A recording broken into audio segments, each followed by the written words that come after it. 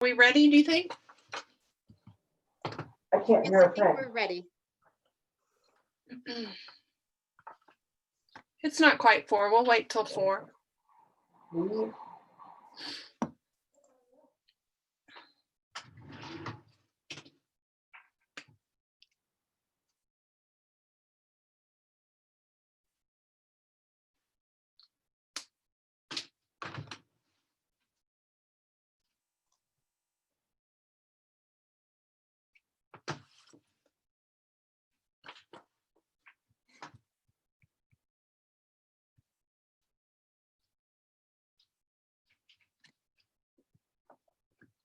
Okay, I think I'll go ahead and call the meeting to order. It is 4 o'clock. Eliza, will you call the roll? Certainly. Katie Frisch,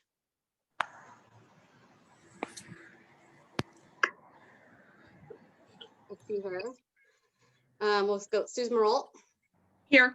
Jonathan Nickel, Here. Dwayne Romero, Here. Susie Zimmett. Here. Okay. Katie is here. So Yeah, I see her. all set. Thank you. Okay. And at this point, I will take a motion to adopt the agenda as presented. Susan, I wanted to move the public comment section to after the superintendent update and the AEA update. So we can kind of group all that commentary together. I think you make it more relevant. My only concern about that is that if people have planned on public comment and it's been posted as the first thing, that they'll have to wait through a whole lot of other stuff, and we might then actually have a chance to kind of respond to the public comment. Well, then maybe what I would suggest if it's a public comment not related to the superintendent's update or reopening plan or anything to do with AEA, then we could go ahead and do it. But then if it's related to those subjects, I would like to hear from the superintendent first so that we have the context to know if what people are talking about is being addressed and all of those things. And so that would be my suggestion. Um, I don't know if Okay. the rest of the board members agree with me or. Can you hear me? Yep, Yep. now we can. Okay, thanks. Mhm. I missed most of that. Sorry, Jonathan, I'm technical difficulties. Hey, No, Sue. that's okay. I can repeat myself. I was just saying that if we have public comment that's not related to the superintendent update or the reopening plan or anything that's going to be associated with the AEA presentation, then I would like to we can go ahead and hear it now. But for those comments that are related to those two things, I think it would be more helpful if we heard from Dave and we're able to ask questions about the plan and understand where we are with that. And then get other public comment. I Because agree with that. you'll be able to answer some of the questions I'm assuming that will be referenced in public comment. So that Okay. Anybody else have thoughts on that?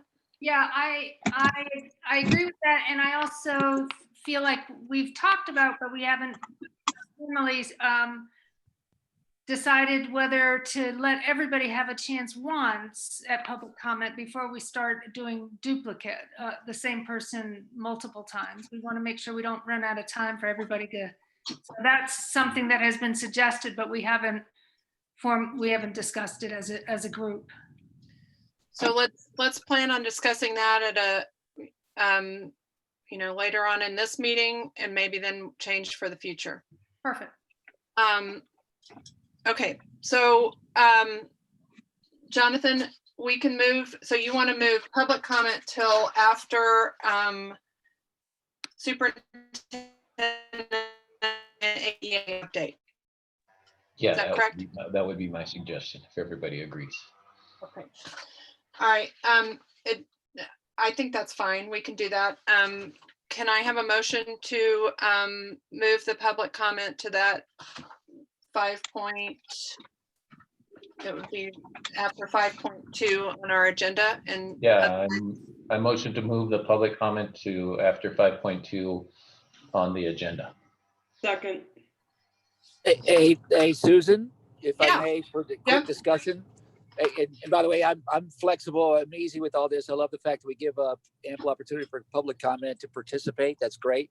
I was thinking also, if we're going to make minor modifications to the agenda, to quickly think about moving. Remember, we talked about this, the financial update, maybe even the bond update, put those into quote unquote discussion items. So they're packaged as part of just that window of, kind of broad discussion. And they also don't hold up the thrust of the conversation this evening. Does that make sense? Yeah, I mean, if we move everything up to the front of those, we'll basically be in discussion anyway. So Okay. All I right. think Yeah, it's that good. That's will fine. accomplish It's gonna, that. Yep. yeah, it'll naturally occur. Perfect. Yep. Well done. Okay. So I have a motion. Do I have a second? I seconded it. Okay, great. Okay, we'll take a quick roll call. Katie Frisch, I, Susan Marolt, Aye. Jonathan Nickel, Aye. Dwayne Romero, Aye. and Susie Zimmett. Aye. Okay, so moved. Thank you. Okay, so we are now in our meeting. I just have a few opening comments. We have a few awards that Pitkin County bestowed on members of our school district community. It's the Pitkin County Cares Volunteer Awards, and a senior at Aspen High School, Lupita Ortiz, received the Rising Star Award. And she's a exemplary volunteer with the Buddy Program, Shining Stars.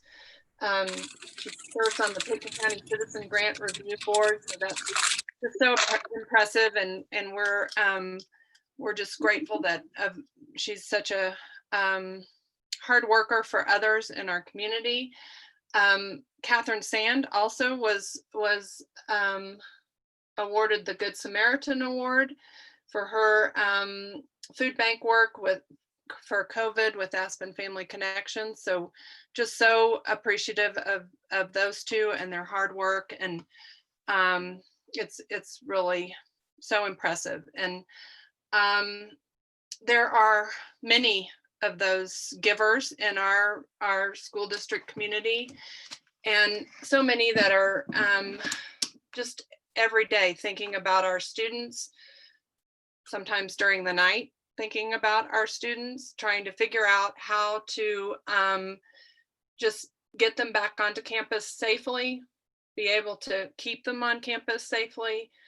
And so when I think about that collective energy towards the good of our students, I'm encouraged that we will find a way through this together. So I just ask today that we really take use of our time together to positively affirm, progress that we're making and plans that we're putting in place, and to offer actionable solutions to our challenges, and just to listen to each other and work together. So with that, we will move into our first agenda item, which is now going to be Dave's superintendent update. Great. Thank you, Susan. We have a very robust update this evening. And I wanted to talk about our bipolar ionization, which is moving ahead full speed. But I also wanted to take this opportunity to talk about the many, many sort of layers of protection that Aspen School District has both invested time and energy and resources into making happen. The good news for the bipolar ionization project is, according to Jorge, our new, well, I guess I can't keep saying new, our director of facilities, we expect to have that project finished Thursday afternoon. We have a late shift who's working over at Aspen Elementary School right now. Aspen Elementary is halfway to completion. They expect to be done substantially complete tomorrow night. They're doing 12-hour shifts to avoid, impacting the teachers while they're doing their work. Any sort of mopping up work will be done there. The Aspen Middle School, they've begun installing units there, and they intend to have the high school and the cottage complete, substantially complete by Thursday night. And we're going to work Friday if we have to, and through the weekend if we have to get that done. Independently of that, the facilities folks have installed over 40 high-grade HEPA filters throughout the district to support and augment that. They've installed over 100 plexiglass shields, So what we're really using is multi-layers of protection, and we've always said safety is very, very important. It's primary importance. So, if you just think about some of the layers of protection that the district has implemented, we have our self-checking, and then the daily symptom checker, which we've asked all our parents to do and our faculty to do. We're working hard to maintain the 3 to 6 foot that is recommended by CDC, CDPHE, and CDE. We've installed numerous hand sanitizing stations throughout all the schools. We're definitely stressing hand washing and hand sanitizing. The board obviously has been supporting the use of the masks, and for the most part, our younger kids are doing a great job with wearing the masks, and we expect the older kids to be able to do that as well. Cohorting as much as possible through elementary and middle schools. We continue to video conference for staff, when at all possible, just to cut down on, adult interactions face to face. We're continuing to do meals in classrooms or outdoors, weather permitting. The staff had requested, some of the staff, certainly not all, had requested like the plexiglass barriers. So we got in 400 barriers last week. 100 of them or so have been installed in the middle school, and a bunch more are going into the elementary school tomorrow and the next day. So that's really important. We have a quarantine/isolation room just across the way from the nurses suite at the elementary school. A tier 2 layers of protection involve, our staggered transportation routes, which is new this year. The elementary kids are starting at the same time, and then our secondary schools are starting an hour later and finishing an hour later than the elementary school. And that's a real big containment protocol. Using the dedicated entrances and exits, trying to cut down on mass gatherings, which is always tricky in the school, but it's coming along. We've talked a little bit about the bipolar ionization, and we have measured the air prior to the bipolar going in. We had some samples taken throughout all the schools, and we're going to run the sampling again as soon as the ionization thing is up and running.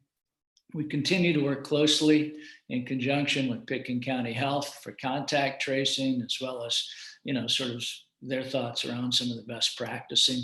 In our third tier, which we're trying to get together in the sense that it's really tricky for some reason in Pitkin County to get testing, but we do want to try to get testing if at all possible.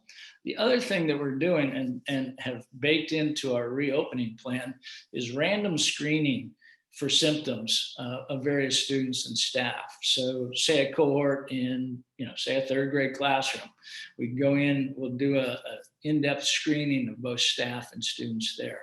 And we want to do some of that just to make sure that we're doing everything we can to keep infection off of our campuses.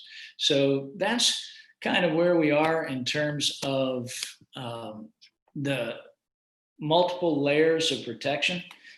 Few schools have done as much as I think Aspen has, and certainly we've reached out, to staff to say, what do you need? We'll get it for you. And I have to thank Aspen Education Foundation for that. level of support that's unprecedented in most school districts across Colorado and the United States. So that's pretty encouraging there. And, really excited to get the bipolar ionization up and running, ahead of schedule, which is unprecedented. And then with the almost 40, I guess it is 40 HIPAA air filters, they're really heavy grade. We put a couple right in the nurse's suite and the quarantine room. And then, we figured we'll put those in other rooms that don't have access to outdoor air. So that's some of the work that's going on there. And like I said, though this started out as a bipolar conversation, we're very excited to, have the plexiglass going into place as per teachers' requests. We're very excited about all the signage throughout the schools to help, students remember to maintain, social distancing as much as practicable. So that's kind of where we are with that. Are there any questions around sort of our layers of mitigation from the board? Yeah, just one question, Dave. Could you elaborate a little bit more on the contact tracing and how that works, since we've had a little bit of experience with it? Just so people understand what that is in our district. Sure. So Pitkin County Health actually assigned a contact tracer to our schools, and he's been helping Elise and Tony in the nursing suite quite a bit. But what happens when a COVID case is identified, and it's going to be inevitable this year that COVID will walk onto our campus, they go into contact tracing. So for instance, we had to close a cohort or two over at the cottage again, but within 30 minutes of us being notified by the person who was positive for COVID-19, our contact tracer was working with us, Pitkin County Health was working with us, and very aggressively. They identified who would have come into contact with the person who has it. They then reached out to them and let them know that, you're quarantined, or isolated. In fact, we were able to bring back today, just because all of the good news coming out of there is, as of this morning, it's just the one case, and there's been no transmission within the cottage again. So, but working closely with Pitkin County Health, they were able to that evening notify everyone that might have come into contact or might have been exposed, that they needed to quarantine, they needed to get testing, and so they did. And as of, I think, Emily and I swapped a couple of texts this morning, all but 2 of them had come back as negatives, and they were waiting to hear from the other 2. So that's really, really encouraging. But unfortunately, they've gotten really good, or fortunately, they've gotten really good at the procedures and protocols, and we're much better than we were when the first case of COVID occurred. So does that answer your question? Yeah, no, and that person is full-time with us. Is that how it works as we go into hybrid?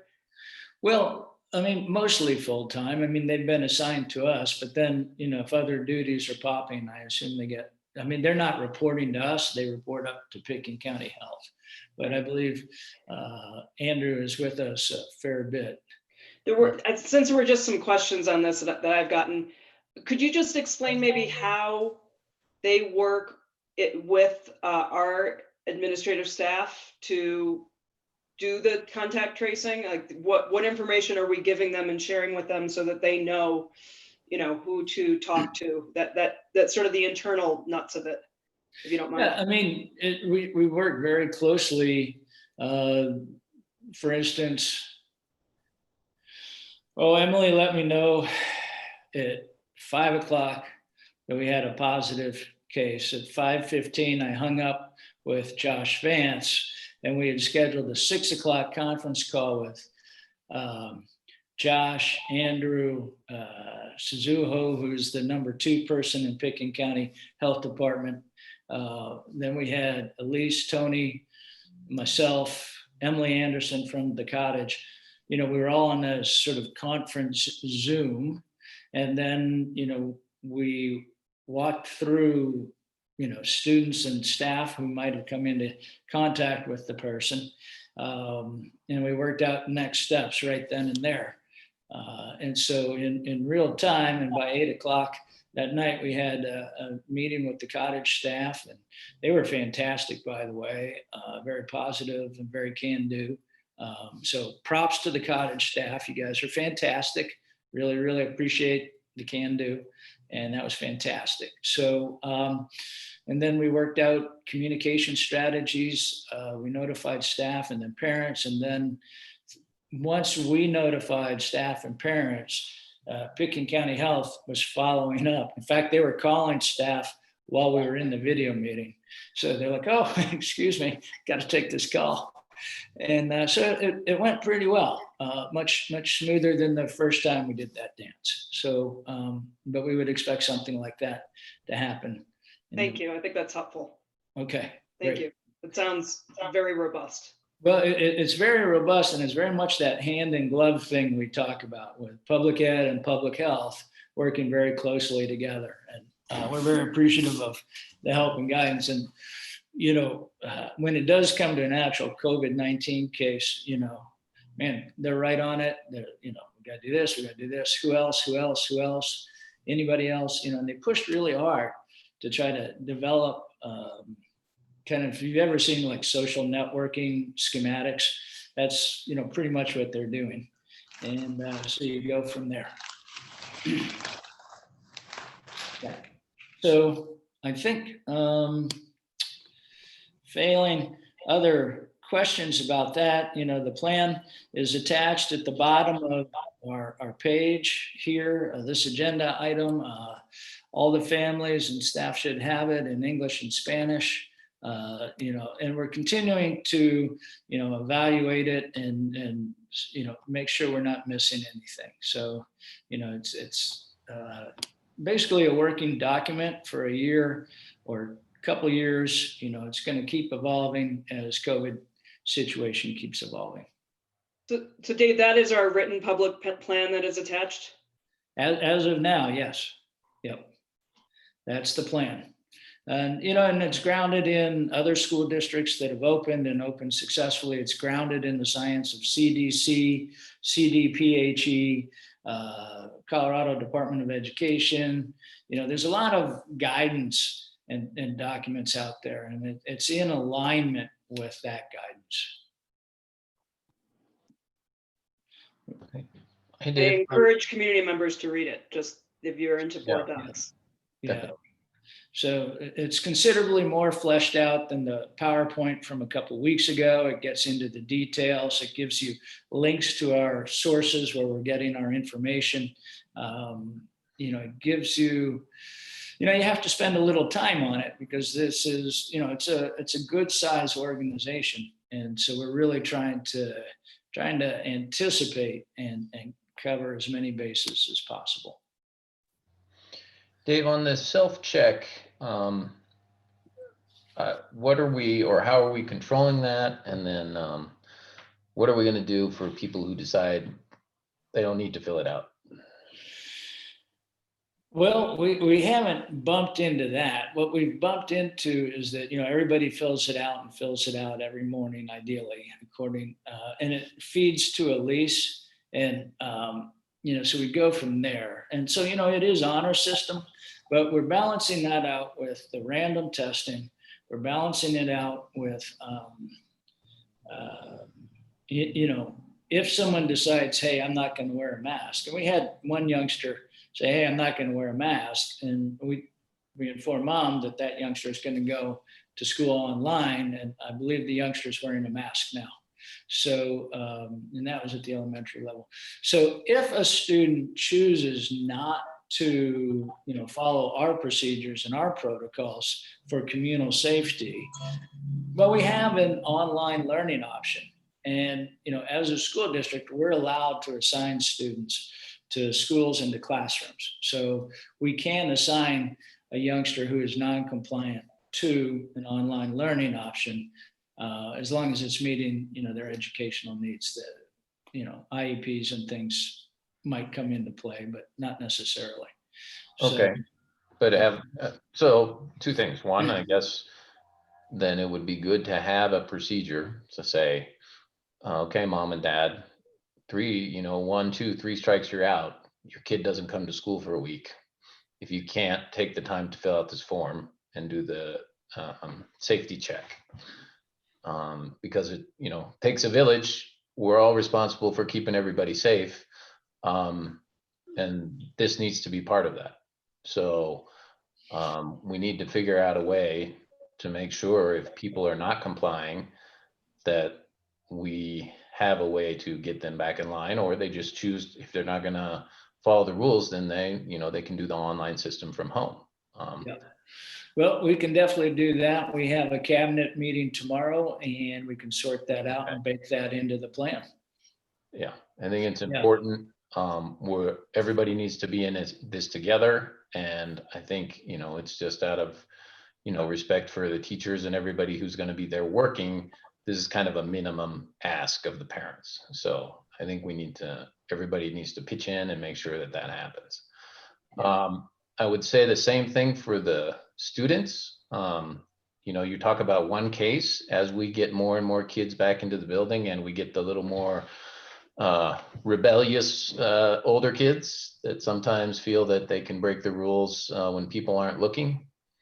I think we need to have the same 1, 2, 3 strikes, you're out kind of, mentality, and be really strict. I'm not trying to compare Aspen to a university, but my daughter's in school at university, and they're writing people up. And if you don't follow the rules, they're sending you home. So I think we need to have the same level of intolerance to those kinds of things as we're having with anything. I mean, these are rules that are put in place to help protect everybody, the kids, the teachers, staff, the community. And so we need to be very strict about making sure the things that we can do, we are doing. Sure, and we can definitely do that. We were viewing it more from the students who were non-compliant, and we hadn't waded too far into the families who were not filling out the form. But we can certainly put together an additional paragraph or 2 on that, so that it's logical consequences. Either you're helping us keep everybody safe, or you're not. And if you're not, that's fine. But here's your online learning. So we can definitely do that. I think Consistent with our code of conducts that we already have in place. It's just a modification of those, right? Is that what you're thinking, Jonathan? Yeah, well, what I'm thinking is there are a set of rules that we've defined, and they're, established to keep everyone safe. Those rules involve the parents to step up and confirm that their kids are not sick, and to take their temperature in the morning before sending them to school. And they require the kids to step up, and all of the staff. I'm saying, if staff is not following the rules, Dave, same thing. I mean, it goes for everybody who's in the building. So you need to be there following the rules to keep everybody safe. That just needs to be the minimum bar. And for people who want to test the system and push the lines a little bit, as I might have been known to do in my younger days, they need to get a clear message that in this case, that's not acceptable. So, and we need to react on that quickly, and make sure it's effective. Now, I mean, just to kind of, again, not going back to relating to, trying to compare Aspen to the university, but my daughter said people at Wake Forest are towing the line because people are getting kicked out who don't. So everybody's following the rules. So, it's just about discipline. So. Yeah, it is. And there's many schooling communities that are really, saying mask up or pack up. And, that's, the mask is the single best thing we can do to cut down on transmission. I don't know if people saw the 60 Minutes last week where they did a COVID special and they asked a whole lot of doctors, would you rather have a vaccine or a mask? And the doctors all chose the mask. So, I don't think we can hang our hat on a vaccine that hasn't emerged yet. It seems to be kind of a messy system at this point. But Yep. the mask up or pack up is huge. Everybody just Yeah. chimes in like they The think hand they- washing, that sort of thing is also huge. So, Now that you brought up the hand washing thing, did we get all the issues that were related to that fixed? we did, there were some allegations, well, not allegations. I don't think we have a soap dispenser into the art room yet. We're still working on that. I think that's the one room that doesn't have the soap dispenser, but we'll get that taken care of before the kids get here. Okay. All right. I have one other question, not to beat a dead horse here, Dave, but one thing that is not in the plan is the countless hours and weeks and months that have been spent in development of the plan. And, all the interaction that has happened with various constituents and teachers and community members and doctors and community health and all that stuff. Could you just kind of give everyone, just not to rehash it again, but so everyone understands how we got where we are now, a sort of brief overview of all the work and all the entities and all the people that have been involved in developing this? Well, yeah, we can. I mean, we started out with a huge task force, and I owe them a letter, but I want to thank, the original 50 or so in conversations even before, I guess, right around when I was starting, with AEA. They were like, well, let's get a task force together. And so we said, sure. And then a list kind of got generated, and that generated a lot of the concerns that we felt like we needed to address. And then to move faster, in theory, we went to a smaller task force, but that in turn grew to a larger task force from the original 16. But we did have, a parent volunteer or two in the first task force, and then in the second one we had, a parent volunteer, and then it was mostly teachers and administrators kind of working on this and identifying issues and things like that around it. But it met with great regularity, weekly to bi-weekly, and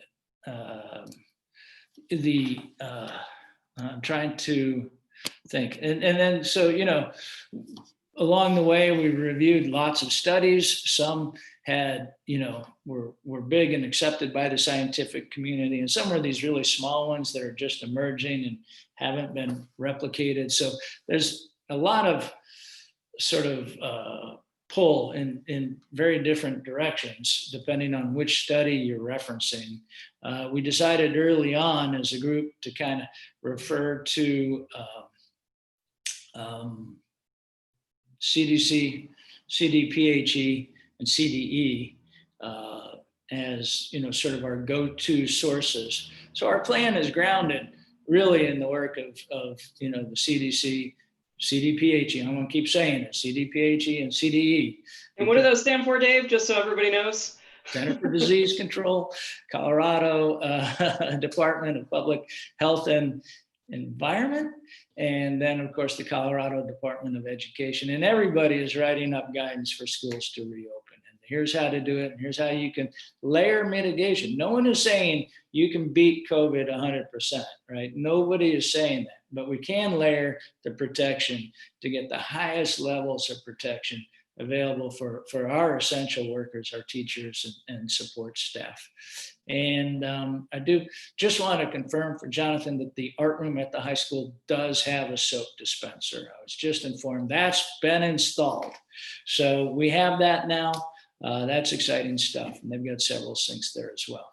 So, and then all the common areas, most of the common areas, if not all, have the hand sanitizer. And many of them have foot levers or motion sensitive so that it just squirts out. And we have staff that are making sure that they're not running dry over the course of a day. So that's part of that. Yeah, I was pleased to see on the survey, I mean, it's not 100% yet, but it seemed like the survey of the elementary school that, most of the teachers felt like they were in a cleaned room or space. So that was positive to hear. Definitely, it seems like there's still, sometimes it's not 100%, so we still got to work on how we're messaging that and make sure we're getting the cleaning. But I'm assuming that all the, that now that we've had a chance to practice that, all the kind of cleaning procedures are up. I mean, I saw it in your video the other day where you were showing the extra cleaning being done. But that is standardized now and we've gotten time to practice and all that kind of stuff, right? Yeah, I mean, and Jorge is working on it. When he got here, cleaning was kind of like folks set their own schedules, honestly. And so he's standardized schedules, he's standardizing protocols, he's standardizing cleaning chemicals. It's a work in progress. Anytime there's a change, sometimes, some of the folks get the message, but not all the folks get the message. So we're continuing that. We're continuing to set up trainings. It's much better than it was. Just like, the air quality in the elementary school is much better than it was. Because Jorge and his team, not just men, but men and women, have changed the filters, and that wasn't happening systematically. So we're getting much closer to meaningful preventative maintenance schedules. We're getting much closer to they're evolving as COVID's evolving, as our approaching returning to campus learning. But it's much better than it was and continues to grow and evolve. And each room has it's like in the airports when you go into a bathroom and that somebody signs off on the bathroom. So, from a public accountability perspective, you should be able to see when your room was last cleaned or when the bathroom was last cleaned. That sort of thing. Okay. The other thing I saw in there that looks like we have available now, all the masks and anything anybody needs from a PPE perspective is being supplied. Terms of masks, face shields, whatever the teachers and or students want that they feel they need to make themselves safe in the environment is being provided. Is that correct? That is correct. Anyone who wants a mask can have one. If a kiddo forgets or tears their mask, we have replacement masks. We ordered an initial order of 12,000 of the surgical masks. The state is providing every teaching member the KN95. I think that's what you call it. The heavy N95. Yeah. Yeah. The state's continuing, and we had to sign up for that again. But we did. We signed up for it, and we're going to continue to get those for the staff. We have gloves if people want gloves. We have the face shields. I think we ordered 400 face shields. So anyone who wants a face shield can have a face shield. If supplies get low, we're going to obviously replace them. As gloves are available, if people want gloves, there's cleaning supplies available. As I mentioned earlier, the plexiglass shields, we got 400 of those into the district. Almost 100 have been installed in the middle school. I think they're taking 50 or 60 over to the elementary school tomorrow. And the wonderful thing about our education foundation was they said, get whatever the staff needs to feel comfortable and safe. So, some of the things are we might not have ordered if it were just left up to us. But, if a staff member said, I want plexiglass, we got them plexiglass. So, that's kind of a neat approach.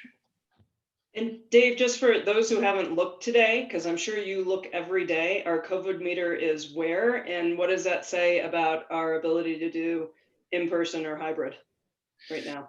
Well, the COVID dial, we're now using the state dial.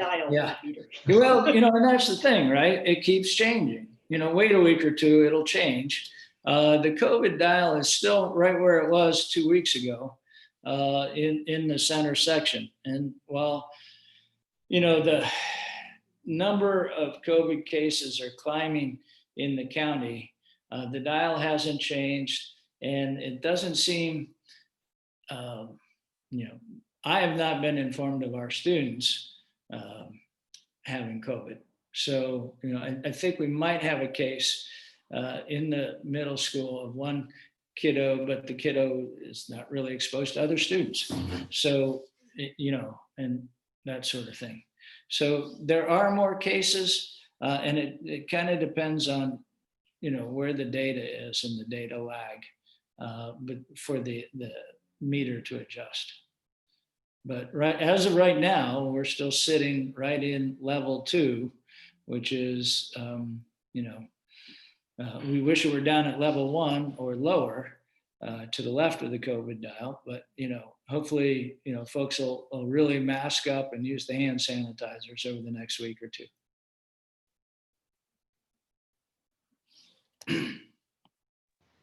Okay, other questions or concerns around bipolar or?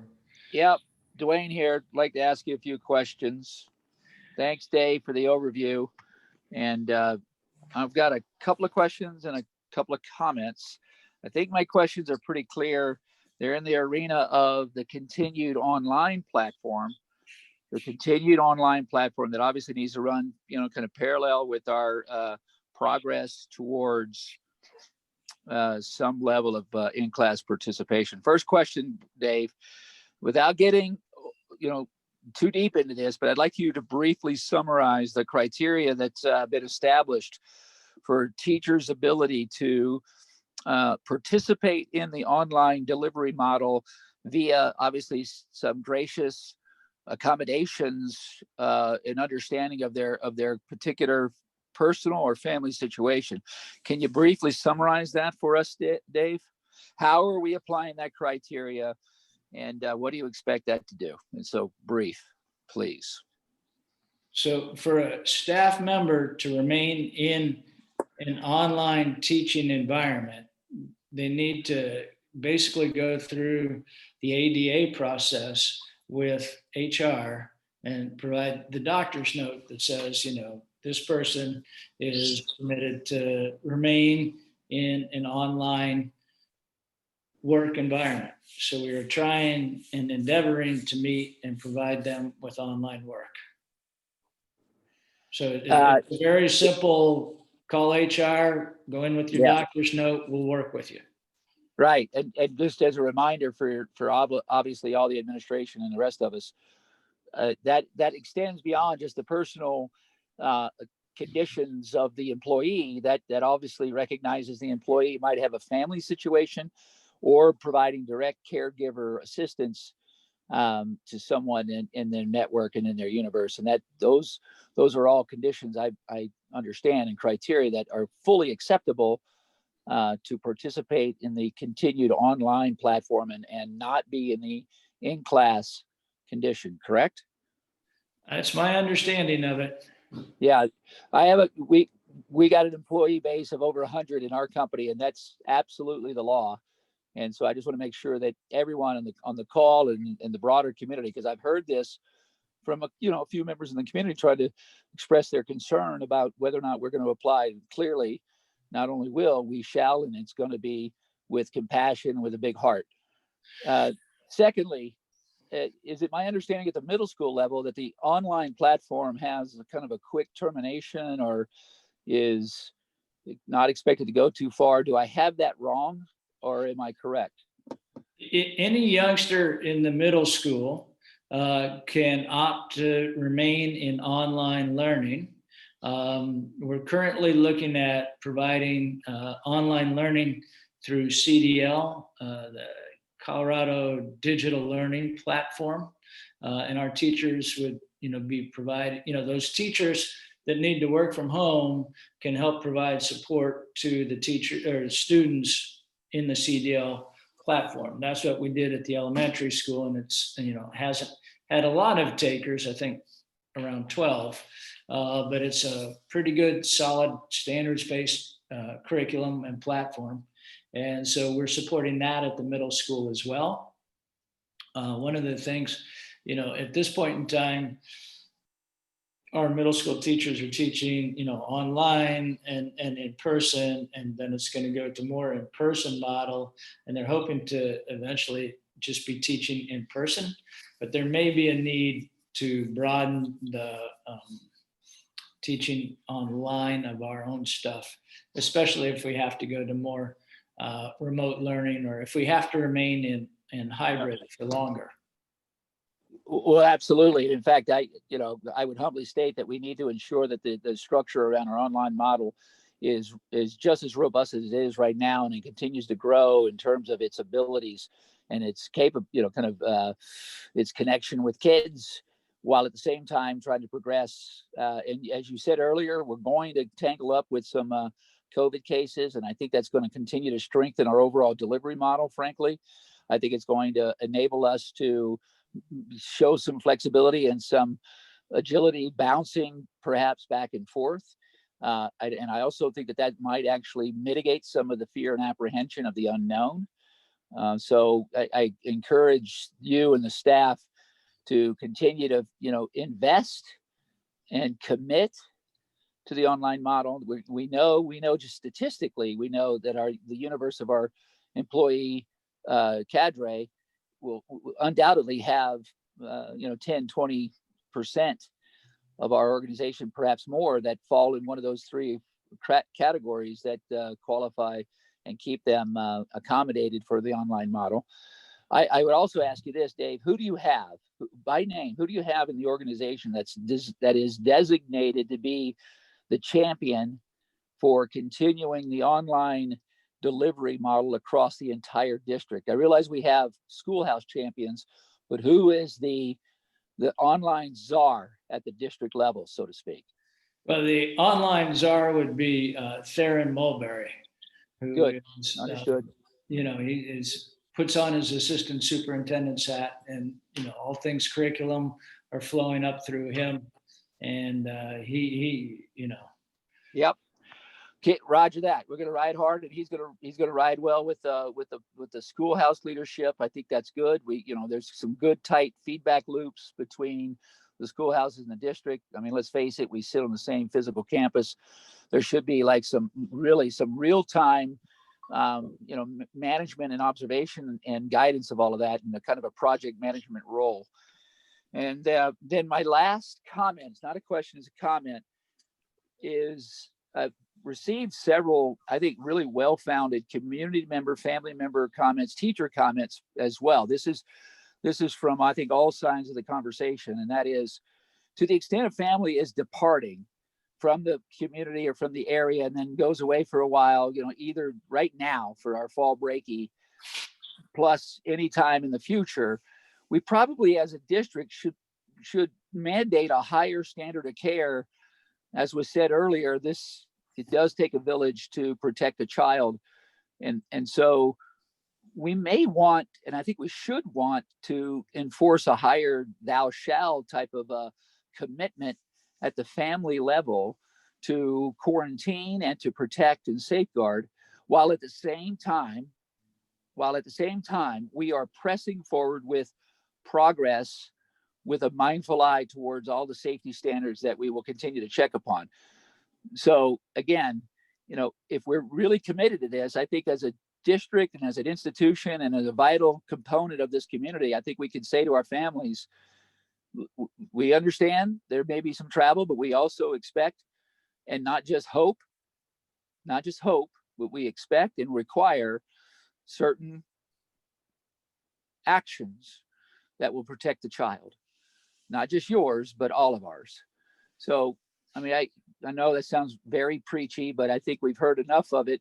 And I think not just heard it, we know it, and we believe in it together. We know that it's going to be a great mitigation play for the organization. So I ask that you consider that, and I will now shut up.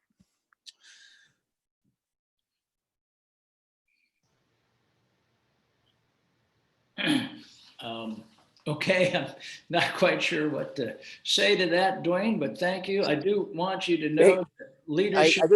I don't mean to like put you in your heels. That's not the goal at all. It's just kind of a, this is a dynamic and fluid situation. We are dealing with feelings as much as we're dealing with facts. And therefore, I just want to reiterate what I have heard multiple times over the last 2 weeks in the community. And it sounds like, and it's in my view, it appears like very rational, reasonable expectations that a public institution who serves the public can expect from the public in terms of behavior and action. And it's under the premise of protecting the child. I don't ask you, I'm not asking any extraordinary or for you to cure cancer or anything. I'm just simply, it's simple. It's focused on the child. Okay, we'll certainly try to figure out what that might look like. And we have considered a whole number and range of options along those lines. And that's what I love about you and the rest of the team and the rest of the team throughout the entire district on all 3 schoolhouses. We have that ability to continue to rise to the occasion and kind of go to the 105% together. Okay. Hey, Dave, I did have another thing here in my notes, just in different things. In terms of flu vaccinations, that's one of the things that the pediatricians, at least the Roaring Fork guys, had said could be helpful in making sure everybody stays safe. Do we track that at all, or could we track it and then also encourage the parents to make sure that gets done? And staff as well. I mean, there's Yeah, so the flu vaccine is not a mandatory child flu shot. So it would be it would rely on the honor system. And actually, when I asked the flu vaccine question in one of our earlier surveys, a couple of community members took the opportunity to make sure that I knew that I couldn't require it or mandate it. No, I don't think we can. I would just, but that doesn't mean we can't ask and can't suggest, and couldn't even have a vaccine drive at the school for anybody who didn't have the time to go out and get it done outside of the school or whatever. So I think, and it might be a good thing just to track and just say, hey, I mean, we have a school nurse, we have all the students' records. There are required vaccinations that we're all required to have. And then there are ones like this that could be optional. And so it would be, it's just an additional step that we can take to help protect everybody. And well, certainly some parents are going to say, you shouldn't be asking me this. And my response to that would be, we're trying to keep everybody safe, and you don't have to answer the question if you don't want to. Well, we can definitely make that a part of it. I know we're trying to make sure that every staff member that wants a flu shot has access to it. And we're trying to get, a day on campus where they can get their flu shots for the staff. And, we can certainly continue to recommend and even try to gather that information. I think we can. Do we know that we can't set the mandated vaccines? Do we know that for sure? Or is that something that the Colorado would need to change? I have no idea. That's something Colorado would need to change. Elise is available to answer these questions. She's a little closer to it than I am. Elise, could you speak to flu vaccinations and, the conversation around that at this point? I can, but ask me the question again, if you would, just so I can be specific. Elise, my question is, one, do we know, or can we track, at least asking parents, whether or not, and staff, whether or not they've gotten the flu vaccine, and to politely ask them, if they have not, to go ahead and get it. Now, I know they don't have to comply, but under what's available legally, can we do that? So Jonathan, I think the answer to that is yes. I think we can ask. I don't know what that actually does for us. I can tell you that we have a community that that we are in line with about the state average of families who do not want to participate in traditional childhood vaccinations. So we have a community that may not want to participate as well with flu vaccines.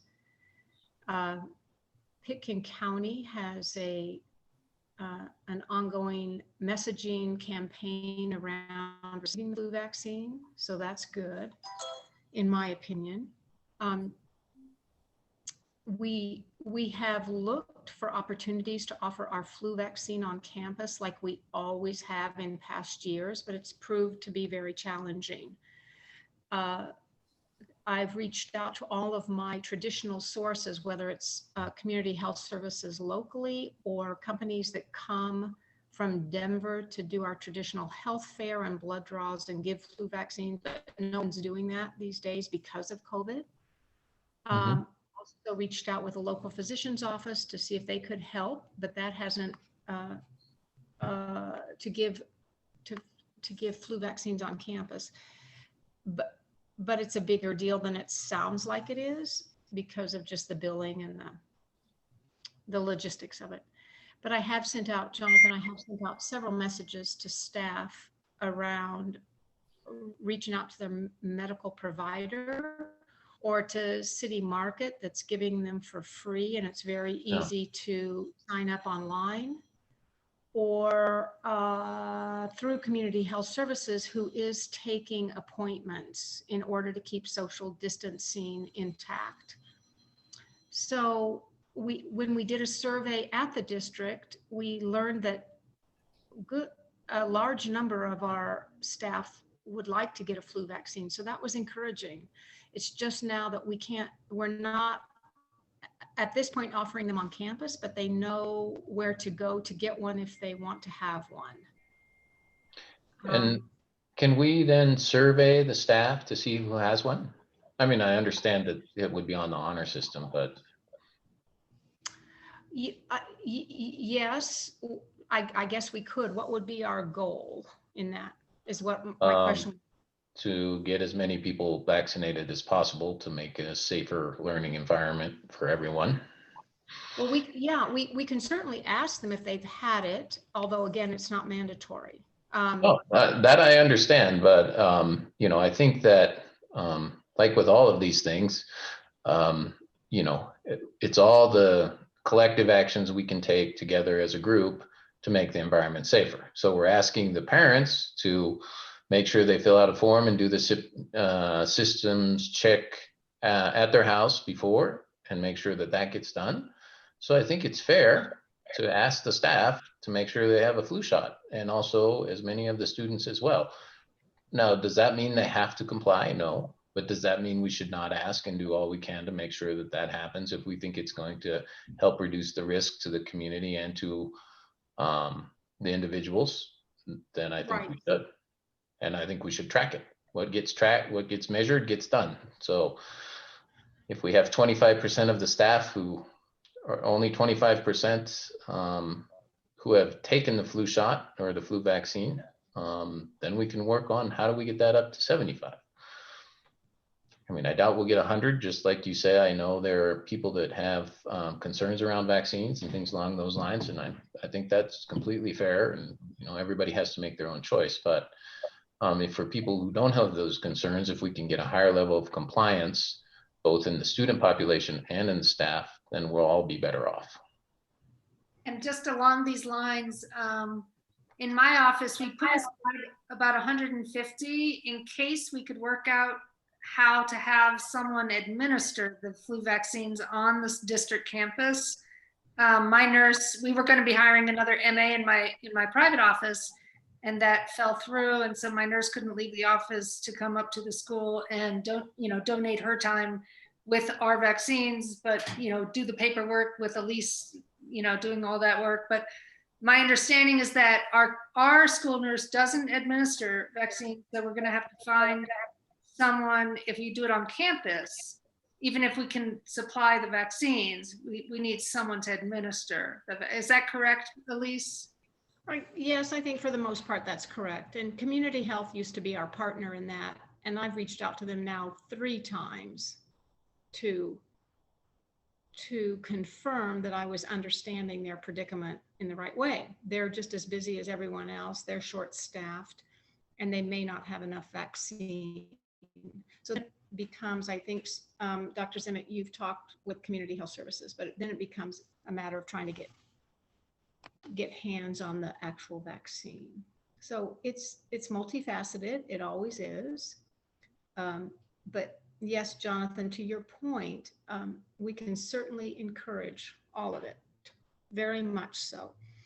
We at the school district have a vaccination rate, which is just perhaps just a touch higher than the state average of a vaccination rate as it pertains to childhood vaccines.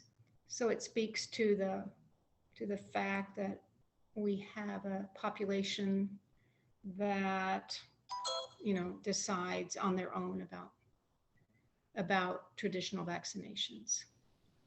Okay, well, I would just like to see it measured and to see a statistic on it for staff and for students via survey, knowing that it's not perfect. But at least we'll Yeah, know where we're at somewhere, Sure. you know, I a can, general direction. yes, I can certainly pursue that. Thanks, Jonathan. Okay, thanks.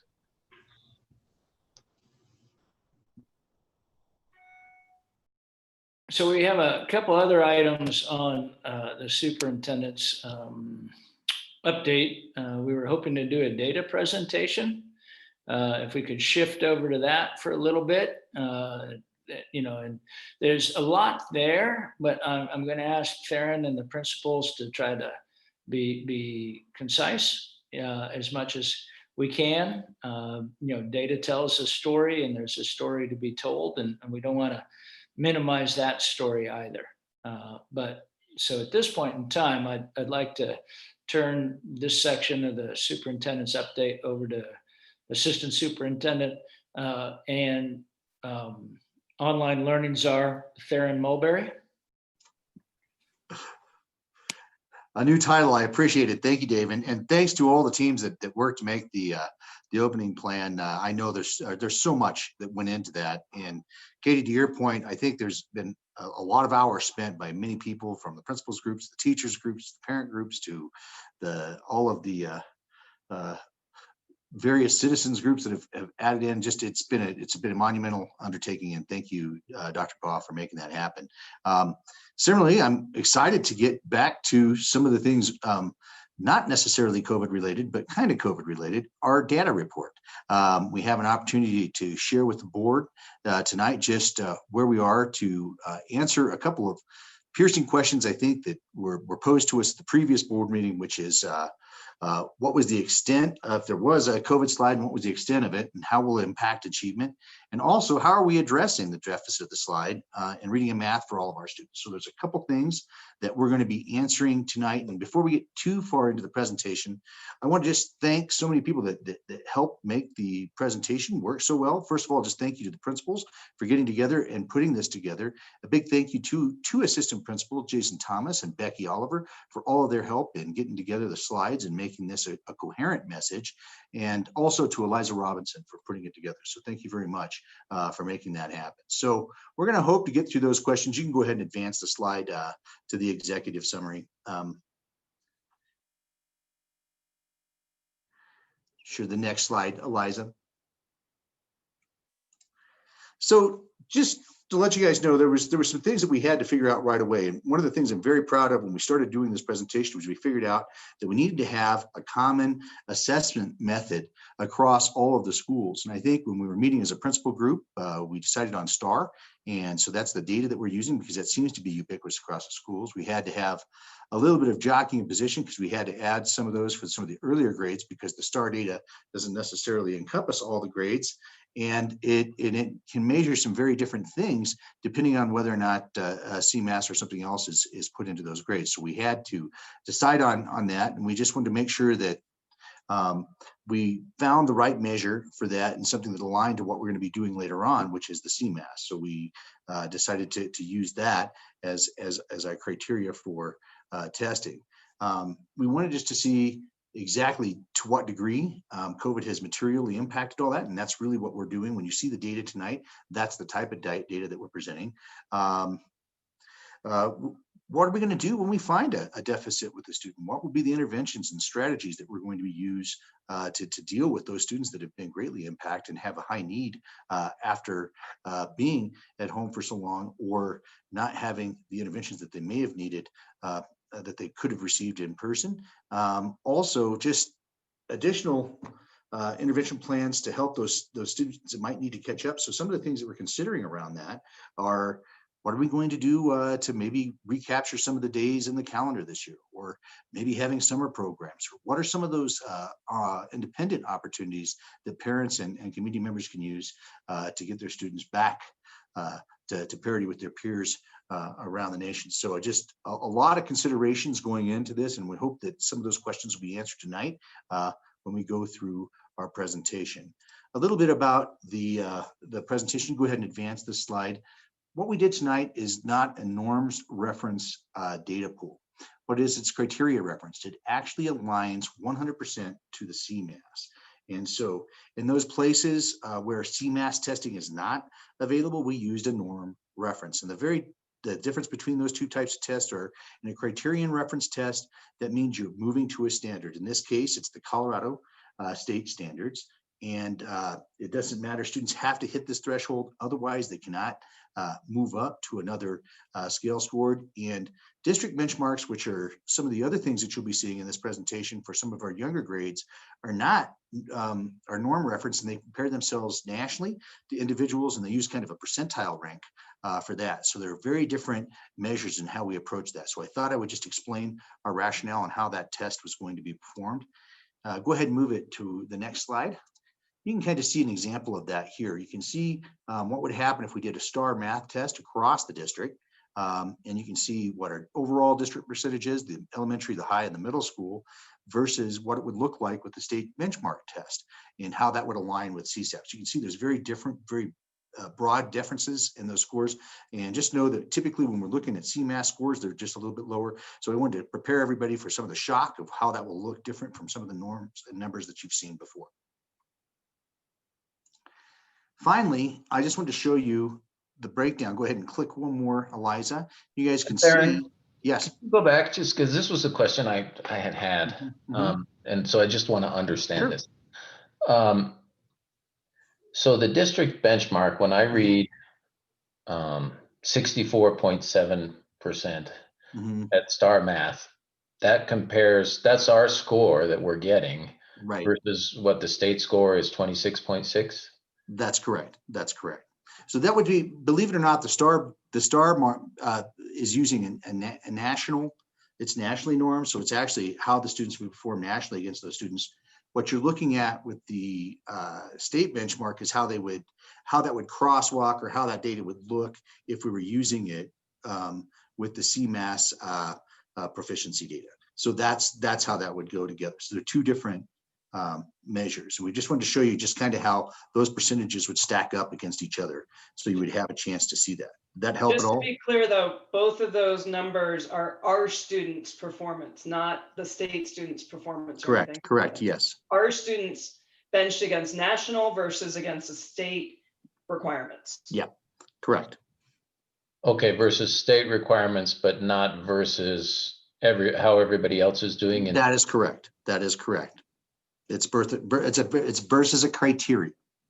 Okay, that's put onto the CMAS. And our rationale for doing that is we'd like to do something that will be aligned to how we're going to be measured at the end of the year on our state performance metrics, and how we'll be graded doing the school performance frameworks, because those are the metrics that are used for that report card. Okay, and is the state benchmark meet or exceeds expectations? That's correct. That's what you're seeing right there, is that criteria as that percentage. So if you go to the next slide, It doesn't include the one that was always wishy-washy there, like approach. Yeah, it does. It does have that too. The approaching, all of those count differently. So you can see exactly how that breaks out in the next slide. You can see how the colors line up and what that means. Approaching does mean that there could be some kids that are very close to meeting standard in there. And obviously you can just see how the other quintiles match out there and how that's broken apart for the criterion reference test. So I think that some of the feedback I received was that we had to make sure that you guys understood exactly how that was broken apart, and this is what we did here. So Okay. at this point, what we're going to do is we're going to go rapidly through with each of the principals presenting their grade level data using this format and giving you what they're doing as far as addressing some of the deficits in the student needs across all of their grade levels. And so we're going to start this, you know, Chris Baston's always picked on. So tonight we're going to start with Sarah. And Sarah, you're going to lead us off. So just kind of go over your data review for your grade levels now. Great. So for this, this is the at or above, and again, Theron, or meets or exceeds. Again, we're looking at the state data. So this is not comparing Aspen High School students to students across the country. This is criterion referenced. So you can see that we gave the star this year to all of our students. And as I go through the slides, what's unique about this is we have never done that before. We have used STAR as a diagnostic in the 9th grade. And really what we've used it for is to identify those students that need interventions, whether it's just further tier 1 support, or if it's tier 2, or if there's actually something that we really don't think we can, that hasn't been rectified. So when we did this, so the meets or exceeds, so you can see for our 12th grade, the blue is reading, and then the red is math. And then you can see it kind of go down the way. I would say, obviously, we like to think that our kids are progressing through high school. This does show that, but we are seeing that these are the percentages of students that meet or exceed. This doesn't have the approaching. Next slide, Eliza. Okay, so for these slides, what these graphs show is, and you can see at the top, 8th grade fall compared to 9th grade fall. And this is for our reading data. So here, this is where it's actually really pronounced, and we'd already identified this as a major area of slide due to COVID and not being in school. So you can see that this is where our current 9th graders were in the fall of their 8th grade year. Here's where they were in the winter of their 8th grade year, and here's where they just came to us. What's really important to understand about STAR too is this is one data point, one time. And there are lots of pieces of the STAR data that will inform our next steps. And I'll get to that in a minute. So next slide. Okay, and so then this is, we had a data anomaly. So we're comparing this from 8th grade to 10th grade. But again, we see a slide. And these were the two biggest slides, our 9th and 10th graders with reading. Next slide. Okay, and so then again for 11th grade, we're just comparing the fall of 9th grade to the fall of 11th grade because we historically only gave this to 9th graders. And one of the things that nationwide and probably worldwide due to the pandemic that all educators have been tasked with is to find out where are students right now. So again, based on the assumption that there has probably been a little bit of skill loss due to the last quarter of last year, and then this summer, and then remote learning, which doesn't always work for everybody. So the recommendation was definitely to get data that's current for all grade levels. Again, we don't have a ton to compare it to because we haven't done this in the past, but it's still great information for us. Oh, Okay. Next slide. Okay, and then here we see our current seniors. So we actually, we would hope that we would go up from 9th to 12th, but we still want to look really closely at these level 3 approaching. And then as we've already looked at the level 1 and 2, and I can talk about what we're looking at there. We've identified those students, and the first level of identification is which students are already receiving support. So they either have a 504, an individualized education plan, or have been identified to be kind of, on watch in years past. So we have all those students listed out by name. All of that is being shared with teachers across all content areas, because reading is not simply just for English teachers. To access a high level textbook or nonfiction or articles, whatever it might be, you're going to need to know where students are in terms of their reading, so that you can then do tier 1 interventions in your class. So pre-reading strategies, you know, building and activating schema, and those kinds of things.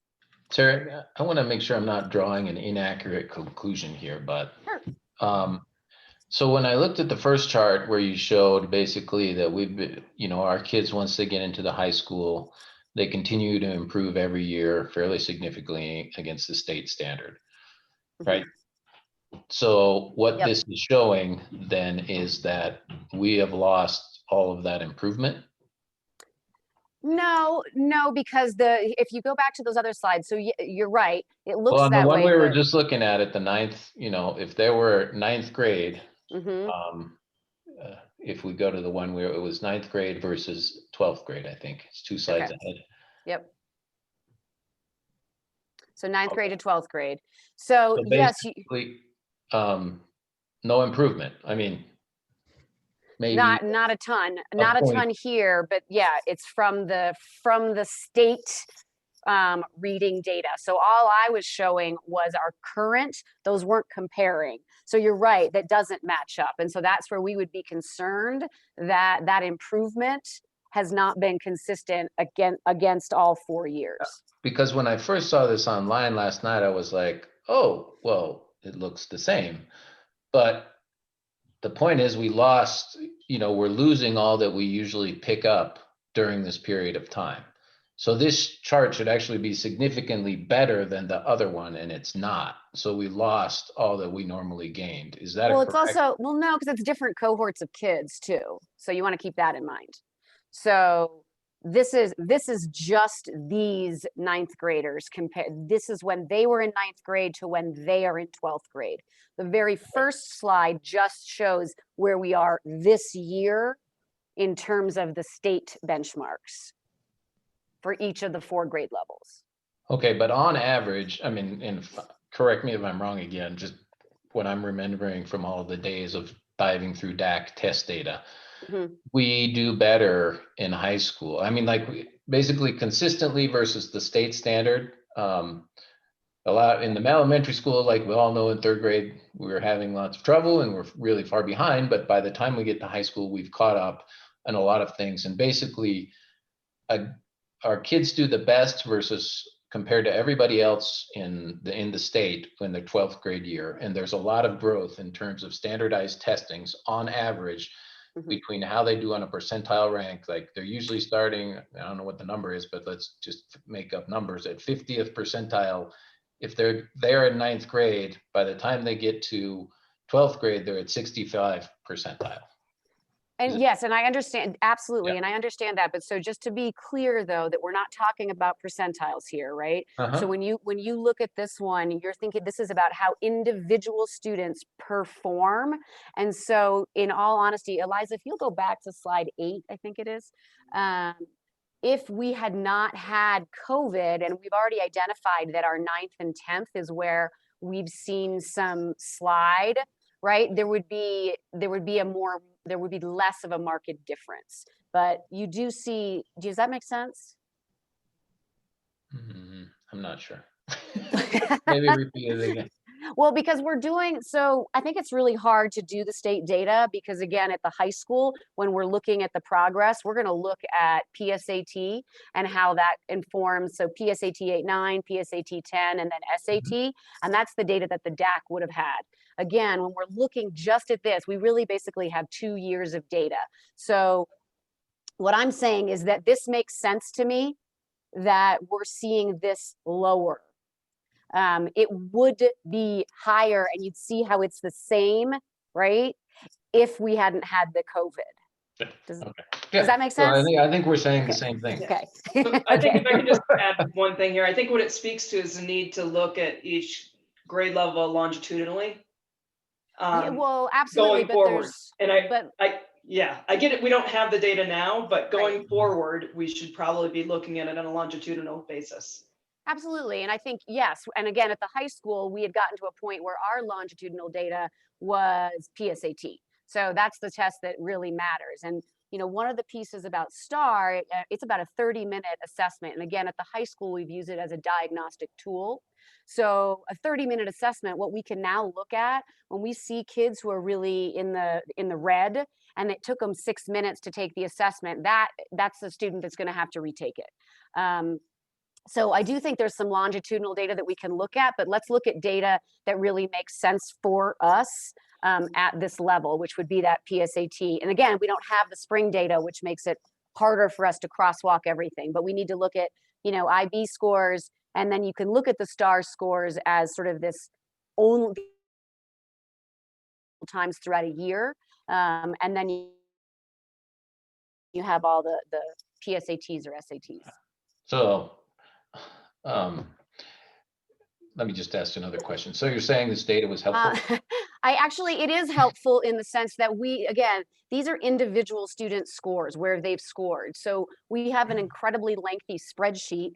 All the staff, all the English teachers and math teachers have been given a report for each of their students, which they were supposed to go over with parent-teacher conferences, and hopefully they got them out of their boxes in time.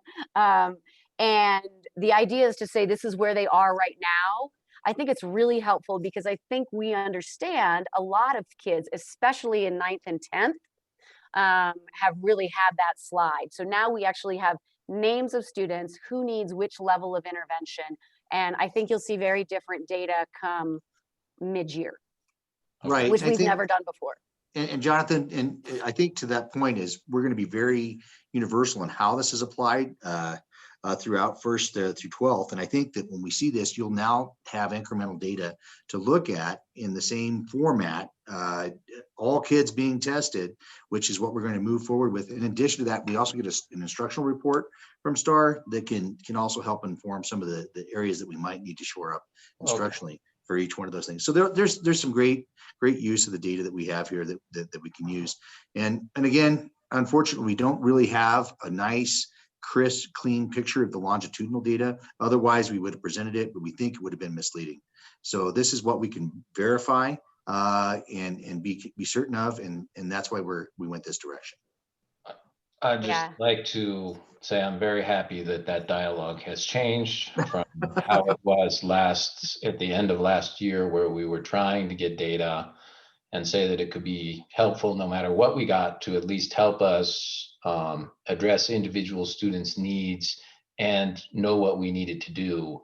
And so I would I'm very happy to hear it and encourage us to continue down this path of being very methodical about this and getting the best comparable data we can and using it to help plan to get our kids caught back up due to the crisis that we're having, and help as many as we can in that process. That's it. Off my soapbox.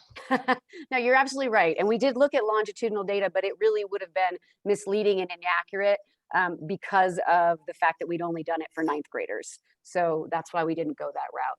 So now you'll see with math, and again, we can just do the math. It's 8th grade fall, 8th grade winter, and then to this 9th grade. And it's actually, in terms of not having a slide, that the kids were kind of staying around the same, that's positive.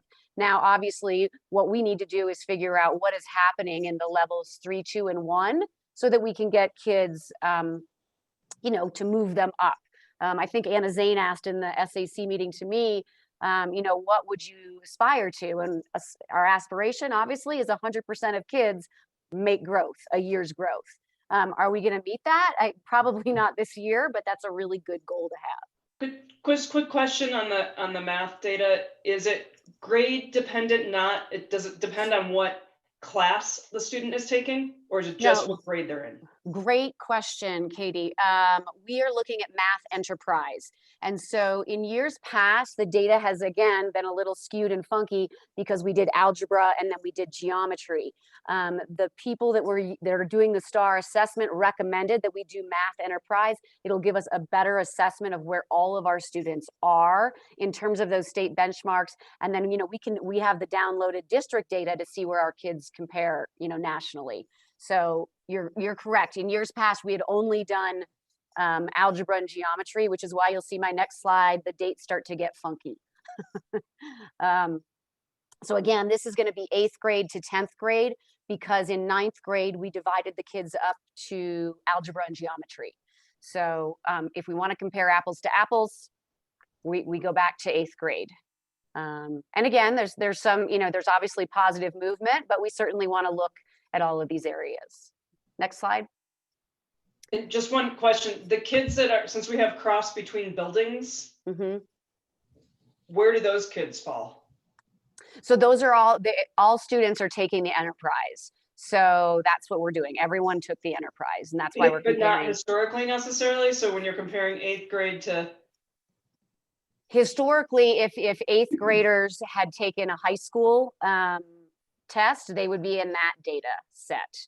Although the handful of kids could, I should double check that. That's a great question. But the assumption would be that they would be in that class of students.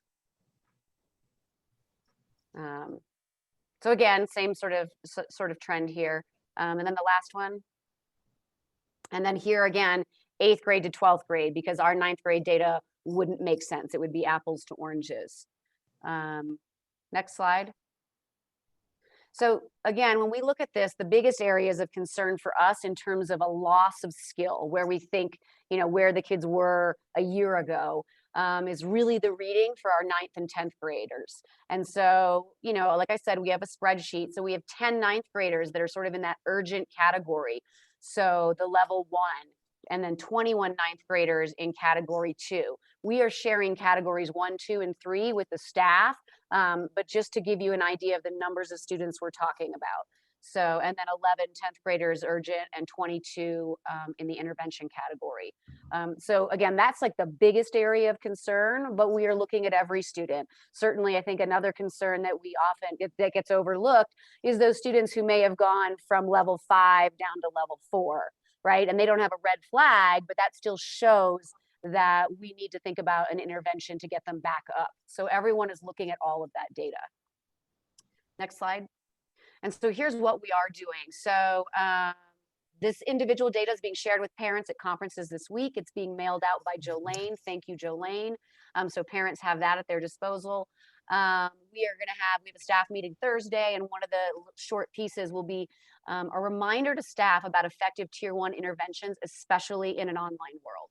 So how are you meeting different learners and different styles, and doing it online so that all kids are being able to access the content. We've already identified the individual students at level 1 and 2.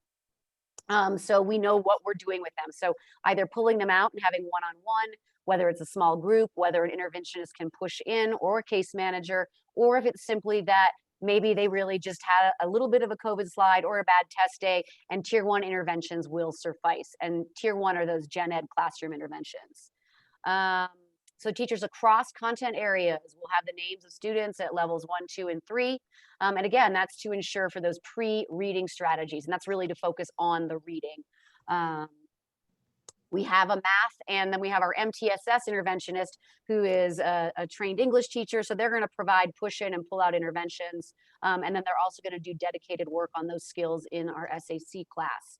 The parents are all going to have scores with, reports with Lexile scores. And that can be really helpful in terms of guiding your student to an appropriate text to actually build their comprehension and fluency. If you read something too hard, you can't access it, and your reading actually will not progress. Obviously, it's too easy, you just breeze through it. So it's really about thinking about where you are with the Lexile score. That will also help inform what text teachers to use, not just in English. And then lastly, we're looking at the kids that took it in 6 minutes, and they're going to actually be retested.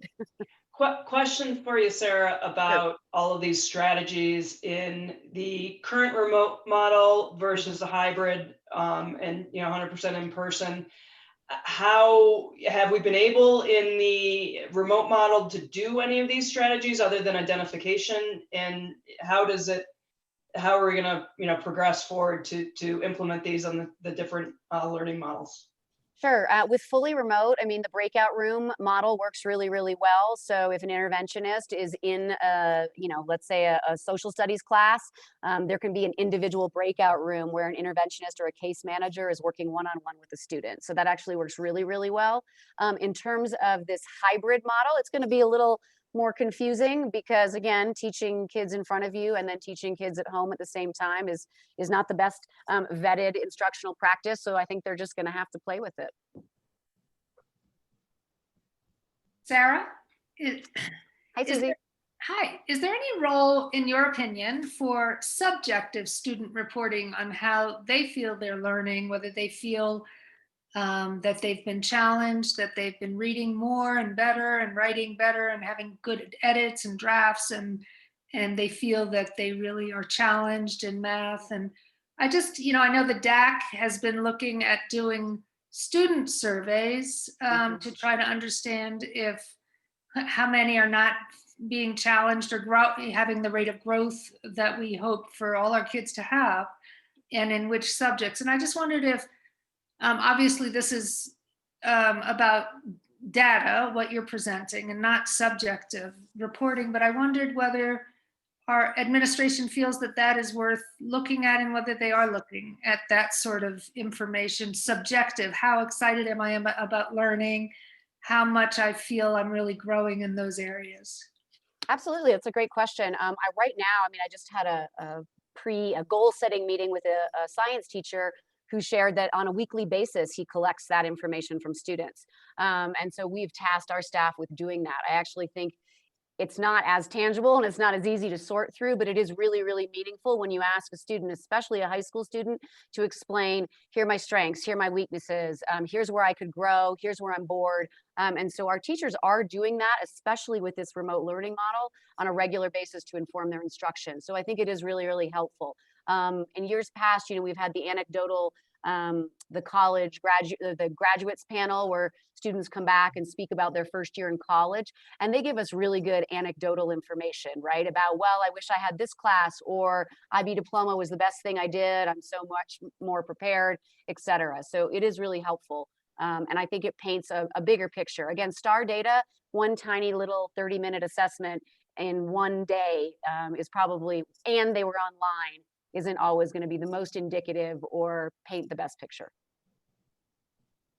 Thank you. Sure. Sorry, Excellent. I took a really long time. I apologize. Oh, that's great. Thank you, Sarah. As you guys know, I do just want to point out, if we could just really focus on the fact this is a snapshot, and it'd be tough for us to figure out everything that went on before. We are definitely going to move forward using this kind of a format, and you'll definitely get a report in the winter as to how we've made progress. And so just know that this is going to be a progress monitoring tool as well as we move forward, and hopefully all these strategies start to hit some pay dirt, and you'll see some progress as a board as we move forward through this. So at this point, I would like to turn it over to Liz Mader and have her present on the middle school. Thank you, Darren.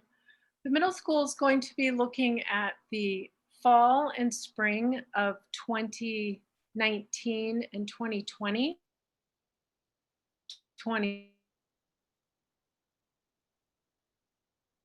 To note is that the term COVID slide comes from research on the summer slide, and that's something that we know occurs every year. Students lose as much as 2 to 3 months of learning. Actually, you can go back to the first slide. Okay, sorry.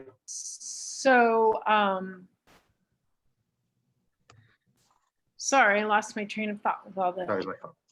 So at any rate, COVID slide is compounded by summer slide, obviously. And the research shows us that math loss of learning is greater than reading when we're talking about summer slide. So we would expect that to be the case with COVID slide as well. So Jason is going to take us through the data slides, and then I'm going to talk a little bit about the action steps that the middle school has taken. So you can go Hi, back, everyone. back one slide. Back one. There you go. Thank you. Hi, everyone. Thank you very much for allowing us the opportunity to present this information to you. I wanted to just step back a little bit and answer a question that Jonathan had asked regarding some cohort information. There is some really powerful cohort data that we can tap into for the middle school particularly. It's pretty clean. It goes back 4 or 5 years, and it does show how that cohort has grown over the course of 4 or 5 years, and then where this dramatic drop hits at the middle school. So as you can see here in this particular data slide, we're looking at reading and math and the percentage of students that are meeting or exceeding expectations. And as you can see from our reading data, which is obviously the taller columns, they're doing okay. Typically, we see our students more in the 60s, somewhere along in there for reading. And for math, we typically see our students significantly higher as well. And so needless to say, I'm pretty disappointed with where our students ended up. And one of the pieces that Sarah mentioned is how much time our students actually took to take the assessment. And a lot of our kids raced through quite a bit on these assessments. And not to make excuses, but it is something that is a real concern. And that is one of the reasons why we actually went to a paper assessment for CMAS a couple of years ago so that we could monitor students a little bit better. And last year, our students hit the 87th percentile in math across the state, which is pretty tremendous. However, this doesn't demonstrate that at all. So as you can see in grade 5, we hit 5% proficient in advanced, or excuse me, meeting and exceeding, grade 6 at 15, grade 7 at 16, and grade 8 at 11. And I'm kind of questioning that particular statistic a little bit, but anyway, they're all relatively low. And I think we are planning to dig into those students who took the test, like Sarah said, in 3 to 6 minutes and have them reassess so that we can identify properly where they land. So we'll go ahead and move into, and this will help kind of show you a little bit more about where students were in the fall of last year, or in the the winter of last year or the fall of last year as compared to the fall of this year. So we can go ahead and go to the next slide. Starting with reading data in 5th grade, you can see that in the winter of 1920, which is the middle stacked column, you'll see that we were at 46 meeting expectations and 5.5 in exceeding expectations. And then as we hit in the fall of 2021, it dropped dramatically to 37% of our students meeting expectations and 3.7% of our students exceeding expectations. So we definitely saw a drop in performance there. One thing to note is to identify those levels 1, 2, and 3 and look at the difference in terms of the students that were approaching expectations, partially meeting or not meeting expectations. And in this particular slide, it's not as drastic, but as we move in through other slides, pay attention to those other 3 columns and where kids may have shifted that were borderline students to begin with. Let's go ahead and go to 6th grade. Question, Jason. Liz had mentioned that we expect, quote unquote, the summer slide somewhat. So do we know how much worse this is than the expected summer slide result? I don't know that there is a clear statistic in terms of what the average percentage is across the summer. It may be out there. NWEA or some of the big psychometricians that are out there may have some of that information, but I don't think we have it here to my knowledge. But that's a really good point. I would expect between mid-year last year and then with COVID hitting that the slide would have been bigger. So that's a valid question. Something we can dig into. One point to that, we also didn't have a spring assessment that would have hopefully have shown growth as well. So it would have gone up potentially even further and then come down even more, right? So Right. Yeah, there's a pretty good chance that we would have been able to identify where, if we were able to give the assessment in a standardized way at home. I mean, it's a little bit of a concern. I think that's what Tom was getting at last year, is that we don't have a standardized testing environment. So it's hard to say how kids are actually taking the assessment in terms of their diligence with it. But it would have been a nice data point to have for sure. So here's sixth grade. Again, you can see our middle column, which is probably one of our stronger columns. We had more students in the exceeding expectations than in the fall of 1920. And once again, actually, if you move over, you see in the fall of 2021, you see about 6% of our students, 7% of our students in exceeding expectations, which was still higher than fall of 1920.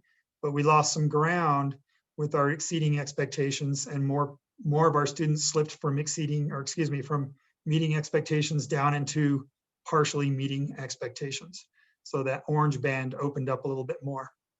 And we can also see some larger percentages in our level 1 and 2 areas as well.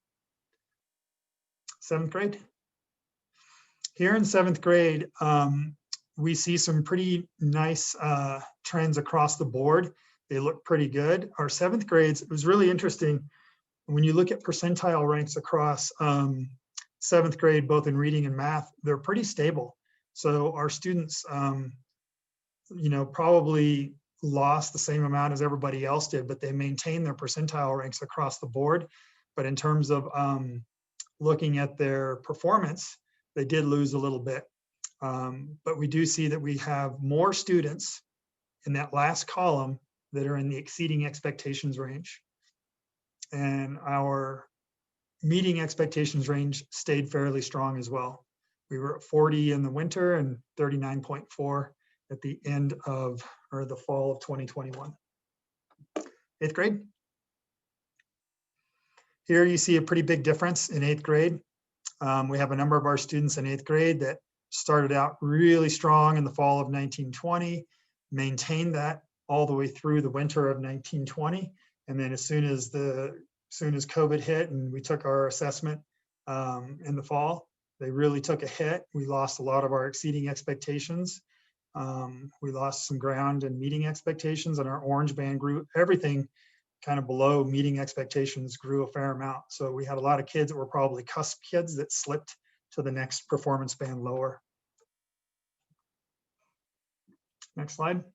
So math is obviously not the one that we're really proud of, and we did see some drastic differences here. So as you can see, when these fifth graders were over at the elementary school in the fall of 1920, and then mid-year 1920, they were at about 45.6% partially meeting and 22% were exceeding.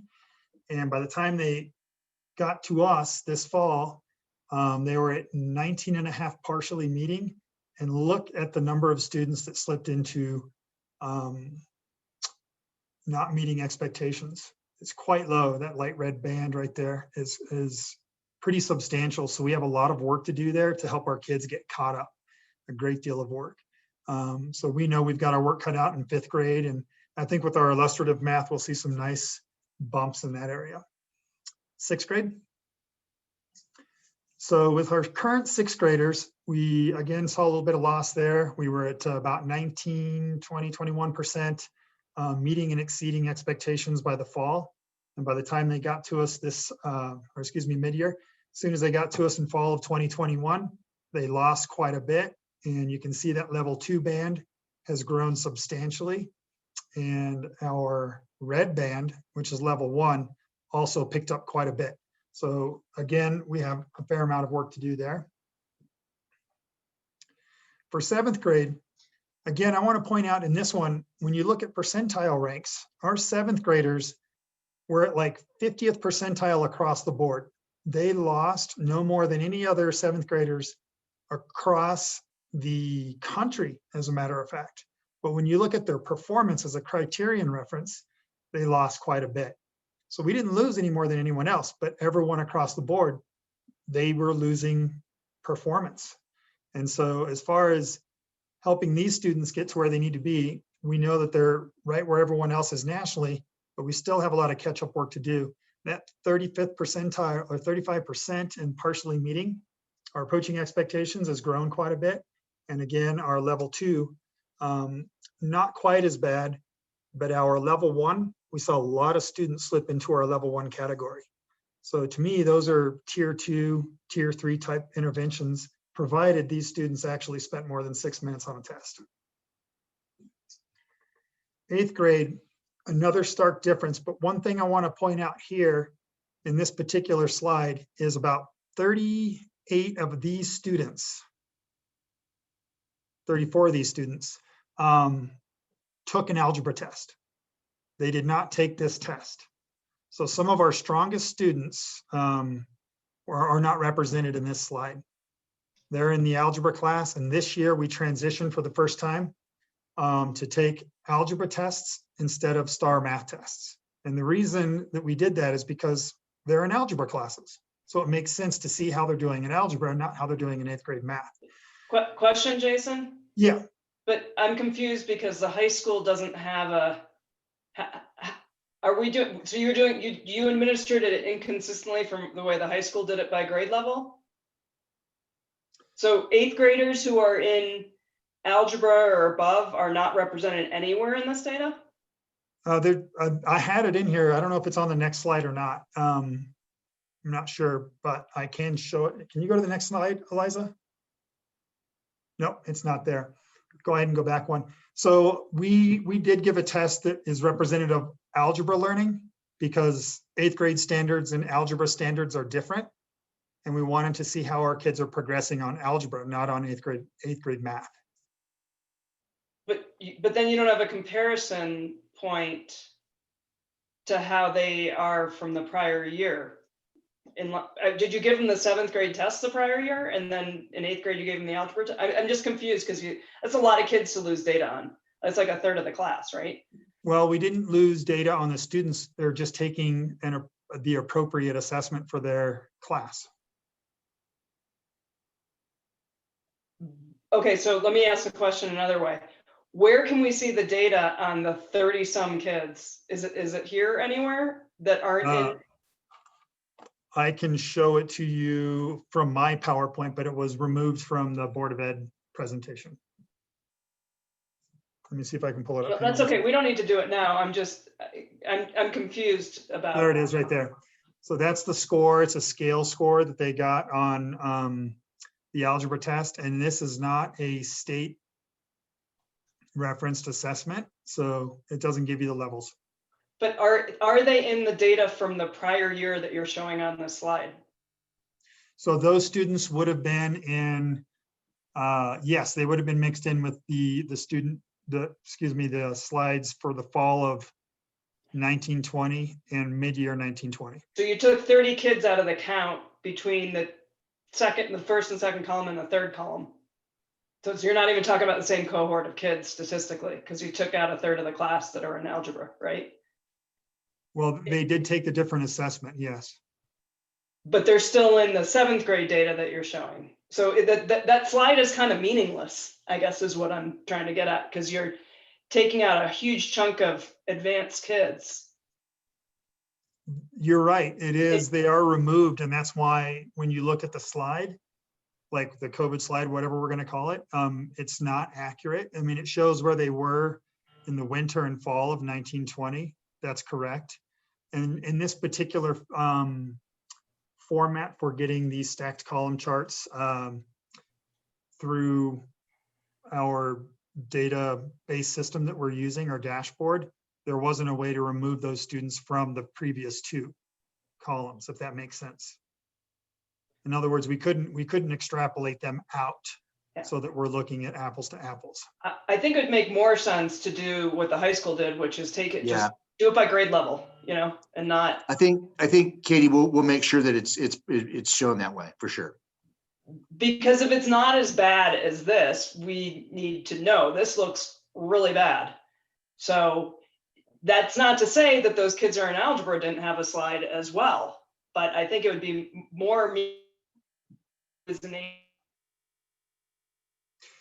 Yeah, and I think that probably was more something, it was a decision that Mike and I had talked about. And one of the reasons I felt like, you know, as we move forward and we have these kids in algebra class, we want to be able to see, again, this test was done before we were having this data presentation. And so we wanted to see how kids were doing in algebra because it's their class. Now we can offer the test, both tests moving forward to see how they do in mid-year, and they will take both algebra and the 8th grade math test. That way we can actually get a clear picture of how they're doing both in both of them, if that would be of interest to you.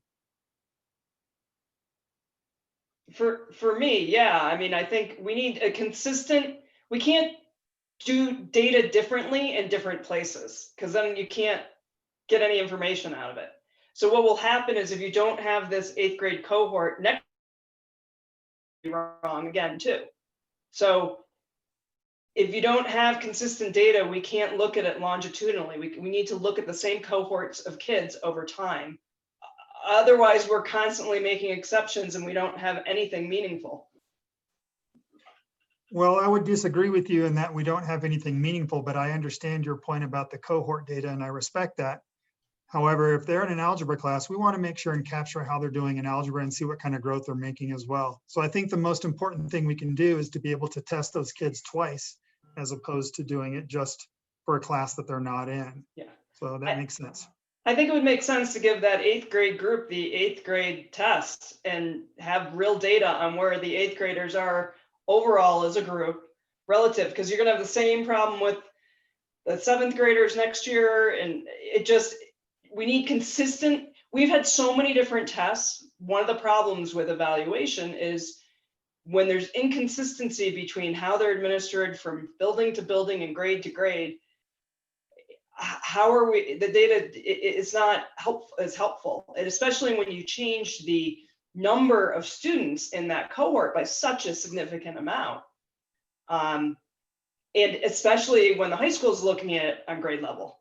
It doesn't make sense for one group to do something different. So I would ask if you would redo that test for those kids and have them do the 8th grade test. I hear what you're saying, and I would also argue that it would be important to make sure that as they move into high school and they're taking algebra classes in the high school, they're being measured on those standards, not 8th grade standards or 12th grade Common Core standards. You know, like they're measuring the class that they're in so we can get that consistency all the way across. Yes, So- but not for this exercise. Right. So the steps we're taking to address this COVID slide are listed on the next slide that you're looking at. First of all, we're doing professional development for all teachers in Universal Design for Learning, and that's a Tier 1 intervention, as well as planning for variability in the classroom. And that'll take place, I think it's October 28th, that we have our SWIFT consultants coming in to talk about that. We have 2 dedicated reading instruction hours in 5th grade, a Tier 2 intervention, targeted small group instruction in the general education classroom, a dedicated hour for Math X and Reading X across grade levels, particularly 7th and 8th grade, and then specialized instruction for urgent intervention, which is a pull-out. We have professional development for content teachers in math through the Core Collaborative, as well as professional development in the use of the online version of illustrative math. And finally, in literacy, we have professional development in letters. And we have quite a few teachers that have been training in the letters approach to teaching reading. And the last thing is that we moved the STAR middle of the year testing window from January to February to the end of Q2. We felt like it was important to get an update for the beginning of year assessment as soon as possible within the parameters of the test reliability and validity components. And you know, teachers really use this data to drive their instruction and to figure out who should be in particular intervention groups. And so we're all really looking forward to that next testing window and want to pay close attention to the way kids are taking the test so that we don't have any unreliable data, meaning, you know, reliability from a measurement perspective means that if you give that test today and you give it tomorrow, you should have the same results. But if you're giving these tests at home and they're unmonitored, there is some question about the reliability of the results. So thank you. Any questions? I have a question, Liz, actually, before we move on to elementary school. So I see in the plan here, there's a bunch of tier 2 and tier 3. So that's the red and the dark orange, right? What about the lighter orange growth and how overall, you know, we don't have as much green as before. We don't have as much on grade level, but yet the interventions that I'm seeing are all related to just the lower kid. To me, it seems like we need action throughout the grade level, not just at the lowest level. Is there a plan for that as well? There's not a direct correlation between the tiered intervention and the color bands. But certainly our goal is to work with the kids that have lost or experienced this COVID slide, and but the professional development in the universal design for learning and planning for variability in the classroom certainly addresses the needs of all the students. Well, it sounds like it addresses the needs of the teachers, not the students. I mean, I'm just curious as to how we are working. I mean, I'm seeing a sea of orange and red, right? Yeah. And I want to understand how we're going to get those kids back to where they were and better. And it's not just MTSS kids. It seems like it's almost the entire grade, especially when we're looking at like the 5th grade scores. And we only have 5% of the kids in math that are at grade level, right? So to me, that's, you know, 95% of the kids aren't where they need to be. So how are we addressing that overall, and not just, you know, these MTSS stuff, but how are we addressing it overall? Well, it's not teacher development or teacher training. Maybe there's a different definition of MTSS that you're using compared to what I'm using. So multi-tiered systems of support have these 3 different tiers, and different kids, depending on their need, are pulled into the various tiers. So the tier actually addresses the type of intervention. So they're not special kids that are getting the intervention. It's a type of intervention that's addressing the need of the kids that are identified through the assessments. But 95% of your 5th graders are identified for need. So it's not really an intervention, it's the entire class that has an issue. So that's what I'm trying to get at. Like outside of the framework and all the edu-speak here, when we have 95% of the kids that aren't at grade level, how are we addressing that? That's what I'm trying to understand. Besides teacher training, are we spending more time with those kids? Are we changing the curriculum? What are we doing specifically to get to the fact that it's a pretty dire number there. I mean. Well, Eliza, maybe you could go back to slide 29. I don't know if you skipped over that one, but there's dedicated reading instruction hours in 5th grade. There's targeted small group instruction. All of those are strategies for working with kids and meeting them where they are and helping them to grow. So it's a process that teachers are well versed in, and those are the strategies that we're using to address the needs of all the kids. Right. And Katie, I think when we were looking at the beginning, when we started with that executive summary, some of the things we're going to be exploring is increasing the length of the year, possibly some summer opportunities for those students. We're looking at a lot of different things in addition to just what Liz is talking about, which would be that shelter instruction model with targeted instruction and intervention for some of those kids that are of the highest needs.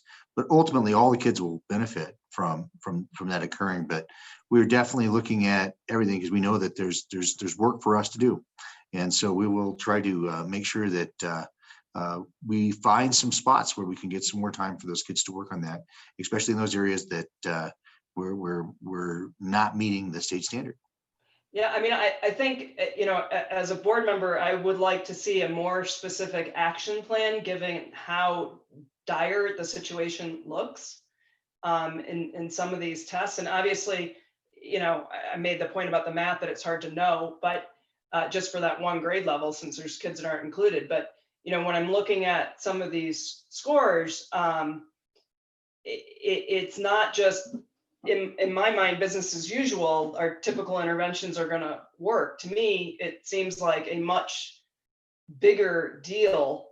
And so I think it would be appropriate to revisit this with some specific strategies for how we're going to, you know, get back to something that is reasonable. I mean, I can't call 95% of the kids not at grade level. I mean, I just think that is a horrible result that we have to, as a district, and I recognize it's coming from 4th to 5th, so it's for everybody. We have as a district to figure this out, and it is it's not a small deal. It's a huge deal. I mean, it's a embarrassing result for us, and I recognize that there's lots of special circumstances. COVID has been tough for everybody, and we still owe it to the kids to figure out how we can best serve them.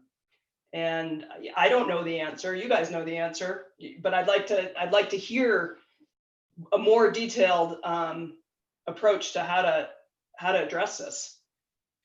Katie, if I may step in for just a moment. Sorry, Liz. I think there might be a good opportunity if you'd like to come down and watch Cassie Harrelson work with some of our students and visit with some of them and see some of the pull-out classes, some of the math support, some of the push-in support that she's doing.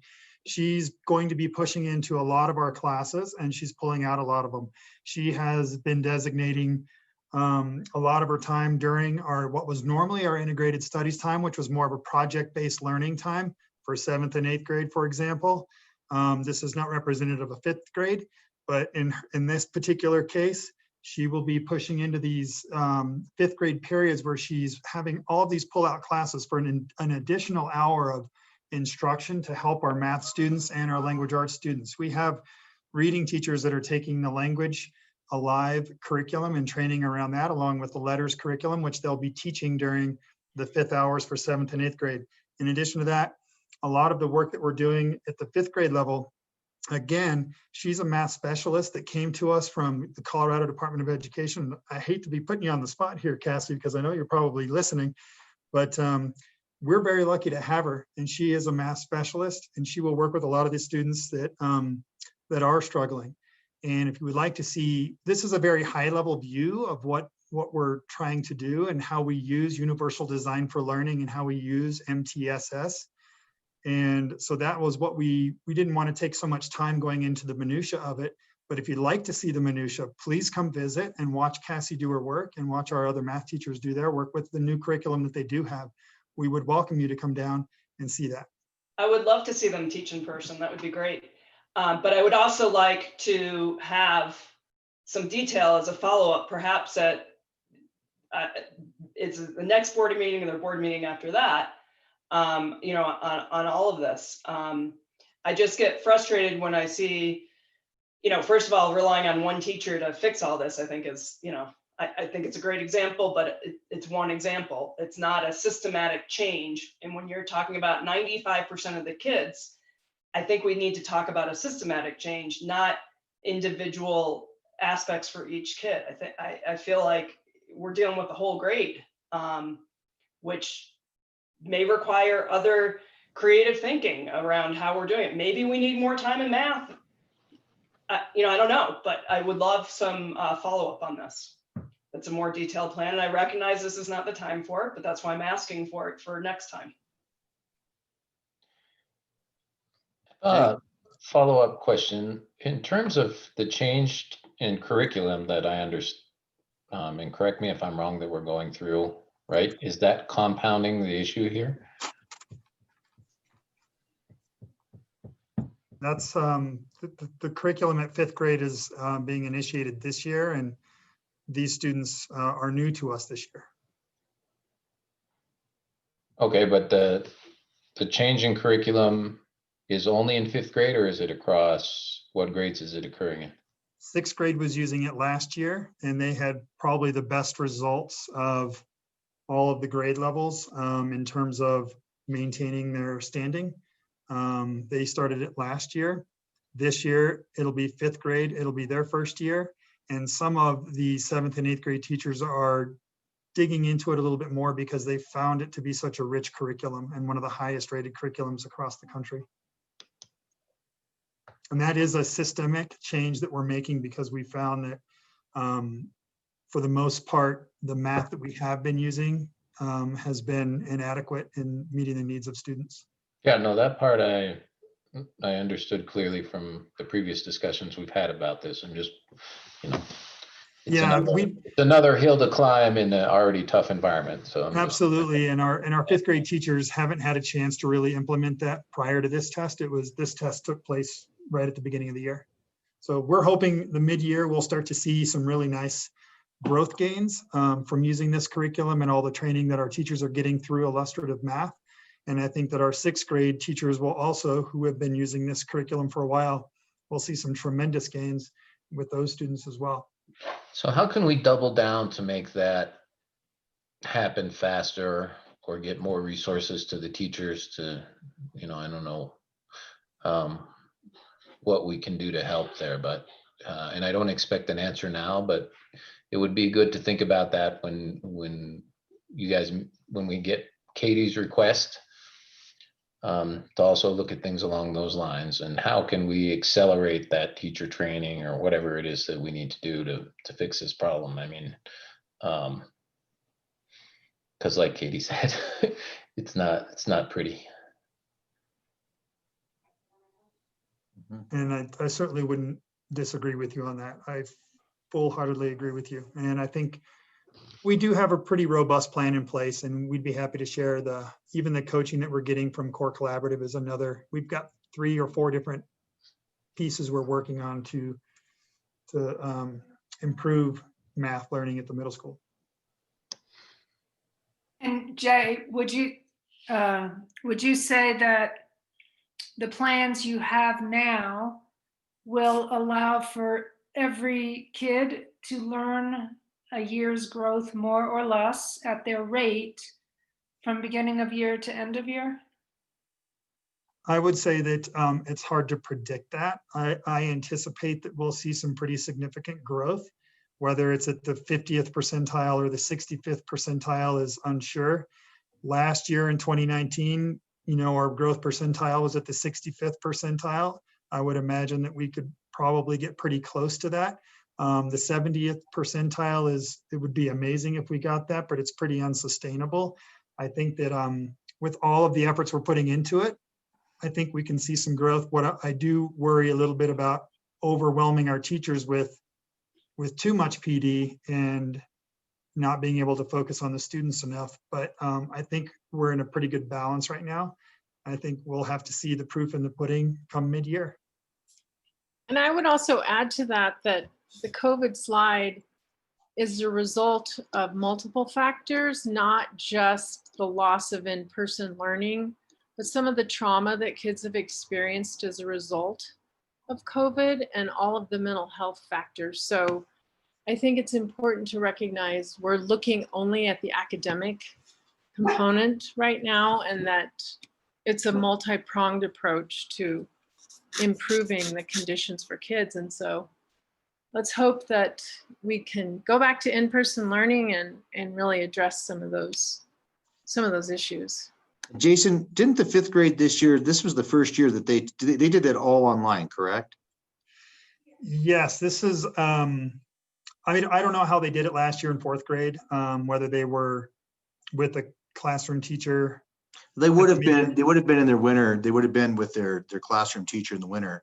So this might be also, just I'd like to point out to the board, when you look at that 15 percentage point drop for this one, I think this group was the first one to take this remotely versus having it in class too. So we definitely want to study it more. It doesn't mean that we don't want to address some of those problems, but there's some other things that we should be looking at around the test data to explain some of those things. And I just think that we want to take a real critical look at what's going, and we'll see where we are this winter, and we're going to work like crazy to make sure some of those interventions are fleshed out a little bit more, so you have a pretty good idea of what we're doing in each one of those grade levels. And I'm sure that the team would be more than willing to do all of that. But I would say that was the only thing that would concern me about that particular data piece, is that would be our only group that's an elementary level group that did take it online. And so I would like to know if that test condition had an effect as well. So we'll see when we have them back in the winter. We're hoping that if it's not online again, that we would be able to see if that might have been a bit to it. When I look at their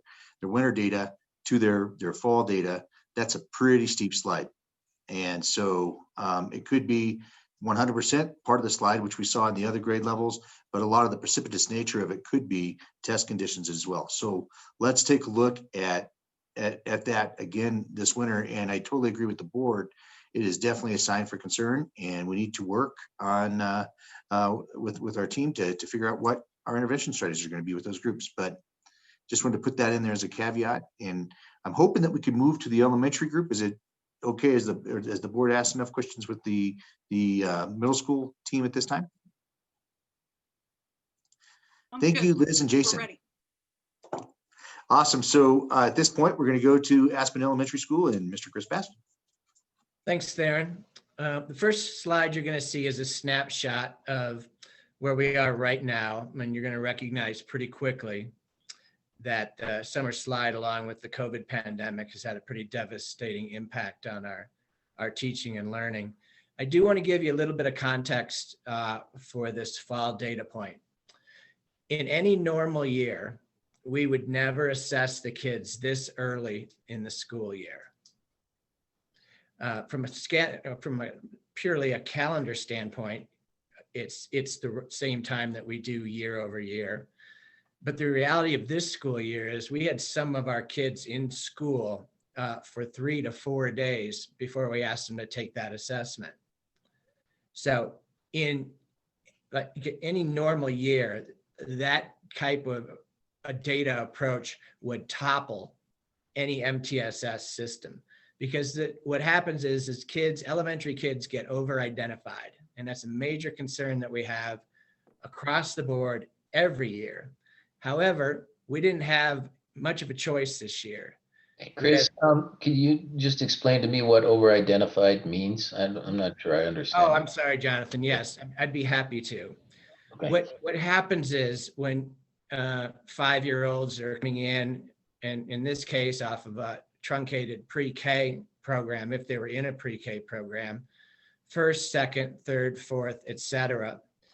There's a certain amount of kind of getting used to school that needs to happen. There's team building, there's community building, there are classroom constitutions and rules of how we're going to learn and how we're going to behave, etc.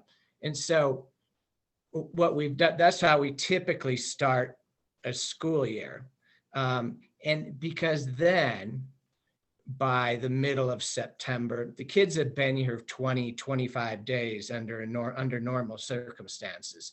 So they've settled in, and we've worked through a lot of some of the other issues that the summer has brought upon. So we feel like we've got a really accurate snapshot of what their capabilities are. And so that's what I mean by, and so what happens, Jonathan, is that when you give the test too early, it flags kids in areas that they're probably going to be okay in, but the data says that they're not, which is why we try to be thoughtful in non-pandemic situations about making sure we're getting the best information on the kids' performance. Okay. Thank you.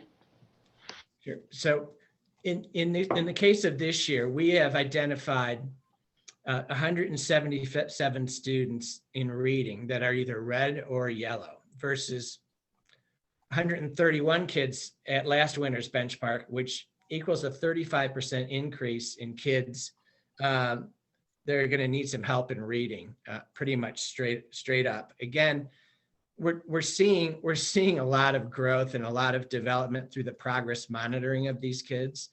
We're making sure that as they seem to settle in, they seem to be doing better on just those progress monitoring probes that we administer a couple times a week when we have the kids here in person. So that's just one piece of an otherwise complicated puzzle. If we could go on to the next slide. Here's our kindergarten snapshot. I would be remiss if I didn't say really kind of the amazing job all of our teachers are doing and our interventionists, and how hard people are working to try to get the kids comfortable and get them ramped up and to begin to start to really get their legs underneath them academically. And like the other schools, so we anticipate a very, very different story in the winter time. But the winter isn't here, the fall is. The pandemic is a reality, and we got a lot of work to do. In this case, it was a last minute addition to the program, but it shows pretty clearly about the reading proficiency of our kindergarten kids in the blue and the green. And you'll see an 8% group that is in an urgent need. And then that yellow group is, and also needs to be watched very carefully. We've had a lot of success working with young kids early on with an all hands on deck tier 1 approach. We can move the needle pretty quickly, we've found in the past regarding some of our youngest learners. If we can go to the next slide, please. Now, this is that year over year group that we were talking about earlier this evening. And this is a pretty compelling slide, and it tells when you look at this same group of kindergartners last winter, only 8% of them in the red, and now at 47%. It pretty much tells you all you need to know about the difficulty of teaching 5 and 6 year olds during a pandemic fully remotely. So that is what it is, but I'll share with you in a bit what our approach is. You can see that 72% of the students were at grade level last winter time, and right now that number has almost been halved. So that's a concern. Next slide, please. Thank you. This one is a little bit more stable. You do see a 63% of kids at grade level slipping down to 57%, and the reds, yellows, and greens remaining somewhat steady. If we could go to the next one, please. Okay, these are our third graders measured against their performance last winter. 77% of the students at or above grade level in the wintertime slipped down 10 percentage points to 67% in the fall benchmark of this year. In grade 4, as third graders, and we had 16% in urgent need, 13% also in need, and then we had greens and blues at 73%, and that number has slipped down to 67% for our 4th grade readers. So I want to share with you some of what the approach looks like when we have numbers like this. The first thing I want to share with you is what's called an instructional planning form. Not only is STAR an assessment tool, it also gives you pinpoint reports on each student on their deficiencies. They're called focus skills. But one way to approach it, certainly at the classroom level, is to then look at the kids that have like focus skill needs and to begin your classroom and your small group instruction around the focus skill needs to get the kids to the next level of testing. We also have implemented a program that's called Heggerty, which is about phonemic awareness and what a vital part that is to reading.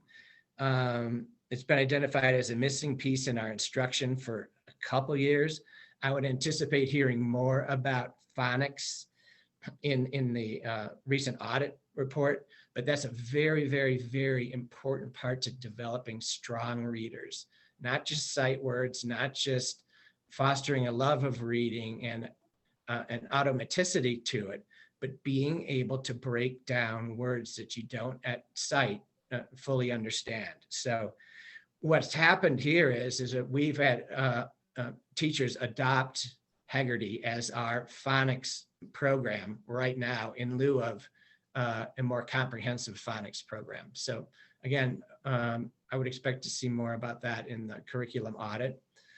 We also utilized Lexia, and Lexia was one of those rare things that came out of the pandemic that was a real positive thing for our kids, because we could really do some good reading instruction online, which is really something we struggled with, particularly in April, about how to be effective with that.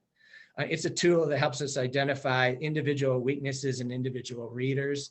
It can even jump the student out of the read into a mini lesson to focus on that skill that's lacking.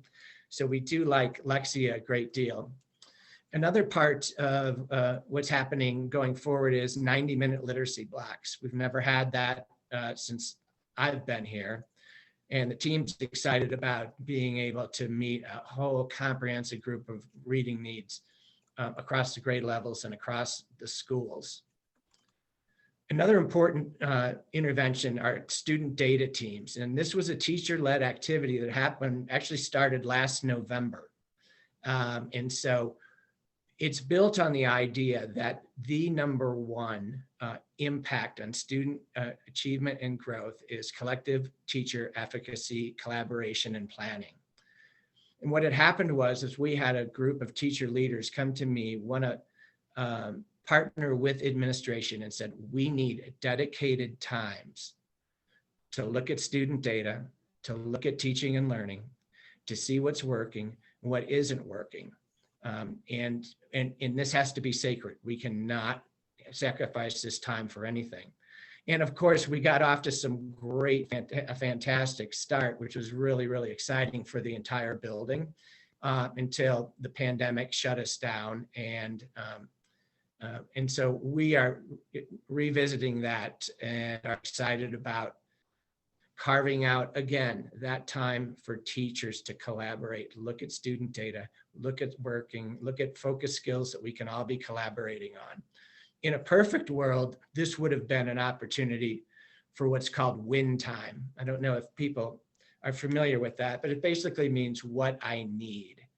And so what you can do in a non-pandemic model is that you can flex the kids and send them to different groups during math time or MTSS time to say, wait, everybody's struggling with 3-digit subtraction. So we're going to go to this classroom to focus on that. And while other kids' focus groups would go into different classrooms. What that means now is it has to be differentiated and has to be done within the classroom, which it can be, but it presents a few more challenges than flexing kids through win time. We also progress monitor our kids. We've got this data. We know where they are, and we're checking in twice every week to get more data to see if our curriculum is having the impact that we expect, or our reading plan is having the impact that we expect. And if it isn't, we have to change it. And then lastly, which was brought up, was letters, which is professional development. But it's quite extraordinary professional development. It's really about teaching the science of reading. It is not a curriculum. It's about teaching the science of reading.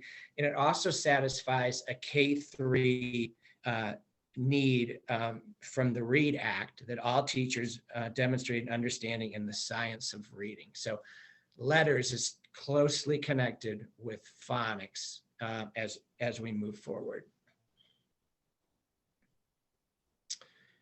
Here's some STAR math. Can I ask a reading question, Chris, before you go on? Absolutely. Since we're on that. The 90-minute literacy blocks, is that in the current hybrid model? And what were you doing before? And how will that change when everyone's back on the 26th? Yes, it is. It's been more like an hour, Katie, in the hybrid model, and scratching and clawing to get that hour in. This is for when we welcome all the students back full time going forward. Okay, and is there so has any of this been able to be implemented while you're in I mean, I understand the hybrid is a lot of extra work in the current model for the elementary school. Have you been able to implement any of this to address some of those issues, or is it really all kind of? No, it's not all wrapped together. Lexia, Haggerty, small group instruction, and instructional planning forms have all been in place. The data teams we'll have planned going forward. Progress monitoring is happening. And the letters professional development, excuse me, we had a second large group of teachers sign up over the summertime, so we're pretty excited about that as well. Okay, thanks. Here's the state STAR math data against the district benchmark. That's a key term. You'll see that we had 46% and 16%, which is, I've written down somewhere, should equal 62% that are at or above the district benchmark.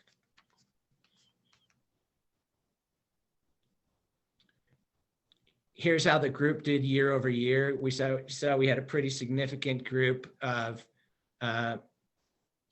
kids in the green and the light blue. And then we've obviously, from the pandemic and taking a look at this, those groups have gotten smaller, and our intervention groups have gotten larger as well. A lot of this, though, I don't want to send the message that every child who is in red or yellow is being given services by our interventionists. The numbers don't add up, as we alluded to earlier. It's absolutely impossible. And B, good, solid tier 1 instruction serves us year over year over year over year. So with the help of a literacy coach, with the help of a math interventionist, they would come into a classroom and say, here are some of the strategies that would be most helpful and most impactful for this group. And so that's how we approach, again, these large groups and numbers of kids that are in the red and yellow. In this case. Can I just interrupt and since you said it was district benchmark and the other schools we looked at state benchmarks? Yeah, the next two slides you'll see, Katie, are state benchmark. And the reason that occurred and we reported this way is that the data program that we are using was measuring our kids, our first grade kids against the third grade proficiency of STAR. So that wasn't very informative to us. Okay. Here's our third grade data. You see a major step back for this group. Going back to last year, where we only topped out at 36%, this would have been the middle of their second grade experience. So this requires, is a major concern and requires a lot of immediate attention from our team. Now, this is third grade data, but it was captured days into their third grade experience. So a lot of slide associated here, I believe. In our fourth grade, we can see a step back also on the meet and exceeds in math as well. Again, really relying on a lot of the grade level planning, instructional planning forms, and targeted focus group teaching for our kids to get them in a better place for the winter time. You'll see many of the same strategies that were applied in reading apply to math as well. Again, the instructional planning forms, I can't tell you how valuable those are, because you know as a teacher that, hey, you know what, our kids are all struggling on this. And so as a group, you get together and say, okay, well, what are we going to do to get them caught up and moving forward? So those are excellent. Again, small group instruction for targeted skills. We have math seeds and mathletics. Again, that was actually another one of the rare positive things that emerged from the pandemic instructionally, is that students online can take math seeds for grades K through 2, and then in grades 3 and 4, mathletics, where you can target specific skills. So if that instructional planning form is telling you that that 3-digit subtraction is a problem, you can assign as a teacher that to your kids and have them complete that online. Darren, is that something that is throughout the buildings that those exist, or are those forms only relevant in the elementary school? No, there's an independent practice piece that can be assigned online through all the grade levels. They go by various names. I think like, Zern, and then I think IXL and some of the other math pieces that kids can have that are targeted to where they are as interventions can all be used throughout. And I mean think the instructional planning form. Yes, those are available for any time you administer STAR. Yeah. Oh, yes. I'm sorry. Yes. Regardless of the grade. Okay, so we can, that might inform, can you go back historically and find out kind of where it was and where it is? I mean, that might help us in this evaluation. Sure. Okay. The other piece that we have here is Zern, and Zern is the skills mastery piece that is part of Eureka Math. Again, it's something that kids can take online to really get those skills sharpened up and get their speed and automaticity and their numeracy knowledge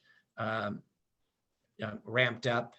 And then we also have a math recovery professional development, which again allows teachers to give targeted interventions for students that need interventions, but also require enrichment. And it's an excellent tool for that as well.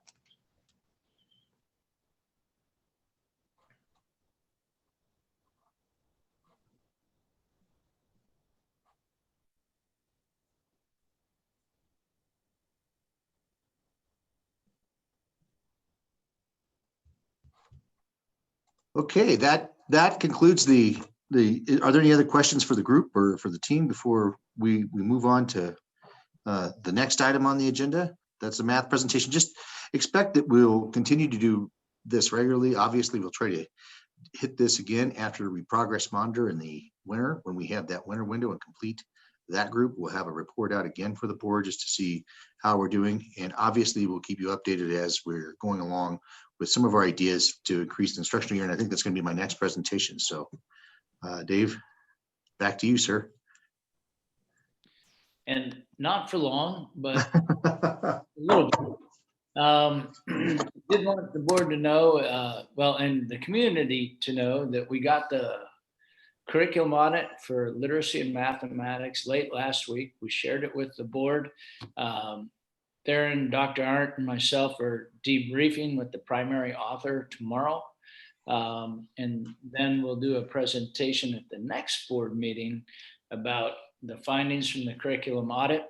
Our goal is to have a fully articulated proposal together, probably January, February, I would think, to make sure that everything's making sense based on the curriculum audit. And As part of that curriculum audit, there was also a request to try to back map some of the longitudinal data as to what was going on curricularly within the district. So we will take a stab at that. It'll be an interesting historical look at some of the initiatives that the district has been running the last few years. So we will definitely take a stab at that. The other thing that we were asked to do was to look at trying to find some more instructional time. Obviously, we lost a lot of instructional time last spring and that sort of thing. So Theron and Linda and myself, we took it to the principals meeting. We've looked at a number of different days.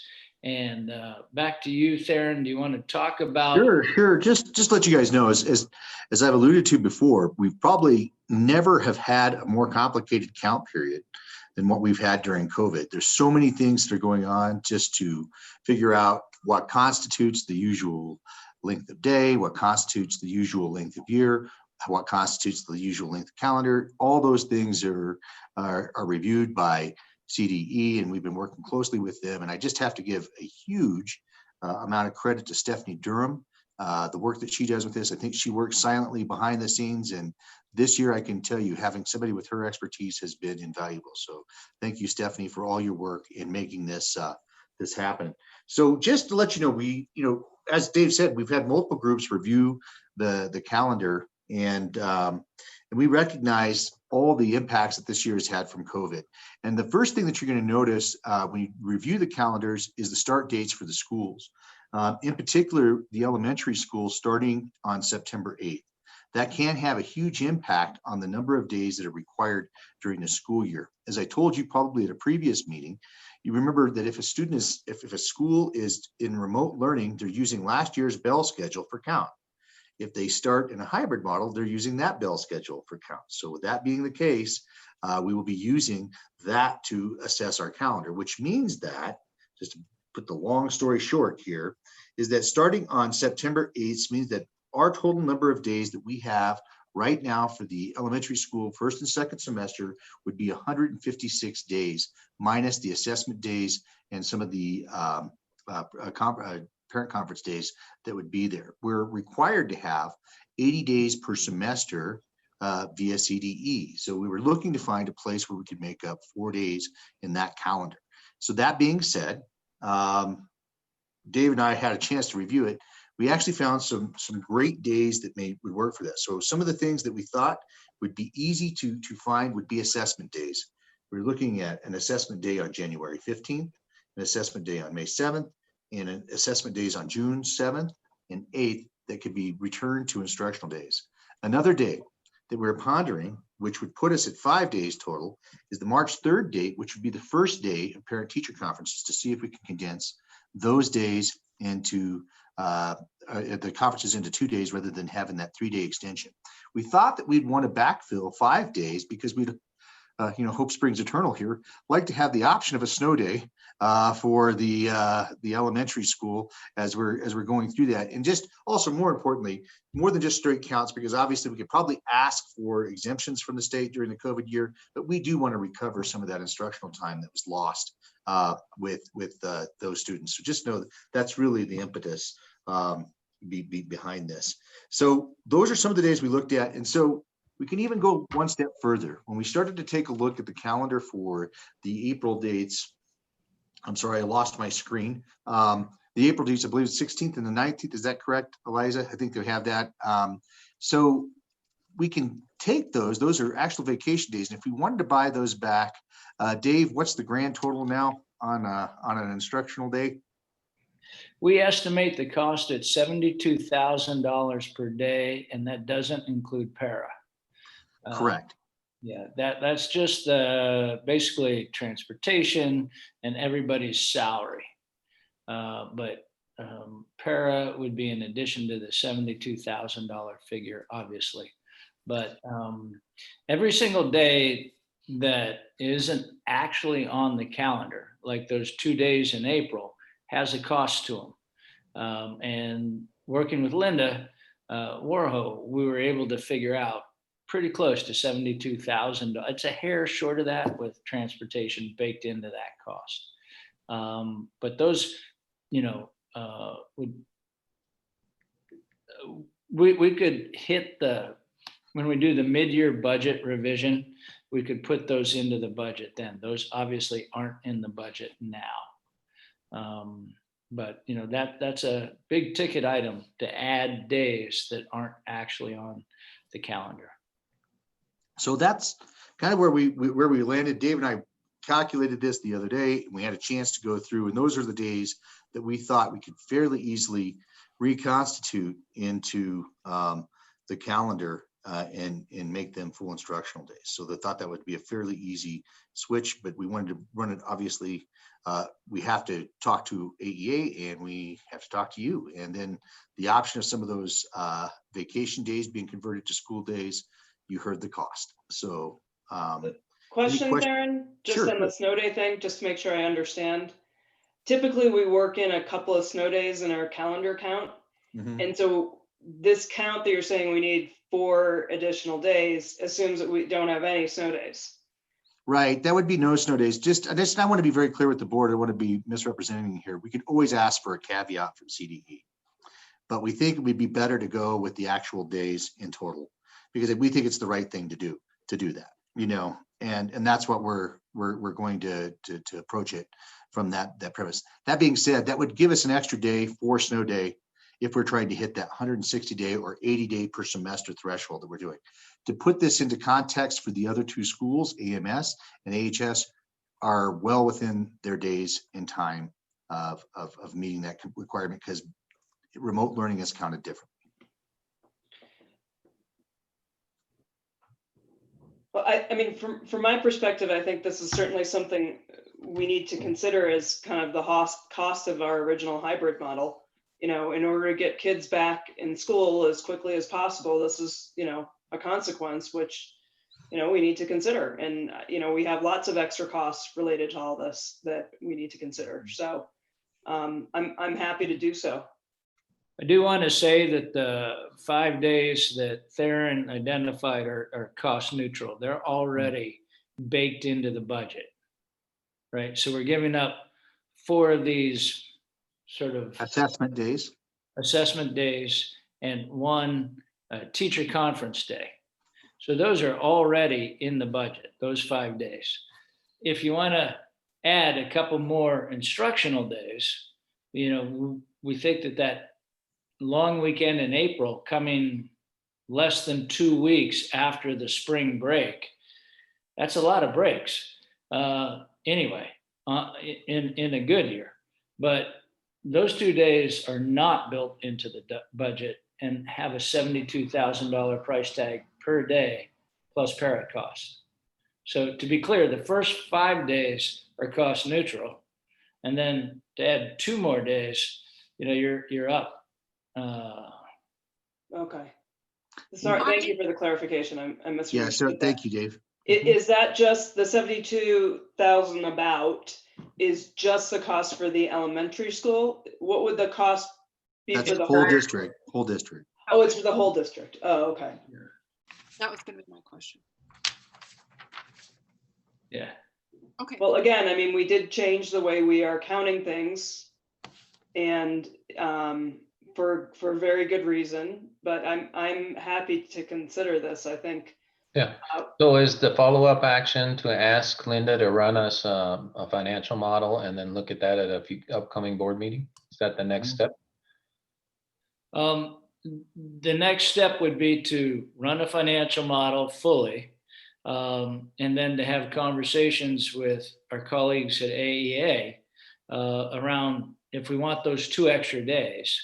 And, you know, and then what we would bring forward is either a 5-day or 7-day addition to the calendar. But we wanted to get this to the board as soon as possible from a planning purposes, so that the community is aware that we're contemplating taking the long weekend in April and using that for education.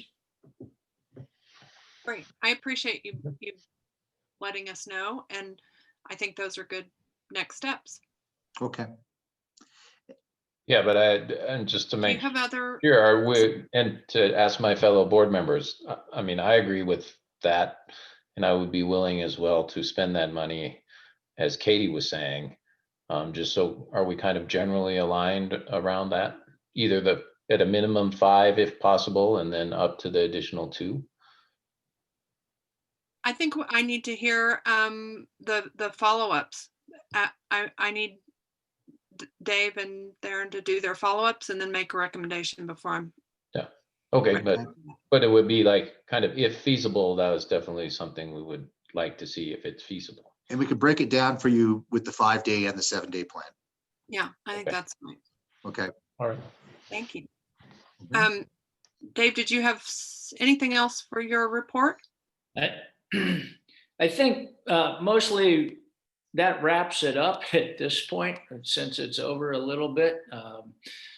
And we'll roll the sort of normal update from the elementary, middle, and high schools to the next board meeting. Okay, we have their written updates as well, which is nice. So that's good. Mhm. Awesome. I'm good. Okay, thank you. Well, All right, let's move thank you, on. guys. We have 5.2 real quick. We've got an AEA update, and I think Marnie is gonna give us that potentially. Okay. Nope, I'm gonna do it tonight. You get to Great. hear from me for a change. So good evening, everybody. Thanks to all our participants for hanging in there. It's been a long meeting so far. I'm gonna go as quickly as I can and still get my message across. So AA continues to talk with membership about safety in our schools and what needs to be done in order for our schools to be safe in this COVID crisis for kids and for staff. We did conduct another survey last weekend, and in that survey, just briefly, 75% of respondents had concerns about the readiness of their school or building, including social distancing, lack of hand washing facilities, shared bathrooms, social distancing on buses, and understaffing, including lack of subs. Staff remains unsure and confused about their roles and expectations in the new teaching model beginning October 26th, with 64% of respondents saying they range between unsure and very unsure of their responsibilities. People just don't know what it is that they're going to be doing and how things are going to work. 77% of staff support requiring at least 6 feet of social distancing in the schools for safety of staff and students. We keep hearing that 3 feet is probably okay, but it's definitely not as good as 6 feet. Only 16% of respondents trust Aspen School District to keep them safe. And I think that's a pretty staggering number. An example of that is the article that was sent out by the district called "Why Schools Aren't Super Spreaders." And as I know that you guys all have heard, that was written by an economist, not an epidemiologist, not a doctor, not a public health official. Economists are not experts in public health. They're just not. Finally, 45% of staff is considering taking a leave or resigning or retiring from the district if the reopening plan moves forward. This is unsustainable. You are asking people to choose between their lives and their jobs. We still have open positions to hire from the summer. We cannot find enough subs to fill even our current needs. Staff are already burnt out in the middle of October. Our members are scared and feel unheard and supported by this administration, this board, and by the community. We are literally putting our lives on the line to educate our students, and we are being continually told that it's not enough and that the simple things that we're asking for are unachievable and inaccessible. So to that end, AEA has a petition that I have delivered to you. It was sent by email just before the board meeting. It was signed by 169 people in 5 days, and it reads this. We, the undersigned educators and support staff of the Aspen School District, demand a safe return to school that accounts for the needs of all students and staff. While we understand that these are unprecedented and trying times, staff deserve a voice in determining what our working conditions will be. There should be clear science-based protocols in place that determine when it is safe for schools to open, to be hybrid, or when it becomes necessary to return to virtual learning. This should include at minimum that all individuals are able to maintain consistent social distancing of at least 6 feet, a written public plan for COVID-19 protocols, especially regarding safety practices and the transition between different learning environments with clear scientific markers to change between learning models. That any plan must be developed in concert with AEA leadership and membership to ensure educator and staff voices heard, and that all schools remain on a hybrid schedule until such a plan is developed. These protocols should not only be based on local COVID-19 cases and community spread, but also account for the natural ebb and flow of the academic calendar and allow a minimum of 3 weeks notice and planning between transitions from virtual to in-person environments. If the response to this petition is not deemed adequate by membership, then we will be compelled to consider further actions. Currently, the burden of weighing health and safety against education and employment is falling on individual families, teachers, and staff. This is the opposite of safe or equitable decision-making. We demand leadership from our school district's leaders. Prioritize safe and equitable school openings now. There are a number of comments that people made on the survey, and you can read through those. As I said, I emailed that to you. And so we, as AEA, the membership is requesting the following. We need markers. We cannot just be looking at the color of the state COVID dial. The color of the state COVID dial is not going to change. I have had a number of conversations with people in public health, and I have, oh no, did I close it? There it is. I have a document to share with you, so I'm gonna put it up on my screen real quickly. If we're counting on the color of the COVID dial from the state to determine our learning models, we are going to get ourselves into a very dangerous situation. This is a public document from the state that says that the likelihood of the color changing will happen only after 4 weeks of increased data, of increased cases, of increased hospitalizations, and potentially increased deaths. The state will work with and monitor and try to mitigate with the local public health agency before they move the color. So we're asking that the district not use the color. Sorry, I'm trying to stop my share. There it is. Not use the color of the COVID dial, but instead use the individual metrics that are on the COVID dial in order to make decisions about when it is safe to open. Specifically, the 2-week cumulative incidence rate, the 2-week cumulative incidences, the 2-week positivity rate, the hospitalizations, and the community spread. Those first 3, aside from community spread, are the ones that the state includes on its COVID dial. Again, not looking at the color, but actually looking at the numbers, and then looking at community spread, because everything that is recommended by various organizations says that community spread is one of the most important metrics for whether it is safe for anybody to be doing anything during this COVID environment. So we are asking that those are the 4 things that we be looking at as a district, and that all metrics should be stable or declining for 2 to 3 weeks in order to move to the next phase of opening. We do not have that plan. We don't have any idea at this point in time whether it is what data we're looking at as a whole and what exactly is safe to move from one plan to the next. Other districts do. Many other districts have that kind of specificity written down and in their plans. Roaring Fork has it on a document on their website. That's the kind of specificity that we need to be looking at. I appreciate the increased detail in the plan that we have gotten, that the staff got on Friday and that is in the board packet. But just as a comparison, it's half as long as Roaring Fork's plan and lacks many of the details that Roaring Fork's plan has, including cleaning protocols, the kind of data we're asking for about when it's safe to move from one metric to the next, et cetera.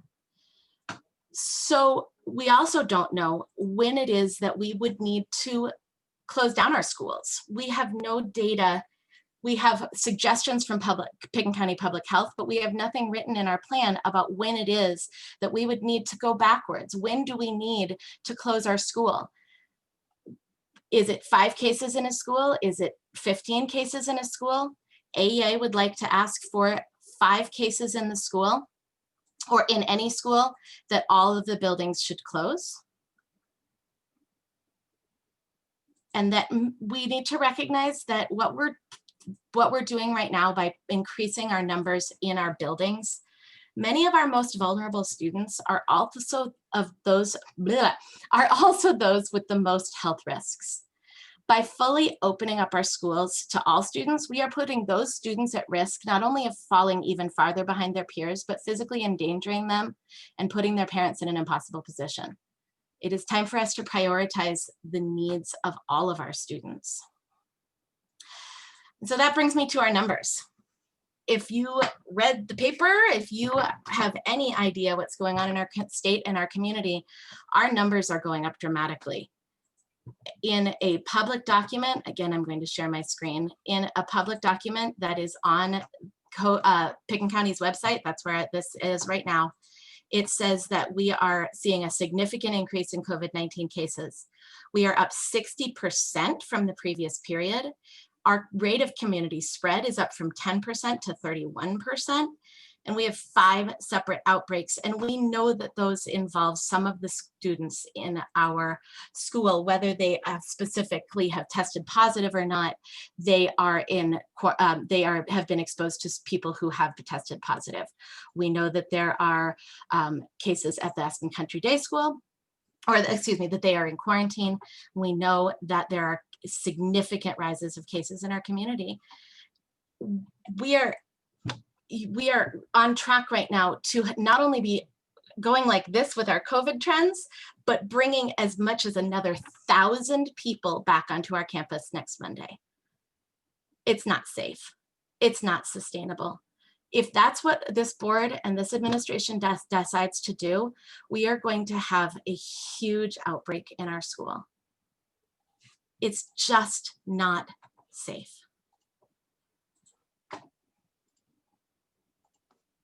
The other thing that we want to point out is that the being in and out of school and going through transition after transition is not good for anybody.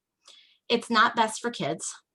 Kids deserve a stable schedule. It's terrible for educational models, and it's impossible for families. So that's why we're asking for more time between models, 3 weeks to 4 weeks between models, so that we're not bouncing kids into school and bouncing them back out and bouncing kids into school and bouncing them back out. That's impossible for families to plan for. It's impossible to plan for educationally, and it's not what's best for students. Can I answer any questions or any comments at this point? Yeah, so over the summer, there was talk of AEA wanting us to have a vaccine before coming back. Is that no longer on the? That was never a part of our requests. Okay, there was some, okay, in July, August, there was, great, not a formal request to have the vaccine. Excellent, excellent. I suspect, Susie, that for some people who have physical health accommodations, that kind of request is necessary before certain people with physical disabilities may be able to be back in the building, but not as a formal whole. Great, thank you. I have a question, Marty. On your document here, you said the request is and that all schools remain on a hybrid schedule until such a plan is developed. Which hybrid schedule are you speaking of? There is only one hybrid model as far as I'm aware of, Katie. So that's the. Well, no, there's a hybrid model right now at the elementary school and a hybrid model that's being implemented on the 26th. Are you referring to which one? So for all schools to be on a hybrid model. Does that clarify?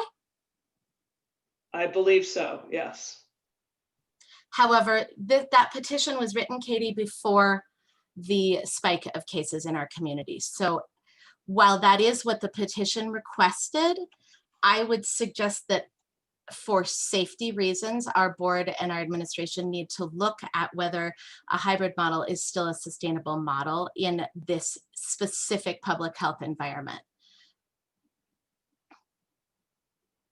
Okay, but we received this about 15 minutes before the board meeting, so is this not what you're asking for now? No, that's not necessarily what I'm saying, Katie. What the petition says is that until a specific written plan is developed, that all schools should be on a hybrid model and no further, no more in-person than hybrid. I am additionally suggesting that it may not be safe, but I am not an epidemiologist, as none of us. And so I am suggesting that Pickens County Public Health, in consultation with our schools, should tell us whether it is safe for us to be in a hybrid model. Okay, I also have another question. Just to clarify, it says, "We, the undersigned educators and support staff of the Aspen School District," but then there's a number of people who are not staff.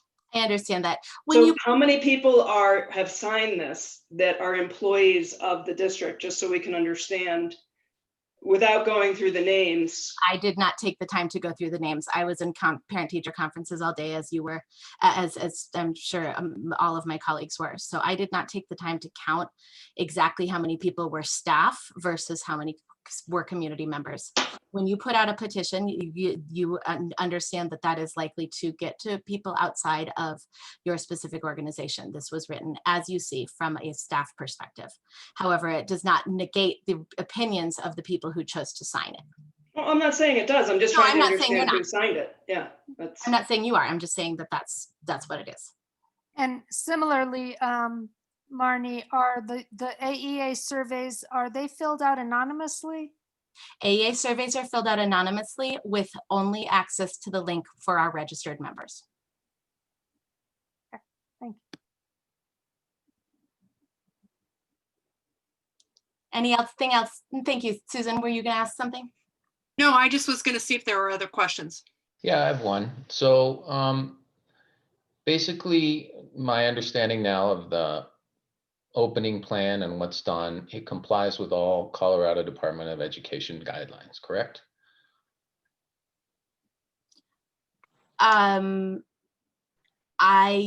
Most of the guidelines, Jonathan, are all recommendations, and they are not hard, fast, it has to be this way.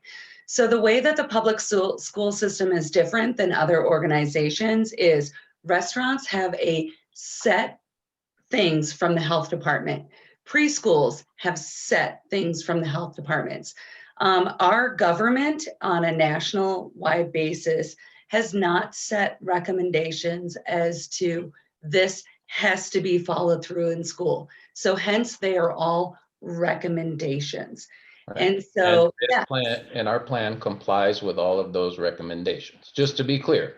Currently, the space does not meet the 6 feet recommendations for all class sizes. But it meets the 3-foot rule that is in the Colorado Department of Education guidelines. Well, and again, that's a recommendation, and it also recommends that if it's possible that 6 feet is preferable. Yeah, preferable if possible, but 3 to 6 feet is fine. I mean, I think the community needs to know what's in the guidelines, and that the plan complies with the guidelines, and the plan complies with the Colorado Department of Health's, guidelines on when you can open and when you should be in hybrid and all those kinds of things. So I think it's fine for AEA to ask for additional things. I'm not discussing that. What I would say is that the current plan meets with the Colorado Department of Education guidelines. And it is what it is, right? Can I jump in on that? I don't believe, and I could be wrong, but I don't believe that the CDPHE has given a specific guideline on when the schools can be in certain models. Well, it So says, I could be wrong on that, but that's my belief. I don't believe that the CDPHE has said, okay, well, if the state is at a certain metric, then we should be in a so certain. let's clear this up. What it says on the website. Thank you. at the level we're at, safer level 2 concern, it says in-person, hybrid, or remote as appropriate. So those are all models in the current phase. Well, that's absolutely true. So it gives us the choice of which one makes the most sense for the safety of our students in our community. It Right. does not say that you have to be in hybrid for this model or in person for this in this environment. It gives our board and But our it says if you want to have in-person, that is acceptable. it says that it's an option. Yes, okay.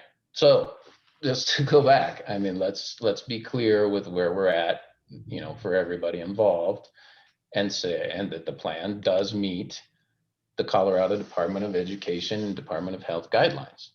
Yeah, and what we're Okay. asking for is to have the metrics that help us know when it is safe to be in a certain environment and when we need to be in a different environment based on public health. Okay, but those metrics are clear. They're there in terms of what it says right now. I mean, right now, it says we're allowed to open and do in-person learning under the guidelines, right? It says we're allowed to, yes. Yeah, Excuse me, okay. something So in my mouth. It says we're allowed that's to. the reality of our situation. If it was higher, then the guidelines say, no, it's not recommended to do that. Well, actually, again, I'm not looking at the website, but Okay. what we are asking for, and as I have said, many districts have given this Okay, information. but I'm trying to nail down what the reality is here. And yeah, so you are asking for additional assurances above those guidelines. That's what you're asking for. And you're asking to Clarification. I'm use, not sure I would call them assurances. I don't think there's anything assured in this world, but I think okay. a clarification Well, but of 6 what that feet, information. asking for assurances of 6 feet is a deviation from the Colorado Department of Education guideline. That's the reality. It's not a deviation. It is a preference, but the district is choosing to prefer 3 feet and the membership is choosing that 6 feet is safer. There are choices in that document between 3 feet and 6 feet, and the membership is saying the choice of 6 feet is what is safer for students and what is safer for staff.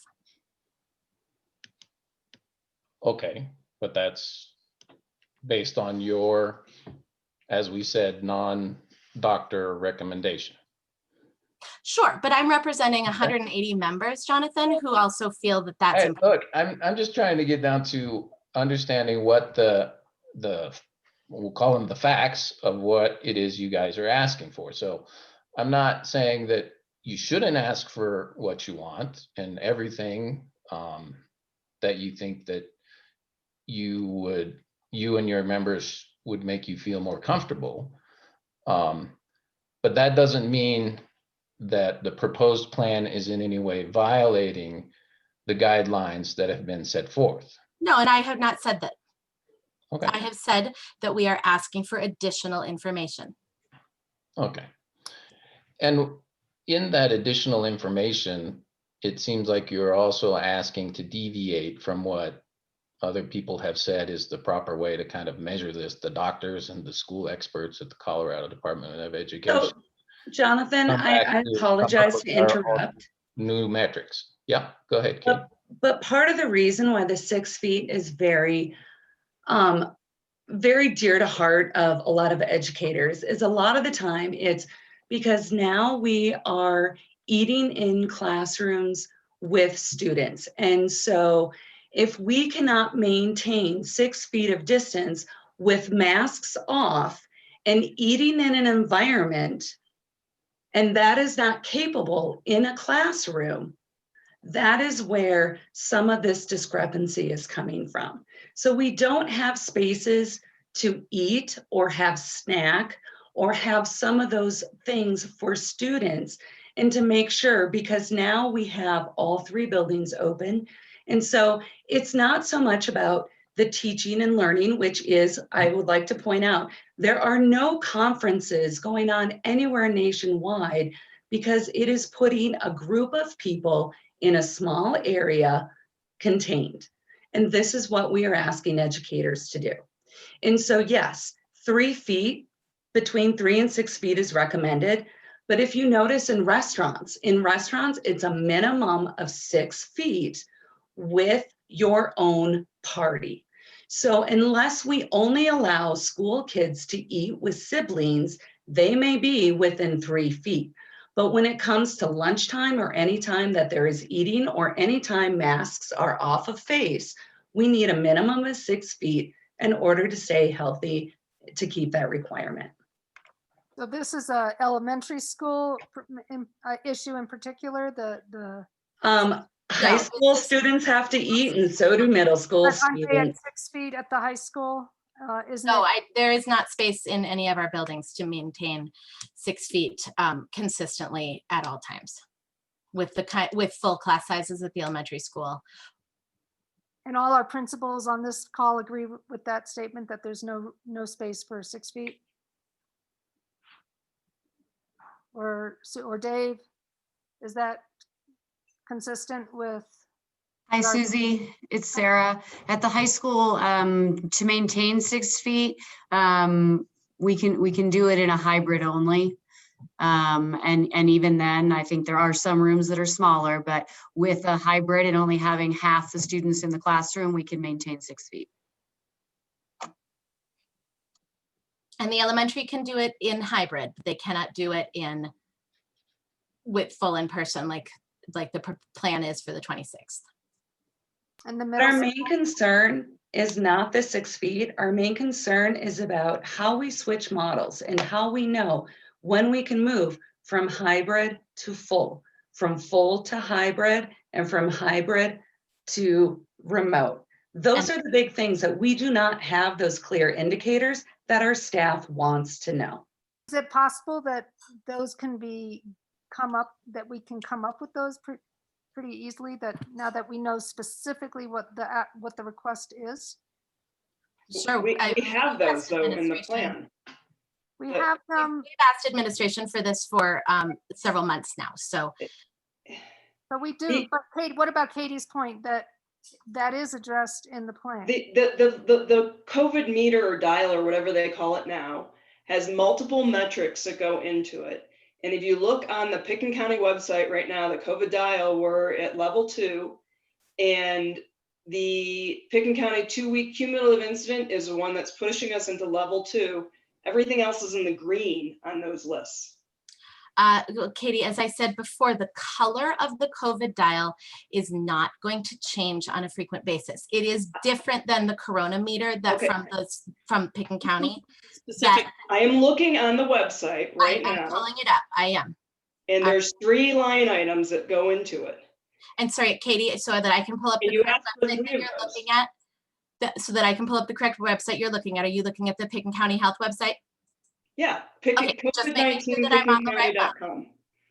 Just making sure that I'm on the right one. So I see that it is right now, the COVID-19 dial, which is pulled from the state data, is in the yellow, and that the data is, yes, I see what you're seeing. But if you look at the COVID-19 stats button on that page, Katie, you will see, I think this is how I got to it earlier today. Yes, you will see that the information on this page has much more detail. And until we started this meeting at 4, that data was all from the 17th or the 18th. So it was not updated over the weekend. It's from the 18th right now, and the little yellow line's going down. My point is this data is reflective.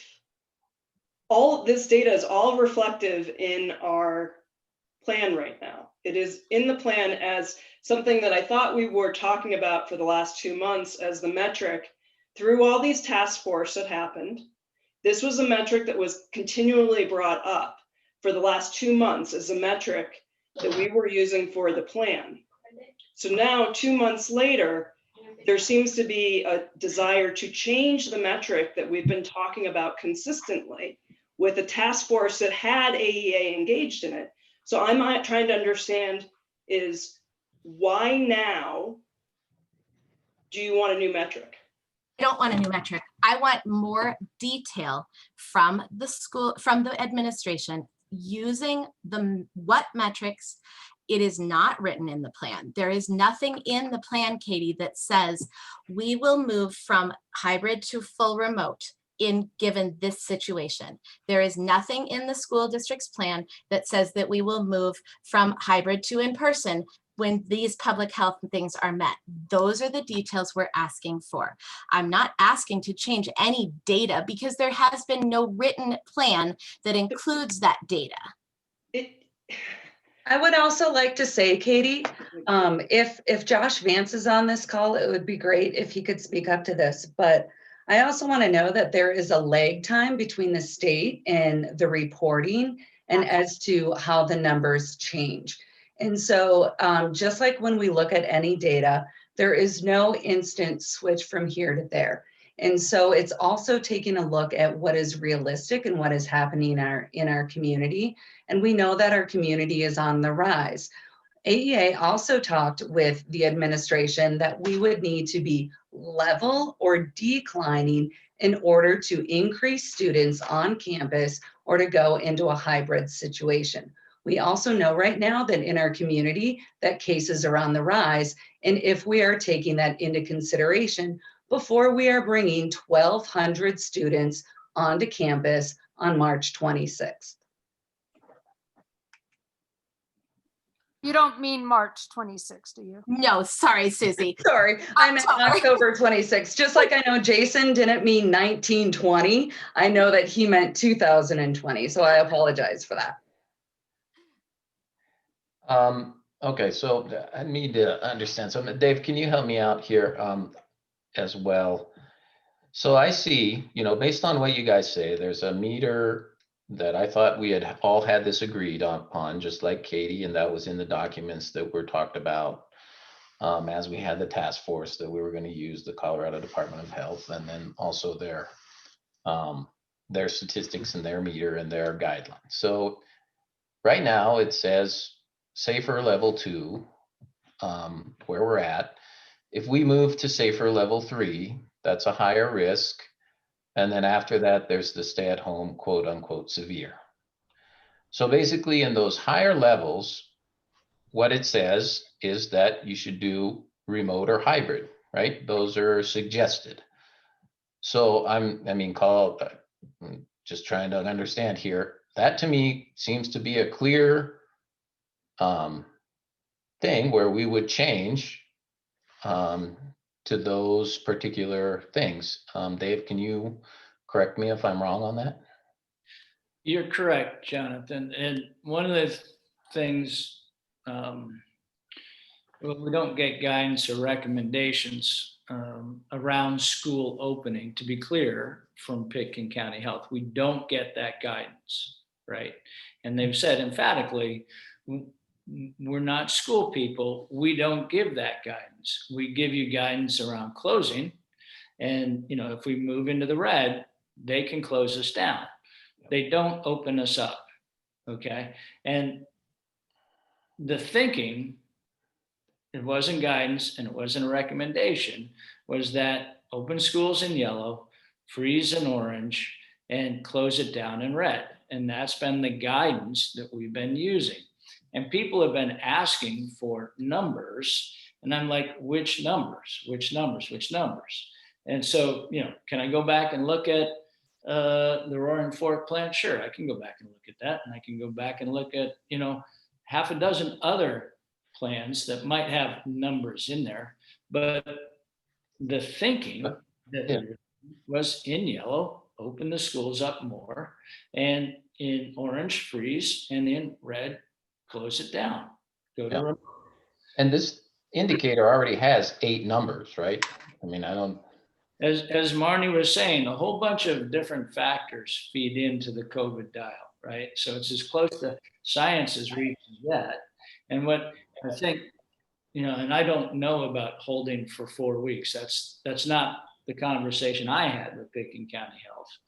What I had was that they're trying to avoid spikes, right? So we had a spike where we went into blue back when we had a COVID. And, when I looked at the data for today, We didn't have any cases today, and we were down by half from a week ago for the week thus far. So, you know, there's a volatility to it. And so they're trying to, that's the best that I know right now. I'd also like to point out that we agreed to use the Pickens County Health COVID meter and not the state COVID health meter. And that the Pickens County Health meter had 10 different parameters than the state.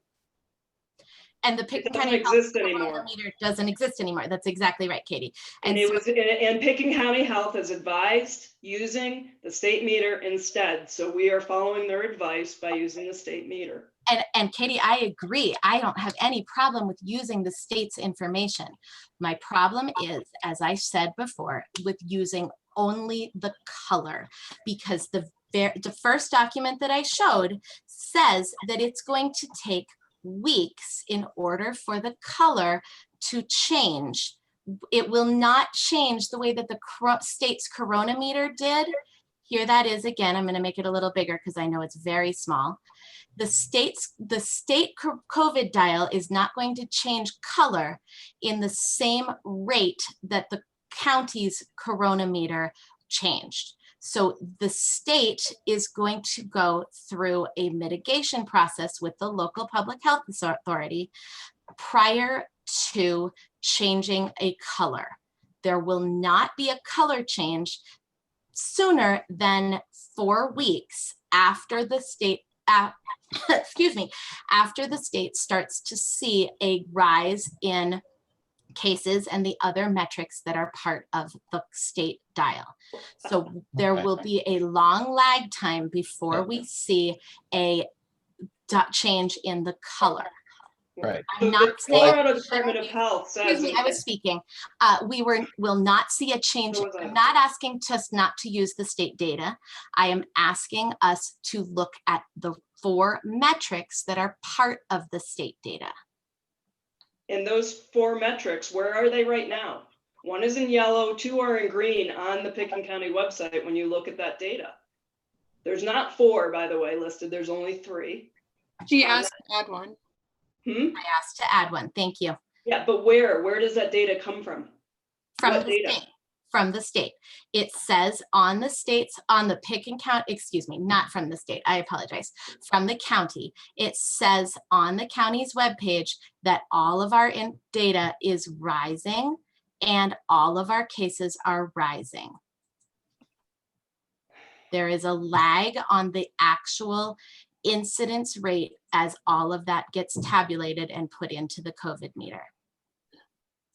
Well, the reason that there's a lag is because it counts a 2-week interval. So the change, if you go into the detail, it has to have a 2-week incidence of being over, let's say, the percent positivity 10%, and then it moves to the orange. Susan's right. The data has a lag built into it. And what it's doing, it has 2 weeks of data by definition. So then you want to wait another 3 weeks. That's 5 weeks of data. We're going to be in spring break before we can go back to school. If we do Katie, that. I'm looking at the Public County Health website that says the 14-day rolling average has been increasing since September 14th, with cases up 60% from the previous period. Community spread has increased from 10% to 31%. That's the data that I'm looking at. I'm not here to argue right now whether we are increasing or decreasing our cases. That's not what I'm here to ask for. What I'm here to say is that we need to have clear metrics so that we don't have to have this argument, so that we can say, like Roaring Fork has done, like many school districts across the country has done, that we are at this data point. But let's talk about. Excuse me, Katie, I wasn't done. We are at this data point and we need to do this model because of that. That's the plan that we're asking for. We're asking for a written, detailed plan. Okay, so if I may speak now. Sure. Yes, I hear that. Let's put that on hold for a second and what those metrics are. Let's look at the other things you've asked for at the top of the document that I feel like we've already addressed, but here's the issue. I want to make sure that what we think we have given you is not something different than what you're asking for, because you've asked for a written public plan. Dave went over that earlier. We have a Sure. very detailed written public plan. It lacks the specific. Let me finish, please. May I please finish? Sure. I was trying to respond to your question. I'm not done yet. Let me finish. Any plan must be developed in concert with AEA leadership. We've had no less than 2 task force over a period of 2 months. August, longer than that now, 2.5. We started in August. It's 3rd week in October with multiple voices. So suggesting that we haven't had teacher or AEA voices in this, I think is very disingenuous. Very disingenuous, because people have been involved. We've had 50 people on these groups. Tons of people have been involved. So that's the second thing. And yet you're still asking for it. So I'm not clear on where the miscommunication is with this. Let's see, what else? The data you talked about. And then there's I'm still looking to see where you guys mentioned the children in this and where it comes in with the issue of all the STAR data that we just looked at today and the huge slide we've seen for these kids. 95% of our 5th graders are below grade level in math, 95%. And Liz Meter said today that we need to be back in school in order to address these issues. So where does that come into these questions? Where are the kids here? So those are my questions, if you could address those. Sure. Are you done now? I just said I was done. Thank you. So to answer your first question, the detailed plan is not detailed enough. It lacks the things that we have asked for. It lacks significant details, as I mentioned already. It is not nearly as detailed as the other plans that I have read from around the state.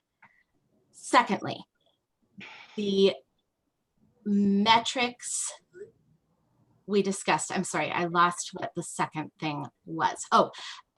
There is a significant difference between including teachers and listening to teachers. The fact of including teachers in discussion and actually listening to what the educators in the room have to say is where we clearly have a disagreement. Finally, the students are mentioned in the petition that you are referencing multiple times. The safety of the students is mentioned repeatedly. I had not seen the data that was presented tonight until it was presented tonight. Are there significant issues? Absolutely, there are. But that does not mean that we don't want to deal with them. And I would like to read you this quote. The pacing of our teaching has to be set by the learning of our kids and not by a calendar. So for us to look at a specific data point and say, well, kids should be here at this point. Every child in the country is dealing with the same issues that we are dealing with here in Aspen. Just because we happen to have a wealthier population and a more beautiful environment does not mean that we are immune to those. And so yes, we do need to deal with those, but we will deal with them. That is not what we're discussing here. We are simply asking for things to be safe. Well, and I appreciate all that comment, but we went through this long presentation of all these items that are helping us mitigate risk. We have 400 plexiglass shields that will make it safe for people to eat.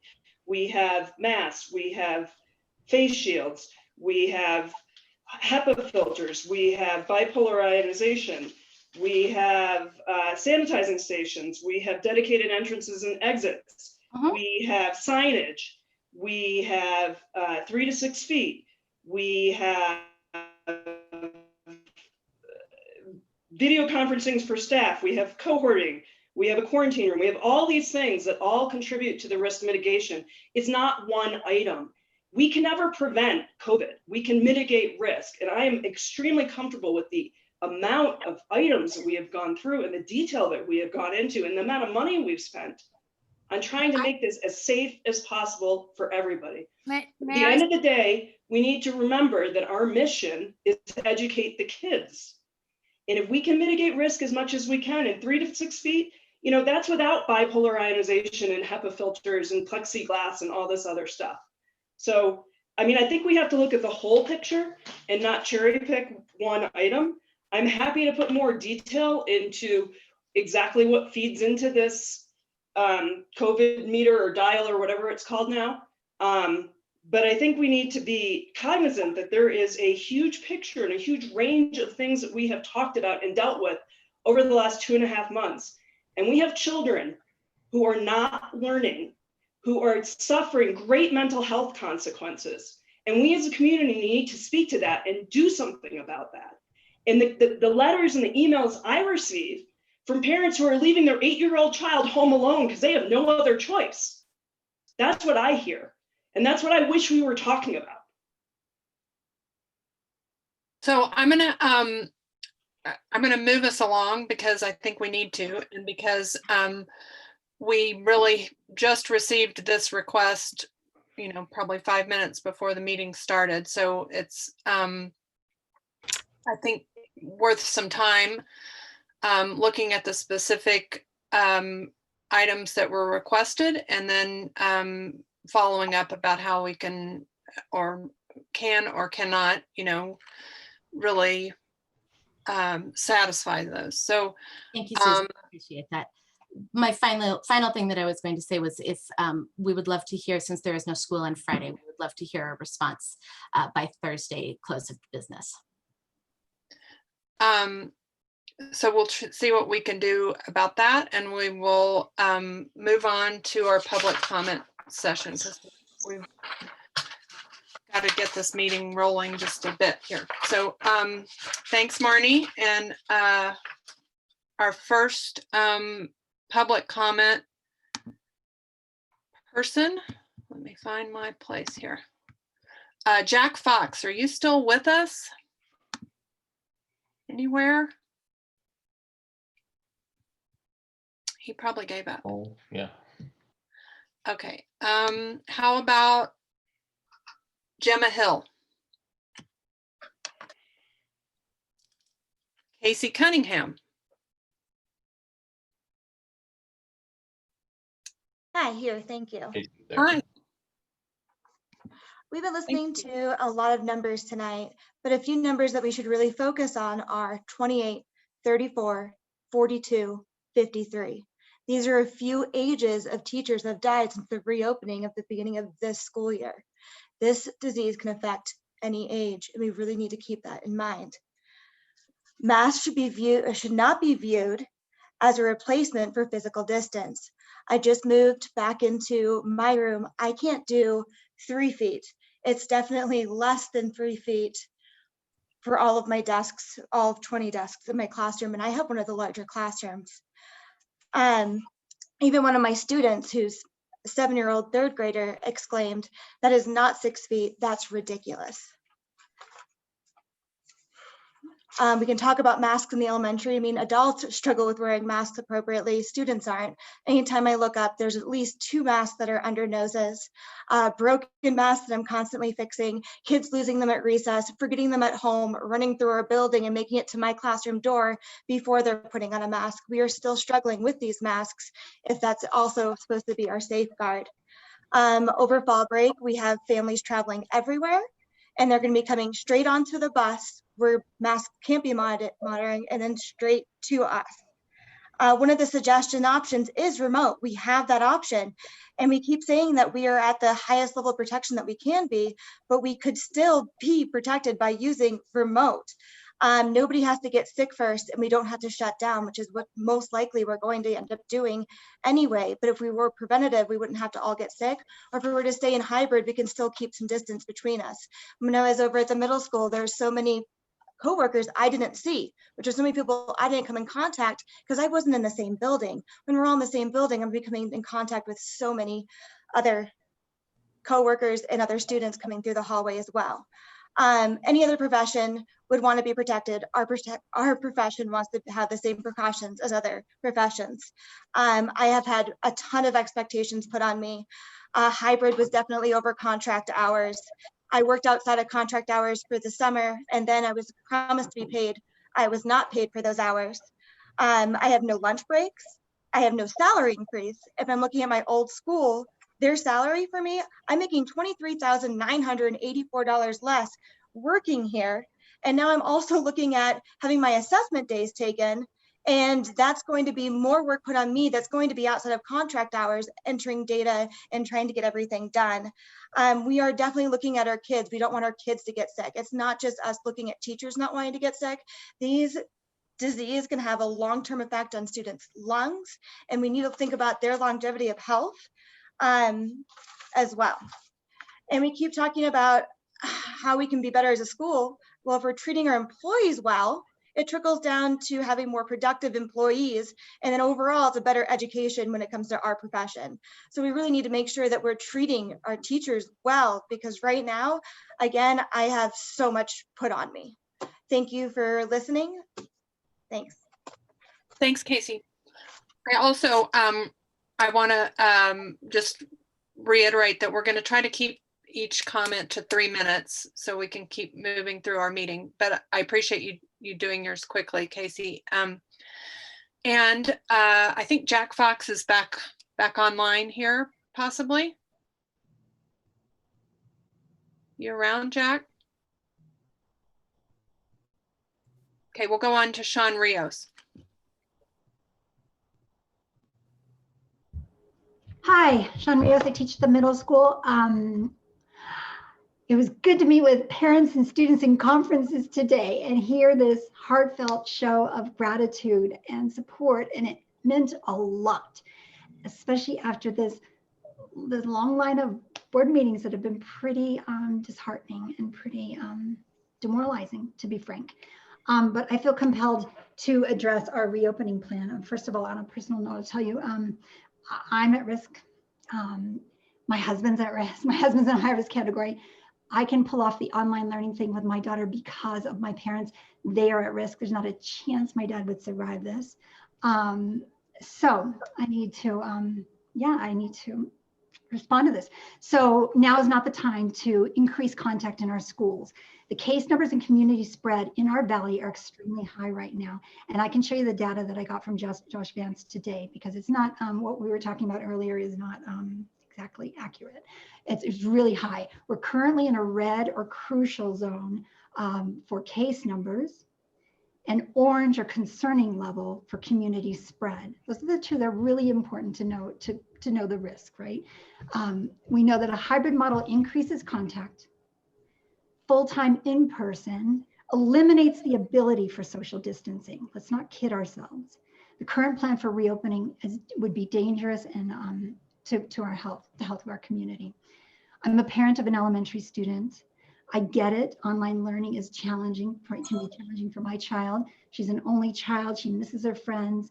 Yet some delayed social development is far less traumatic and difficult than the loss of a loved one. In previous board meetings, many people have asked, why is it taking so long to create a detailed plan? It's a really great question, right? I'll tell you why. It's because of the continual directive to create a plan around specific dates. That's been the case throughout, as opposed to creating this broad, flexible plan that can be used in response to the COVID levels for cases and spread in our community at any given time. Increasing in-person instruction shouldn't be about dates. It should be tied to community spread and infection rates. We need a plan with clearly defined scientific thresholds for transitioning among models. That's what AEA is asking for. If we have a plan with clear markers for transitioning, we can better communicate that to the public and reinforce the importance of following those 5 commitments of containment. This is a temporary crisis. It's about protecting the lives of our educators, our staff members, our students, their families, and our broader community. We are all in this together. What I'm going to do very quickly is just share my screen. We're coming up on 3 minutes, Sean. So okay. Real Because quick. it was what people were talking about. This is what Josh, this is from today. He gets it every day. And can you see the data right now that it says daily report from the 19th? Yes. Okay. So the disease spread, it's in that critical range, that crucial range, they call it. And community spread is in that orange. So I just wanted to show that data. That's what I was referring to. And so so Marty was talking about that it won't move for a long time, and part of it, and it also paints a rosier picture, the COVID meter paints a rosier picture because it's looking at the capacity we have in our hospitals, and we know the reality of that we often airlift people out of here. So yes, we're very comfortable right now in our hospitals, but it's more than that. We want to keep people safe. Thank you. Thank you, Sean. I think Jack Fox has found his link. Yeah, I'm on. Sorry. My main question surrounds the bond that is being addressed throughout the district specifically, but more so pertains to the Aspen Middle School solar project that was proposed a few years back. And if you guys have outlined what projects specifically are going to be included as a part of that bond. We have a list of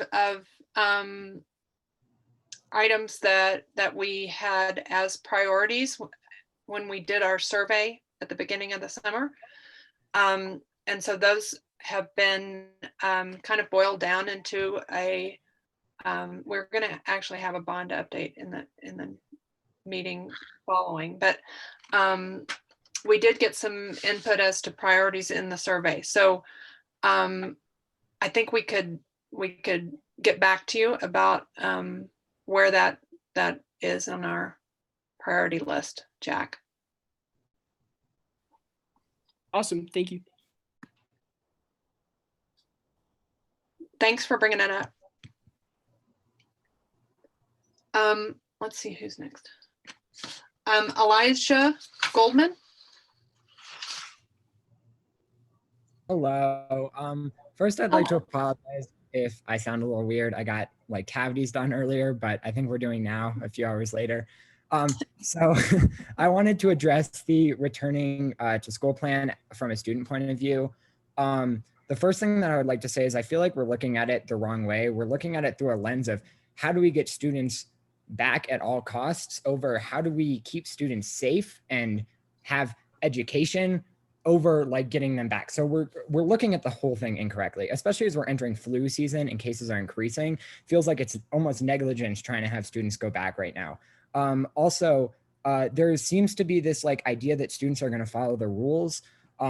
I coached all summer during COVID from like elementary, like 7 to 10-year-olds all the way up to kids my age and a little bit older. And no one followed the rules. It was a constant struggle to keep masks on, and that was outside. We've already had like people in the cottage testing positive, people in the community testing positive, and yet we're still talking about going back to school.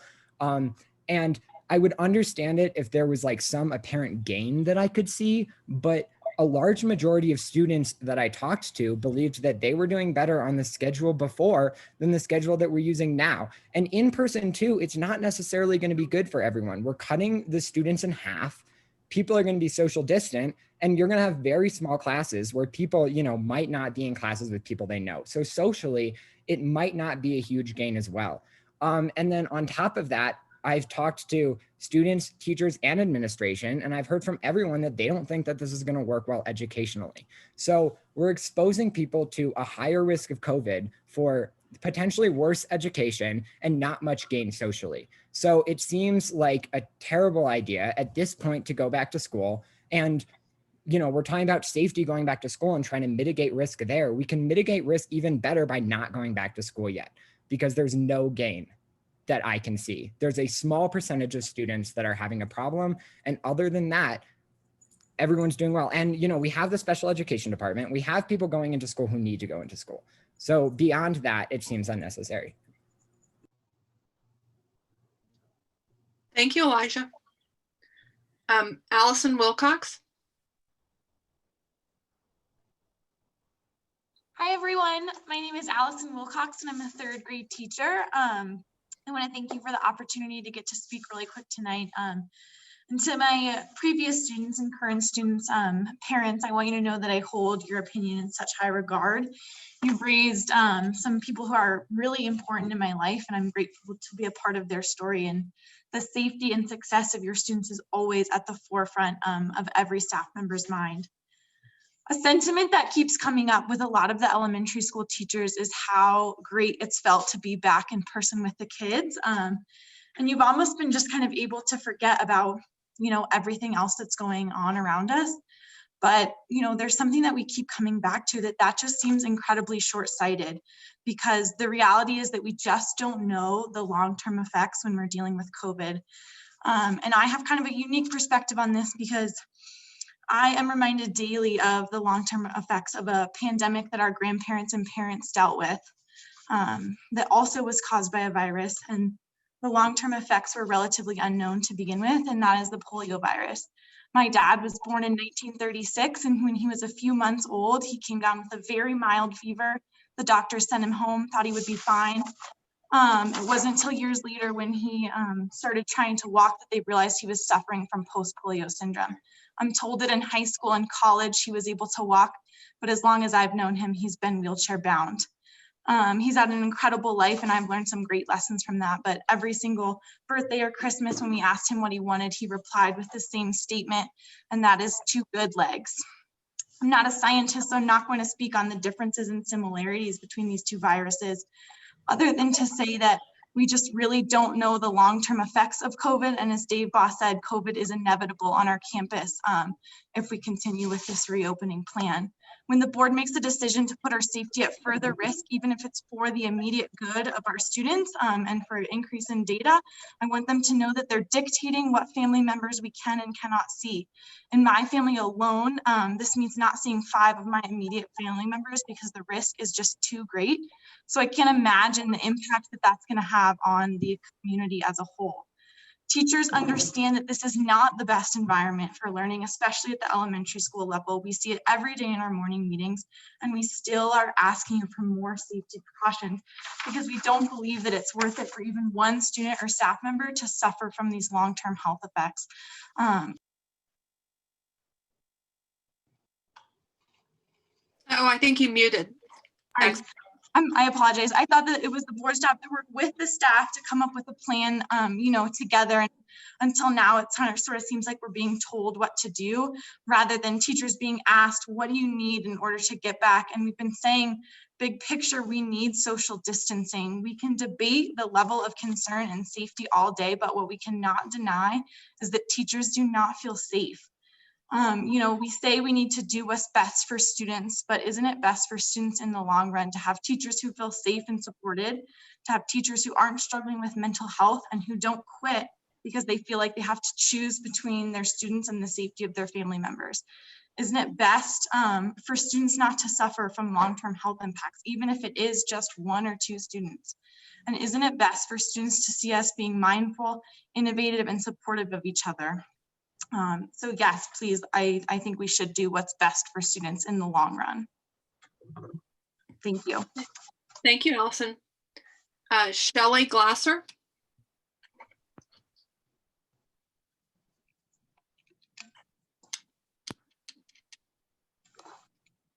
We'll move on. Edward White.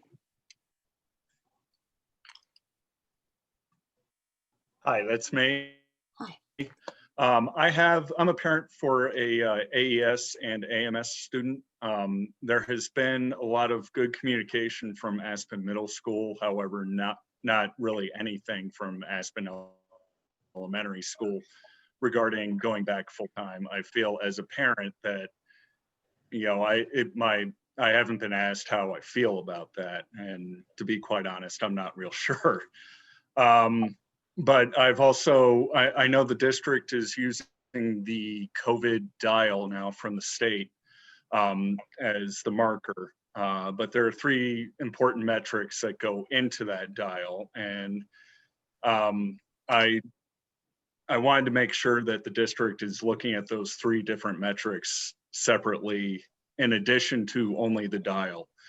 The dial can move to the left or to, the more open section of the dial as a county meets those metrics in a 2-week period and the county requests it.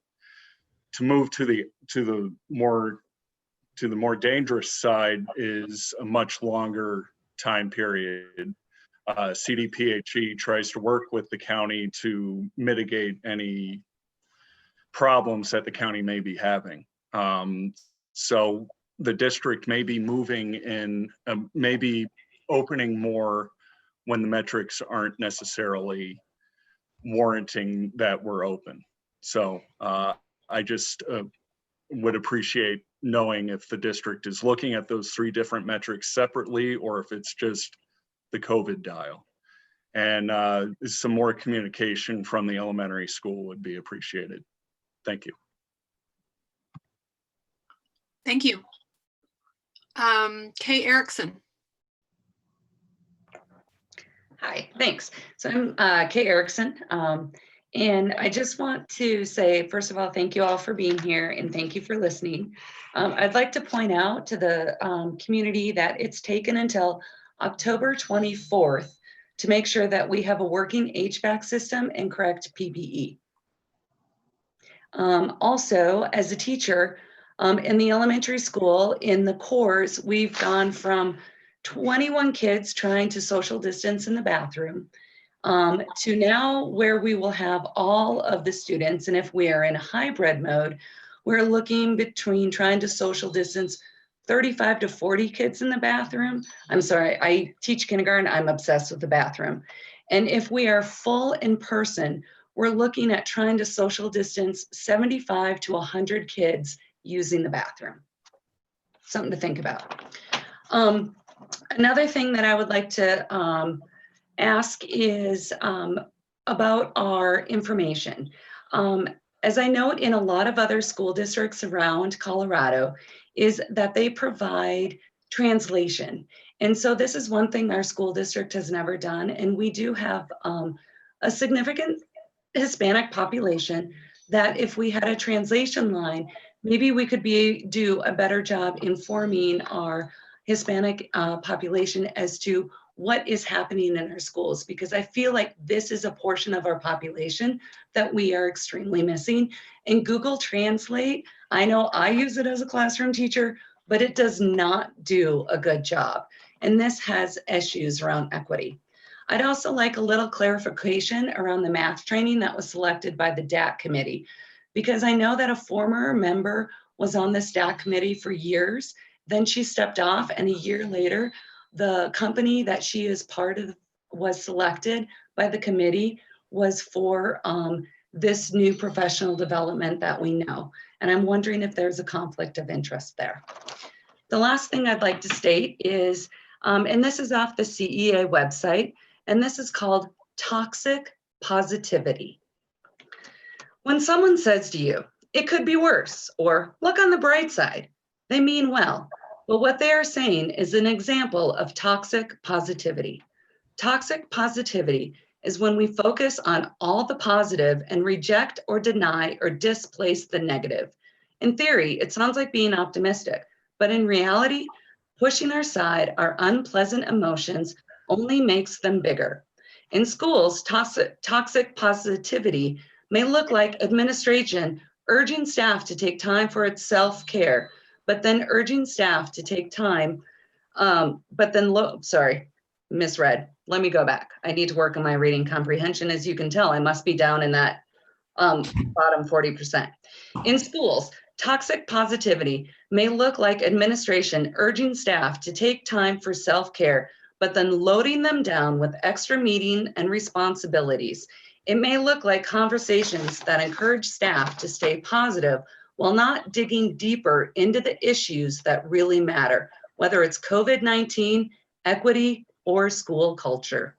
And again, this is off the CEA website. Thank you for your time.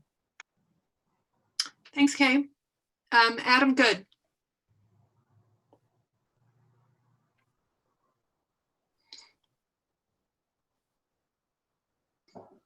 Sorry, I'm here. Just trying to make dinner at the same time. Thanks. So I just have a few comments.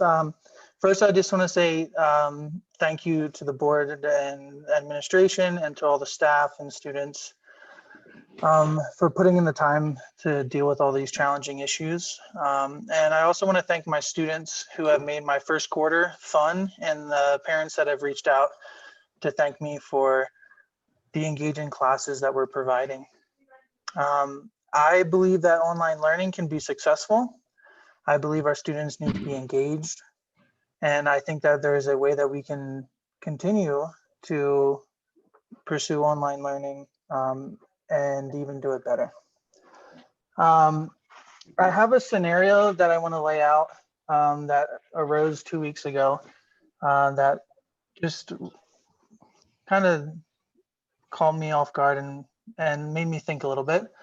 During a community meeting where I spoke with one of my students, I found out that that student had tested positive for COVID.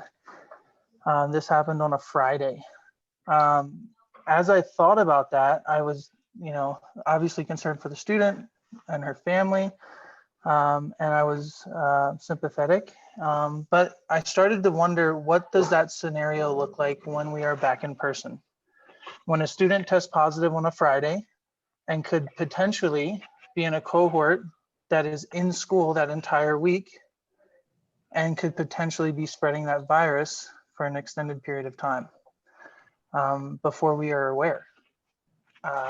What does that look like? How do we handle that?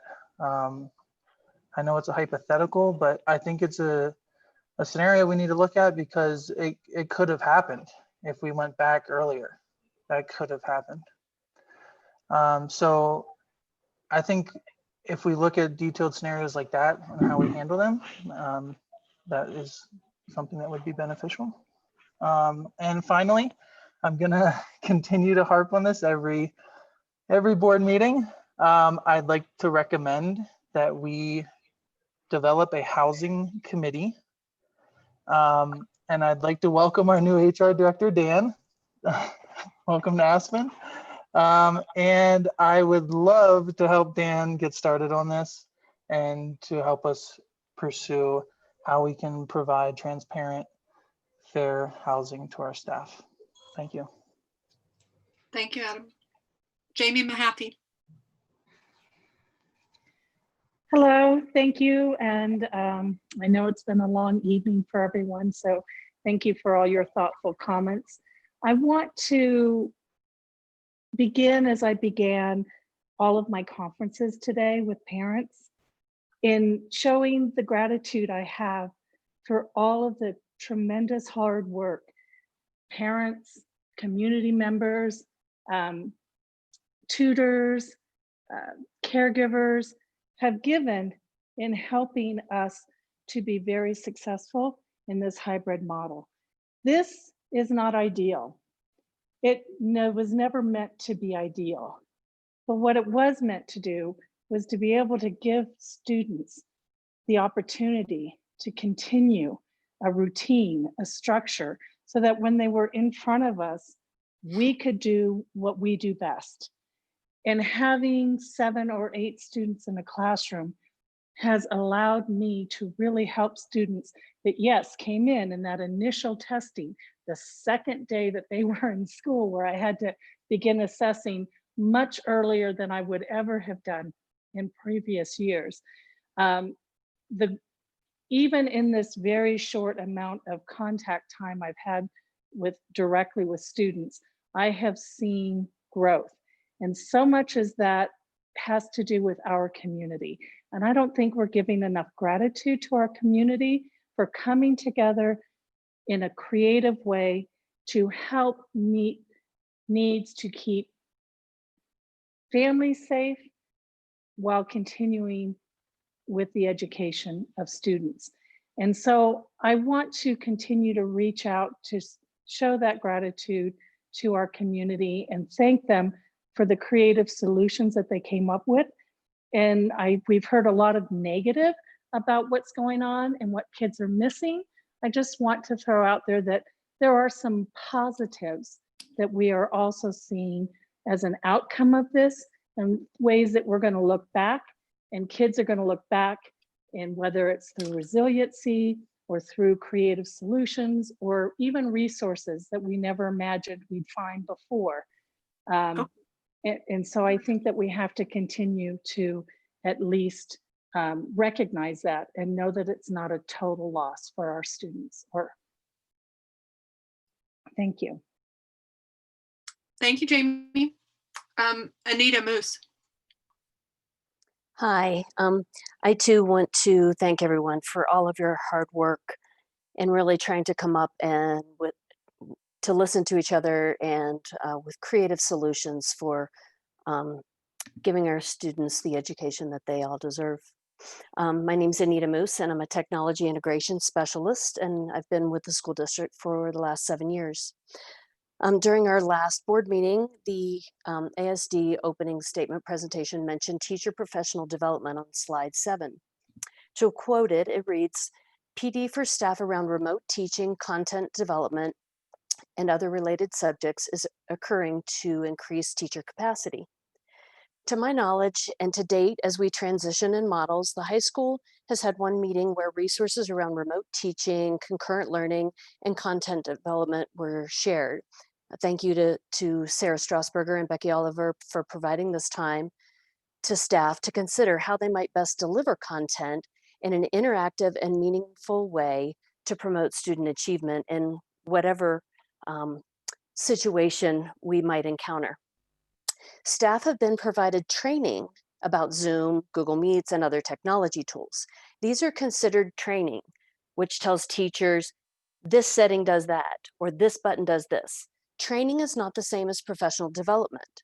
Professional development is a term that refers to the application of training where teaching professionals consider the tools they have at their disposal, as well as their curriculum, student-specific needs, social emotional needs of the students, time allocation, language development, accessibility, differentiation, and a universal design for learning, as well as assessments to ensure student objectives were met and in order to provide the best possible learning environment for each student.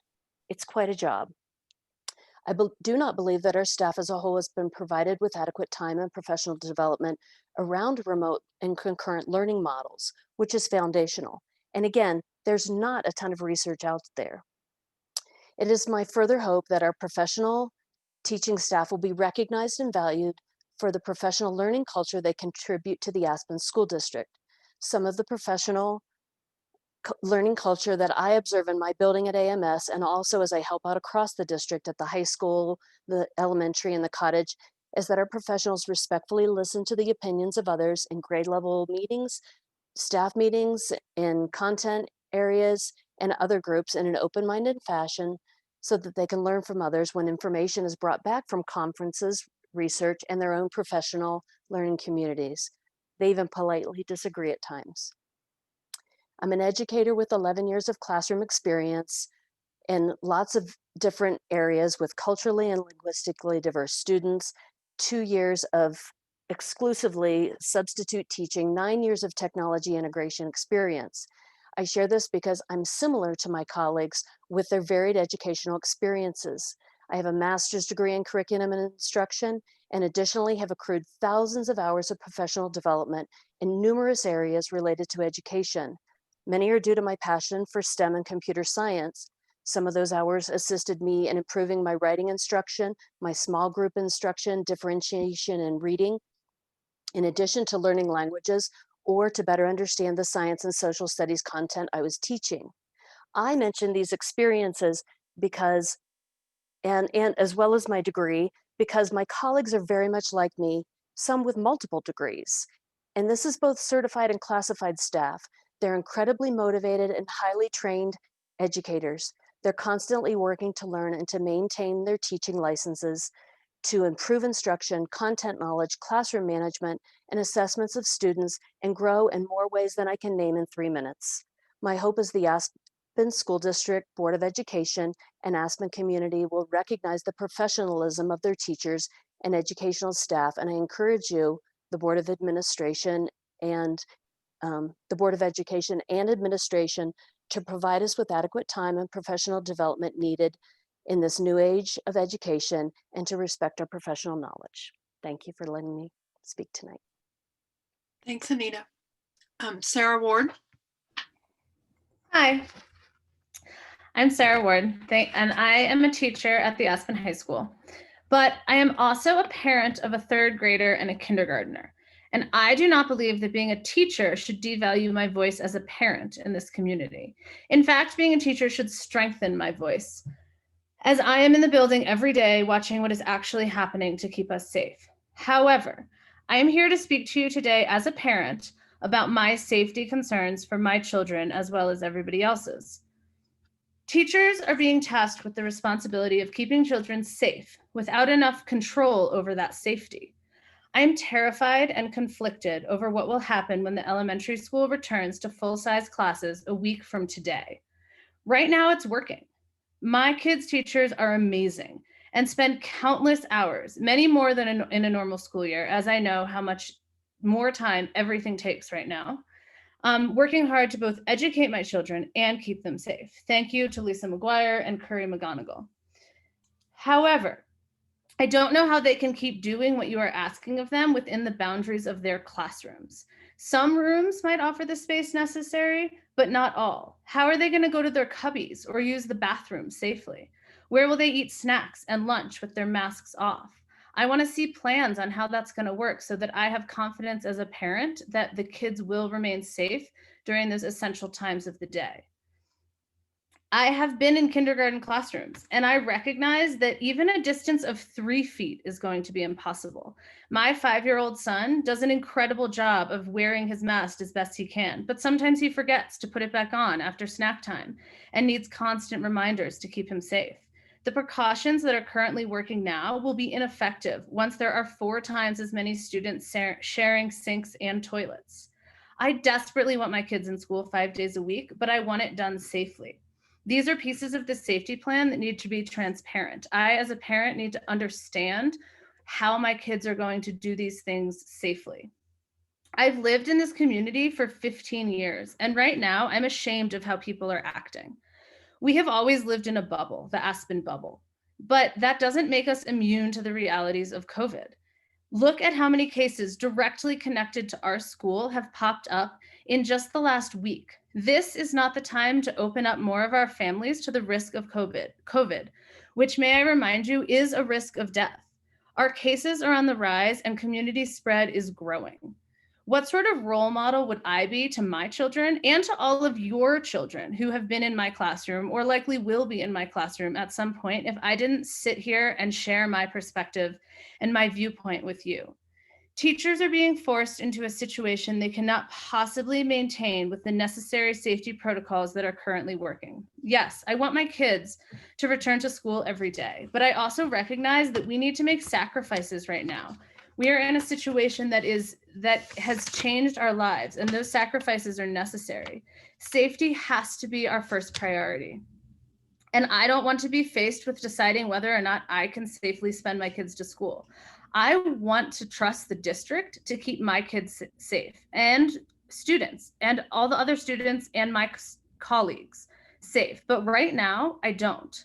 I want to trust that the board's decisions start with safety first, but that has been proven time and again to be untrue.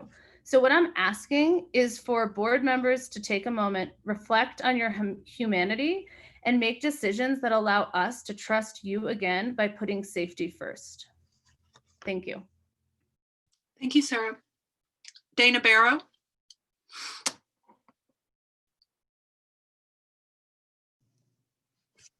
Hi, everyone. I am Dana Barrow. I'm an 8th grade language arts and reading teacher. I am also a parent. I have a 3rd grader and a 6th grader. And as Sarah just said, we're on the inside. So we're speaking to the truth of what we actually see day to day. The last time I spoke at the board meeting, I asked, and so did a bunch of other teachers, for more time, that on October 5th, we were not ready to open up in a hybrid model. I do feel like the middle school is ready in some ways, but I do want to speak to some of the information that was shared earlier about the plexiglass and the HEPA filters. But I do want to thank you for listening to us at that time. And I hope that you will listen to us again, because we're not speaking to these ideas for selfish reasons. It's just not, teachers just don't work that way. You know, the minute you guys said that we could go back, I started having school dreams and thinking about the kids and thinking about what we're going to do and coming up with all kinds of crazy project plans that I could think of.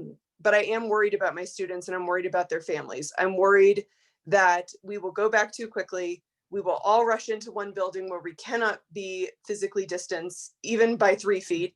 And I'll share more information about that in a moment. And that our students' parents will no longer be able to work, that we will be the reason why the entire ski industry shuts down again. And I don't want to be in that situation. I want us to be safe. And so I'm asking you now to please allow us to stay in a hybrid model through flu season, through the winter, until the end of the second quarter, because we need a chance to actually, first of all, learn how to do this, to do it well, to get used to it, and also to be able to teach our students and also to keep them safe. When it comes to the testing data, every single time we've come onto these board meetings, we actually have used a different indicator. So from the beginning of the year, when we started the beginning of the year, it was if we were trending upward, and then it was if we're in the yellow, and now it's if we're in the yellow for the state. And so to say that we have consistently followed the same model isn't true, and we have some of that in writing, that we've changed our indicators every single time that we've come to a meeting. And so that's a little disconcerting for me as both a parent and as a teacher. But that stress is also affecting our students as well, and the stress of their parents potentially being out of work for illness, for all sorts of reasons, will also impact their ability to learn, because a stressed brain doesn't learn well. The other thing that I just want to mention is that I was given 2 plexiglass shields today. They are 2 feet by 3 feet. I have 22 students in a cohort. My classroom size is 25 by 26 feet. So the students are not exactly 3 feet apart. If they reach out their arms, they're going to touch anybody around them. And to go to the bathroom, like they've already talked about, people are going to have to walk through the crowd. To wash their hands, they have to walk through the crowd. And in a room the size of mine, with as many students as I have, I'm not sure how 2 to 3 feet of plexiglass is going to help anybody. So I've sort of set it up on a table somewhere. I also don't have a HEPA filter in my classroom. I don't know when I'm going to be getting one, or if that's going to be included at all. I was told that only the smaller rooms were going to be getting those filters. I don't know if there are more that are going to be ordered, but I'm concerned because, you know, when we hear these numbers about 400 this and 40 this, well, that doesn't really actually affect the 23 people, including myself, who will be in my classroom as winter is on its way. So I would beg, please, that you keep us in a hybrid model so that we can stay safe. Thank you so much for listening, and thank you for your time. Thank you, Dana. We have an additional public comment email that Alyssa Schenk sent to us. Board members, I believe you've read it, regarding the middle school plan, and her concerns are having kids change teachers mid-year, and that our online learning model will be with the Colorado digital learning rather than our teachers providing the online learning model. So Dave, I think you got a copy of this as well. So I just wanted to put that in public comment. And now we will move on. Maybe we'll take a 5-minute break, or let's just talk about actually what we want to do about the rest of our agenda, because we've been here for a while. And we may want to prioritize. Board members, do you have any thoughts about probably most of this we can go through rather quickly. I just want to get kind of a feel for what you have appetite for. I would say it's almost 8:15. Susan, might be good to pass most of those agenda items to the next board meeting. I don't know if there's anything urgent that we really need to cover there. I might let Dwayne do our quick bond update, and then the other things we can probably move to the next meeting, I would say. Dave, do you think that's right? I do. I think we could, I think the bond update does need to be done. And I do know that the financial update and the equity team update, I can't speak to the board members, of course, but I think in policy could all roll to the next agenda. The equity team update will take 2 minutes. Well, let's let's do that one. We'll do the bond update. It will take 2 minutes. Good. Well, and if I could say, they have a meeting later this week, so they really do need to have it. Yeah, I think that's good. Yeah, I forgot that was coming right up. Yep. Okay. So This is Dwayne? Linda. My financial update is fine. You guys have all the information. I was going to say we can move that. We can pass that along. Thank you. Okay. Thank you. Hey, Linda, you're not looking for any action from us on that, right? That is a piece of FYI, but I think that the board might have a follow-on conversation with you and Dave on your update based on tonight's meeting, just FYI. Yeah, that sounds fine. It was just an update. Yeah. Roger that. Yeah, Thank roger you. that. Thank you. Okay. So, Dwayne, do you want to just walk us through the highlights of the bond update? Yeah, I'll be super brief. This is probably a 90 second piece. Here we go. So, humbly stated, as a board and as a community, if, and I underscore if, we're able to get a successful election on the bond question here in 2 weeks, then we want to communicate to the community that the board and the district staff obviously has a great deal of planning and work that's already been accomplished, but there's a great deal more.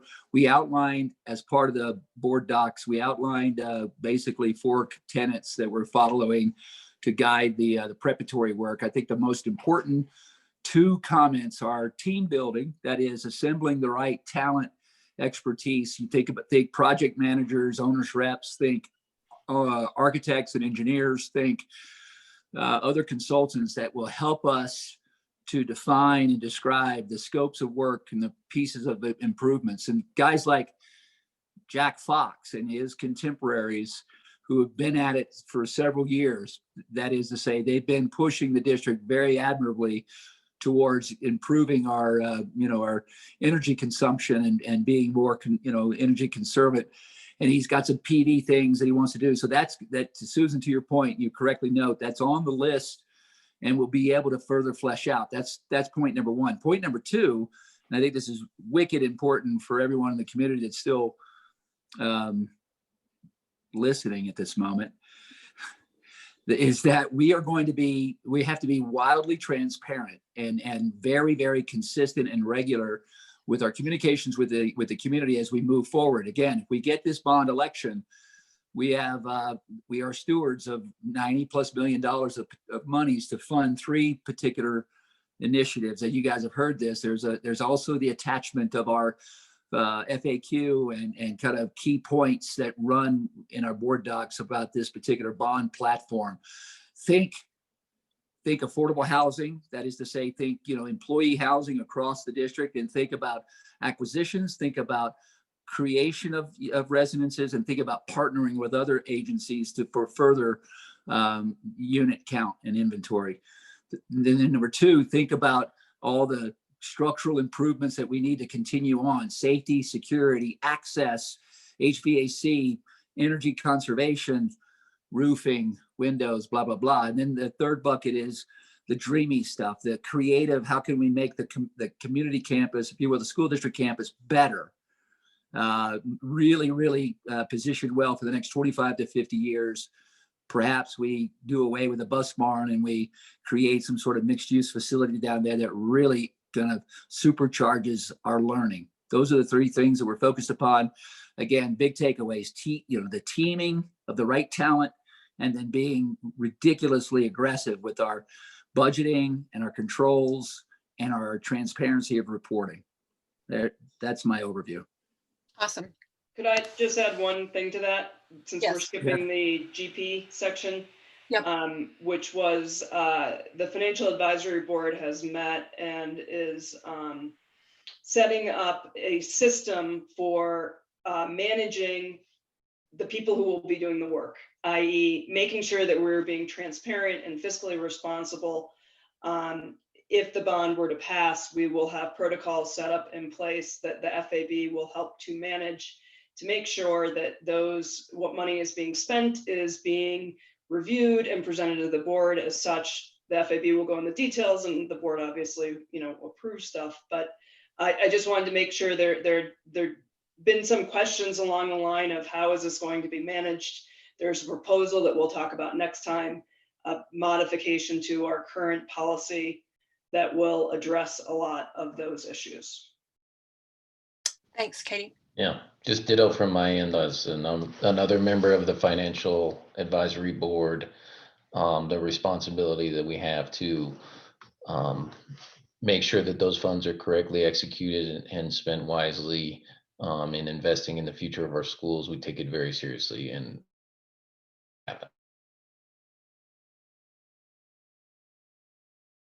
that's for Questions, comments? Great. Stephanie, can you tell us a little about the equity team informational meeting, I think? That's what you wanted to talk about? Yes, please. I'm actually going to start off with Tamara Wilson. Oh, great. We're tag teaming this. Our students, no matter their race, ethnicity, religion, gender, sexual orientation, socioeconomic status, language ability, disability, or other identities, deserve to feel safe, to feel seen, and to feel affirmed.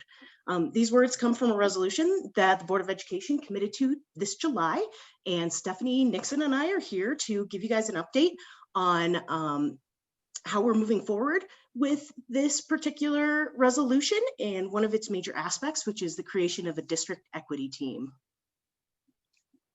Great, thanks. So what we've done so far. So basically, AEA has been working, and after meeting with district administrators and determining next steps, an informational meeting will be held October 22nd, which is Thursday at 1:00 p.m. in order to inform district staff about the aims of the equity team and how they can be involved.